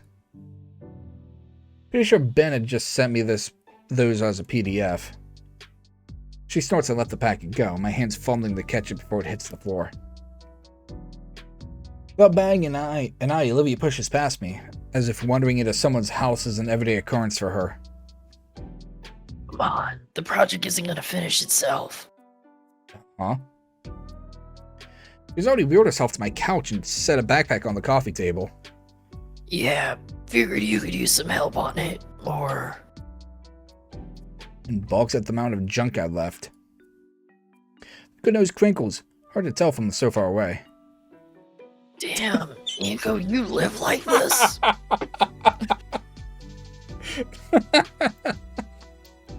My head finally catches up with what's transpired.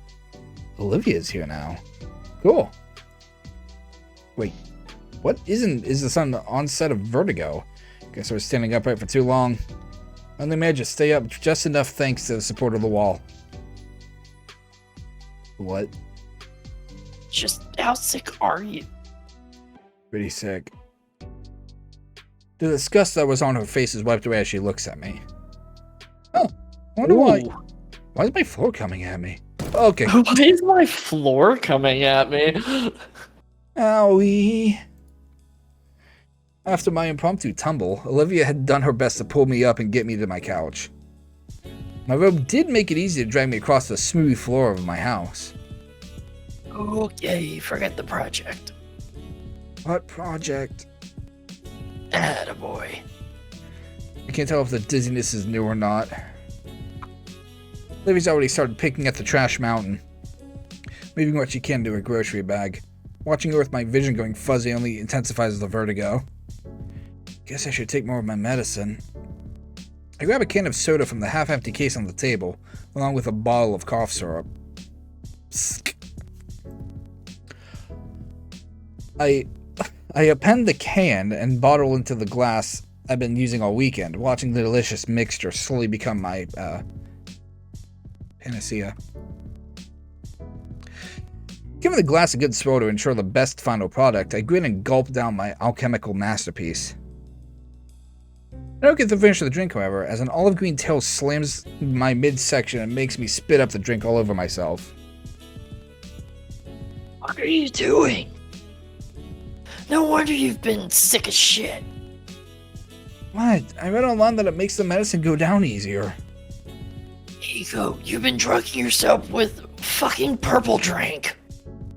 I mean, yeah, it's purple, and I drink it. Holy crap, how are you alive? Oh, the smell of my spat-up drink irritates my nose. I feel my stomach roil from both the impact and forced purging. Or is this the urge to retch, feeling all my energy drain away? I feel completely spent again. My vision swims and the world turns counterclockwise. I feel something on my head, and I'm thankful that something soft and warm and soothingly smooth maneuvers it back onto the couch.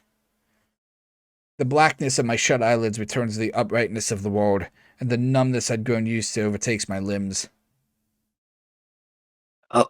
Oh my, Inko? Inko, are you okay? Oh man, stay there. I'll figure.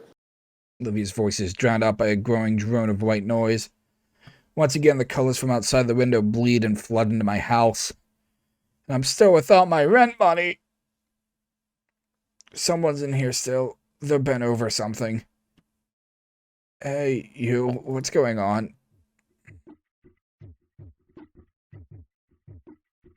Whoa. I didn't know these were a part of the game. That's fucking gnarly, dude.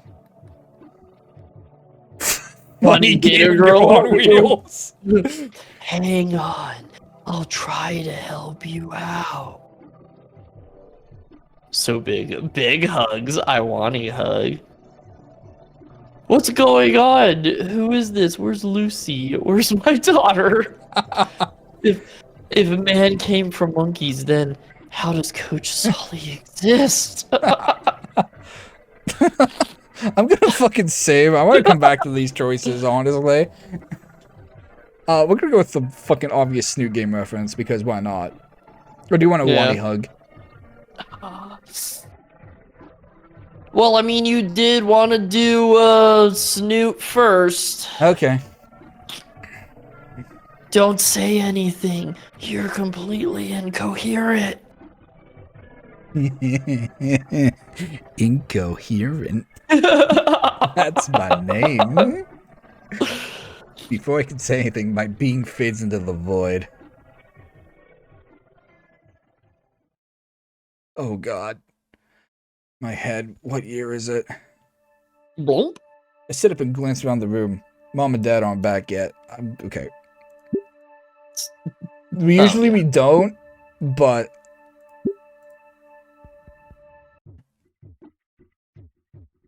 Yeah, I think they're all gonna be... you and Kit here. Yeah, it's a... So it's a... I thought so, but no like, choice. man, I really wanted to know, like, right now. No, that's fair. Mom and Dad aren't back yet, even though it's 6 o'clock? Some business meeting, huh? Wait, no, what's that smell? Dang, something's cooking. It smells nice. Guess Mama's home. Wonder what the occasion is. Normally it's just reheated whatever. I put the couch pillows back the way my parents like them and head into the kitchen to see what's up. Wow, Mom, what smells good? Shit, sorry. Didn't know you were still... Oh man, I passed out on you, didn't I? The assignment... It's fine. You feeling any better? Oh, are they not around very often? Yeah, they're usually busy with work stuff. Both have busy, but well-paying jobs. I'm fine, don't worry. If you say so. Olivia looks down at the slow cooker and fiddles with one of the dials. Actually, are you?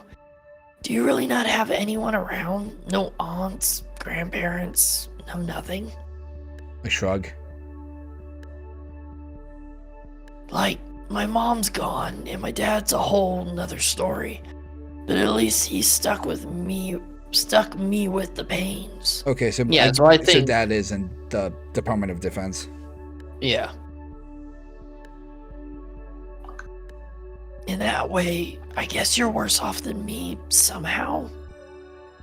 The last part she spoke was quieter. With her downcast face, I can't help but feel I wasn't meant to hear it. Well, yeah, you at least have your folks, but I don't think it does much good comparing our situations. I'll just have to be a better parent for my kids. Olivia flinches. I don't know why, though. Isn't that what everyone wants? You plan to start a family? Yeah, of course. What about you? My dad really wants me to. He knows he's pretty far from ideal. He's told me before that he hopes I can make a family work, like how he couldn't.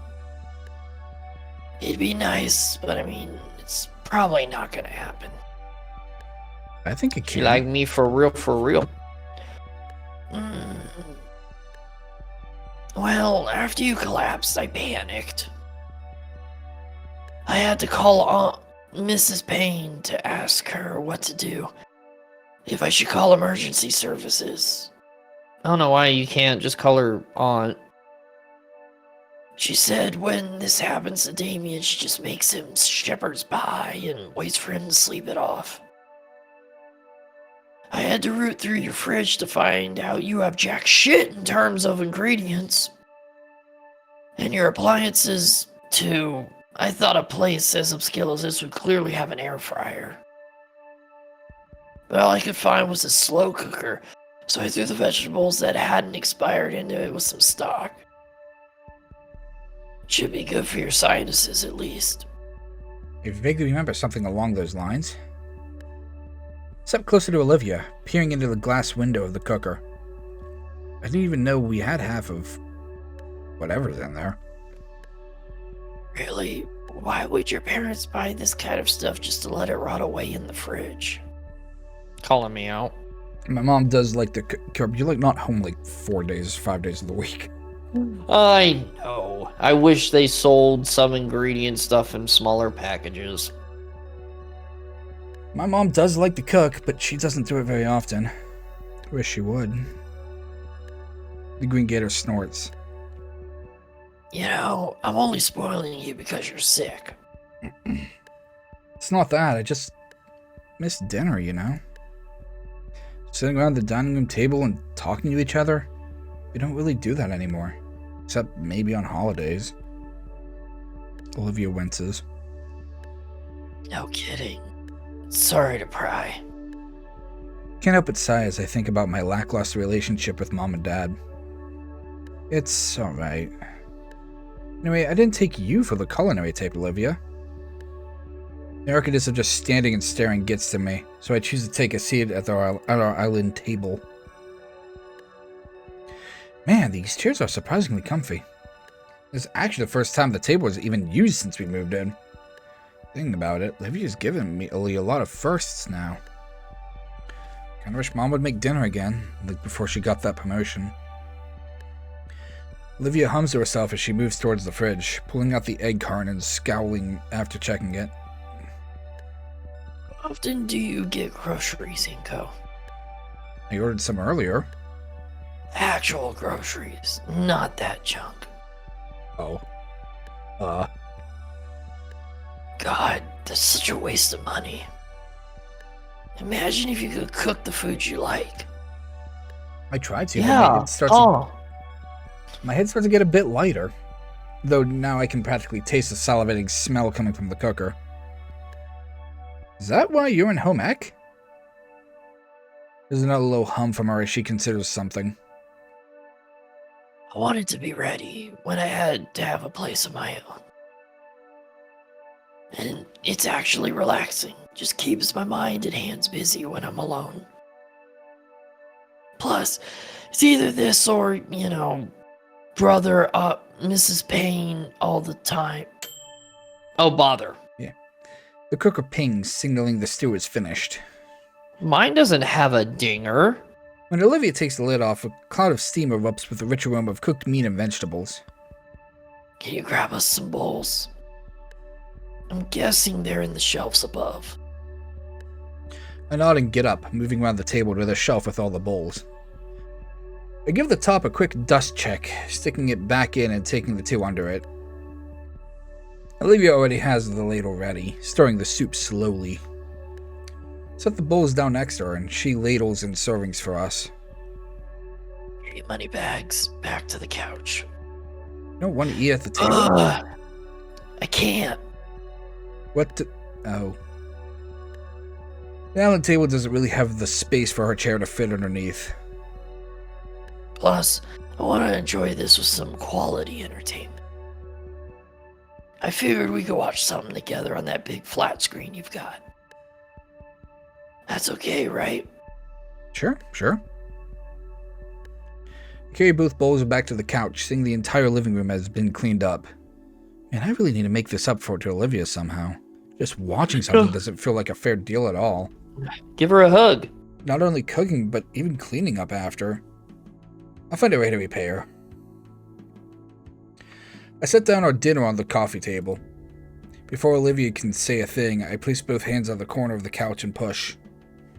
Didn't think it'd be so hard, but then again, I'm still out of sorts. Space created, however, is enough for Olivia to work the front of her chair in.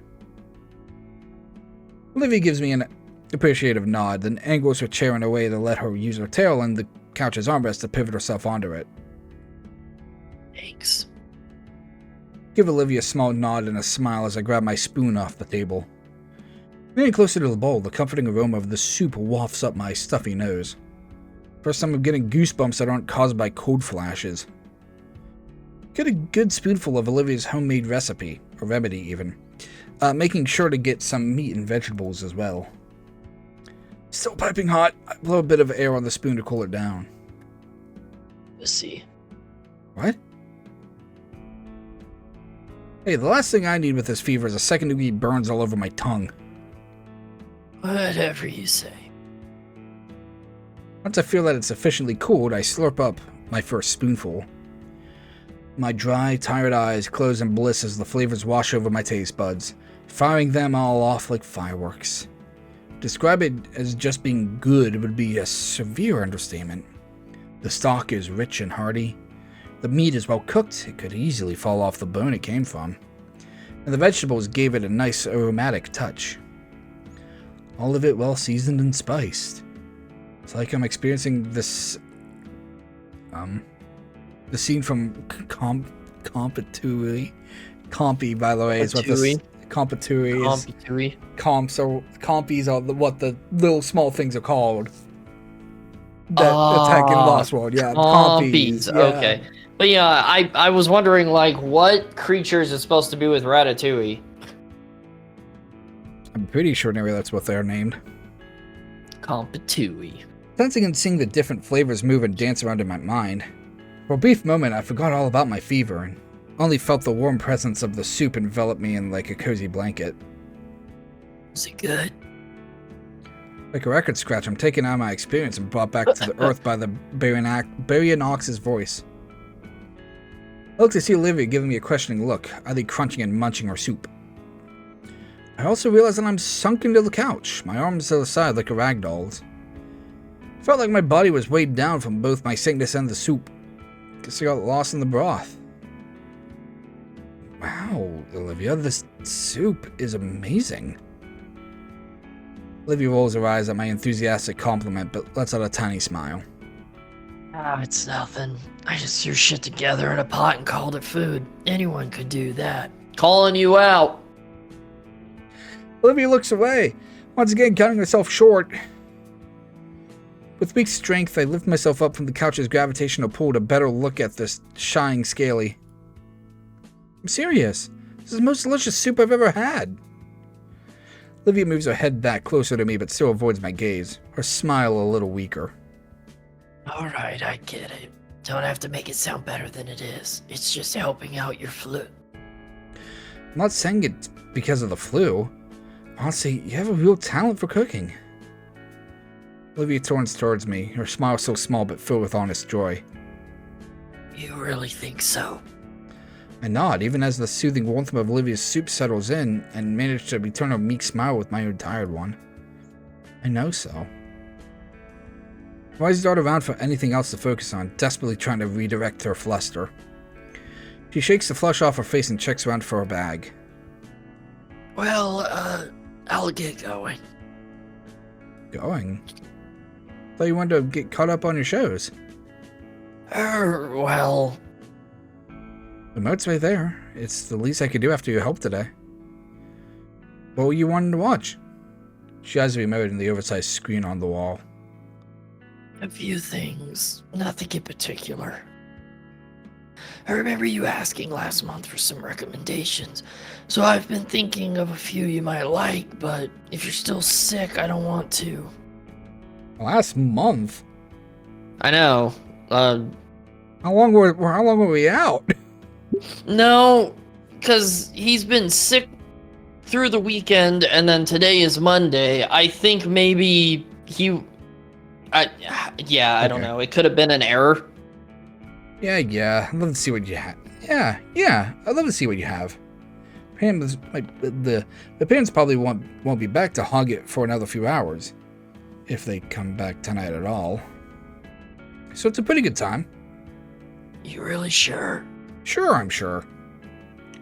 Show me all about the deep cultural meaning of animated dinosaur folk cartoons. Oh my god, you're lucky you're sick right now. Yep. Olivia takes the remote and flicks the TV on.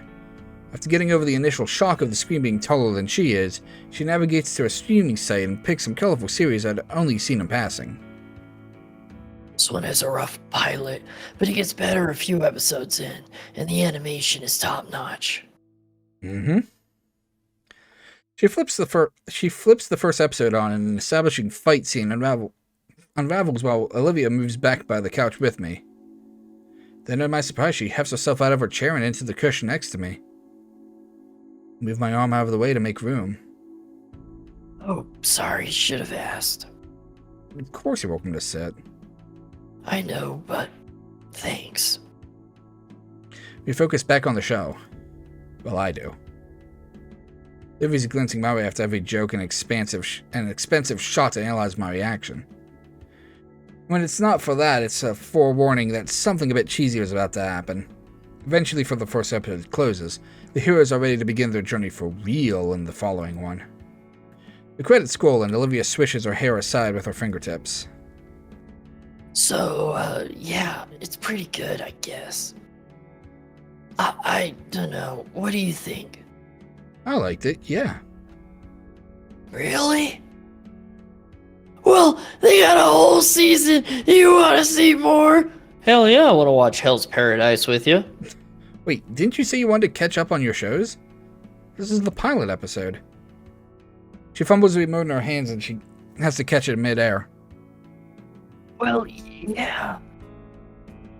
Just figure you should know what's all going on so you're not lost, you know? But if you want to keep watching this, that's fun too. She quickly pushes the button to start the next episode without my response. Cute is all that runs through my mind as her attempts to cover for her small mistake. She's probably just refreshing her memory, and I wonder why I thought cute fit. It does. Hell, endearing. Every time she glances over, and as if I wouldn't enjoy the show. Sure, Mom and Dad aren't in any rush back. The characters on screen froze. Oh shoot, did the Wi-Fi go out again? I try to stand up, but a brutishly heavy limb anchors my lap back down. Olivia's tail falls like a boulder across my legs, keeping me from standing. Olivia? Just paused it, Inko. Oh. There's a complicated expression on her face. Is it normal? Is what normal? Yeah, is what normal? She chews her lips slowly in consideration. Your parents, are they not really going to be back? I shrug. Nah. I'm always busy with work. I feel a shifting next to me. Olivia's inched herself closer. When I think about it, I barely see them at all. More shifting. I wonder sometimes. The tail shifts my abdomen now. Does anyone even care? All the movement has stopped as if reality itself has paused. I must be tired than I must be more tired than I thought. I feel my head sway as my muscles ease into putty. I'm sure they do. Look at Olivia, who is shoulder to shoulder with me right now. I mean, Da's kind of the same. Hmm? Olivia chews her lip as she considers her words.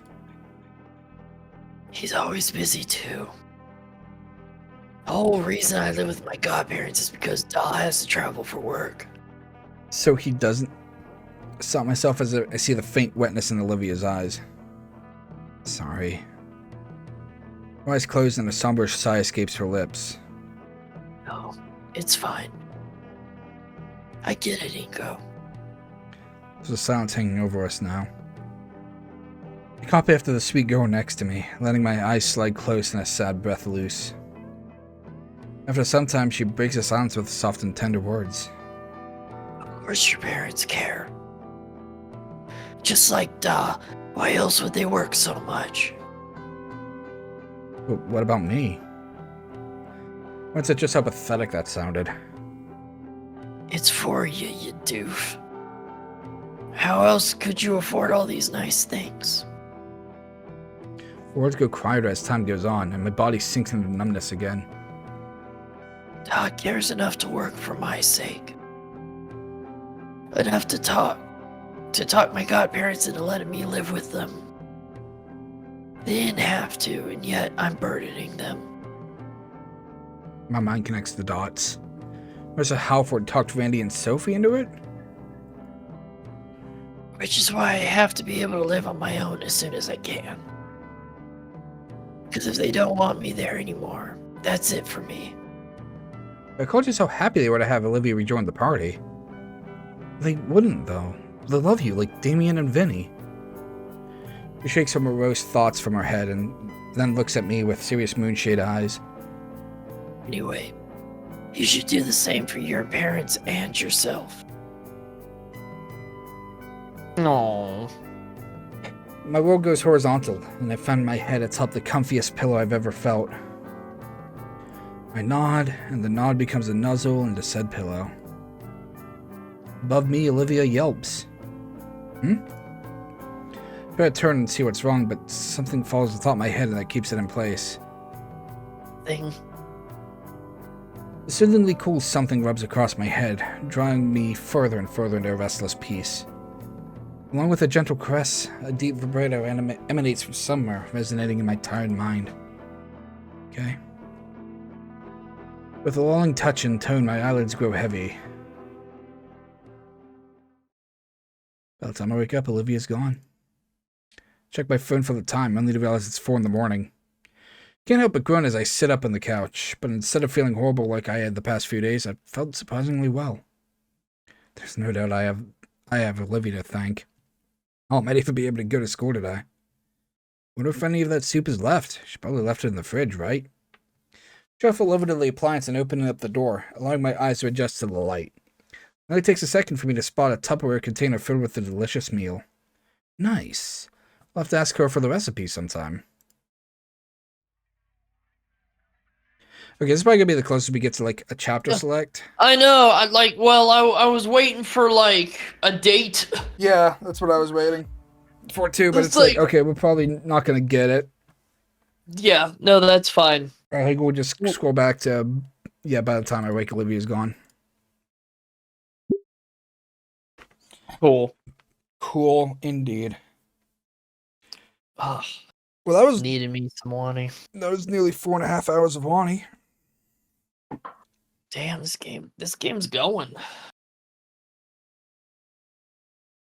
I'm glad. I was actually kind of worried that we were gonna hug that gator and then like that was gonna be it. That's not it, dude. And then Did I mention this game got Achievos? oh, does it?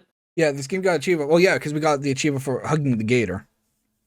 Oh, okay. Yeah, there's 4 achievements for getting each ending, and then there's a separate one for hugging the gator. Okay. So the fact that, yeah, no. The OST's out, though, if you want to... What? The OST. The soundtrack. Oh, the OST. Yeah, it's like an extra $10, Yeah. and it's like, yeah, I could probably support that. Say I listened to it afterwards, like hearing it through the game. But awesome. Oh, to next week. Next week. We'll be back next week with more. As long as my week works out the way it has the last couple, next week. If it doesn't, tomorrow. The cover art for the OST is really cool as well. Let me grab it for you here real quick. Alright. And then those 3 things I sent you were things for you to watch. One Okay. was like a reminder. Oh yeah, I like that. Oh, collage. I am the guy who fucking lost to you because I pitied you.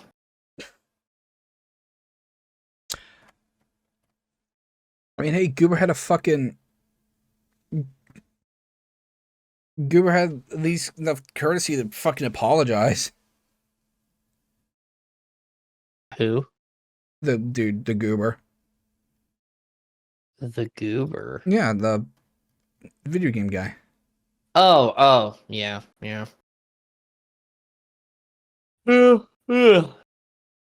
I kind of hope that he wasn't just going easy on her. They were just like trapped in their own head thinking about it. And he was just like, God damn, she's good. You know what I mean? Yeah. I just think that'd be a lot better. That I'm gonna choose to believe that. But damn, we got a bunch of good moments. You seem to be going down the right path. At least that's what it feels like right now. Yeah, I really hope so. Yeah. But we'll just, I mean, at least one of them. yeah. But we'll just have to see when we get there. Are we going to Show Lo-Fi Beats to Hug Gators too. Good review. Good review for like album. are we going to after we're done with the first run, are we just gonna go back and do the same thing we did with Snoot? Okay, cool. Yep. I was gonna say I do not want to wait. We've played this game for however many weeks. Move on to the next one. No, you finish it. Oh yeah. No, then once That's we're done good doing the button. endings, we'll go back to and do our Snoot stuff. Okay. Bonus chapters and Okay, all good. that. Yeah, I still got that. I still got that Okay, downloaded right here. Good, because I'm still on the Snoot train. Oh yeah. I mean, shit, we're getting 3 cakes right now. 3 cakes. 3 motherfucking cakes. Yeah, we even just boot up Snoot to be like, yeah, look at all these bonus chapters we got to go do. Well, I mean, you could do that at whatever time. I'm not gonna do it without you, but yeah. No. I bet you could look at them at whatever Oh yeah. time. Yeah. What was I? I was gonna say something, but I forgot. I don't know. My voice is going out. Yeah, I didn't have another drink. Yeah, and I could hear you yawning, so I was like, okay, we should probably. Yeah. Well, I mean, it's midnight for me, so it's around the time. Yeah. But yeah, I'll let you know tomorrow what's gonna happen. But honestly, I just hope I go to work for the week and then be back for Wednesday, Thursday. Wednesday, Thursday? No, it'd be Tuesday, Wednesday this time. Yeah, Tuesday, Wednesday. So still a Wednesday. Okay. Wait. Waiting. No. Wednesday, Thursday. No. Yeah, Wednesday, Thursday. Sorry, I had the days wrong. So it'd be Wednesday, Thursday next week. Good. That means we can probably finish up Wani, at least get what I would assume would be the first run. Right. Well, yeah. I mean, yeah, I want it to go on for a little longer than Snoot did. Yeah. You know, I don't want them to all be just short games. So, ugh. All right. Okay. Goodbye, YouTube. Yes. It's been nice if you know the stuff. If you like what we do, why not subscribe, leave a like, leave a comment, all that fun good stuff. You can follow us on the Twitter, or you can join the Discord. And that'll be it for today. And we'll see you guys next time. Bye.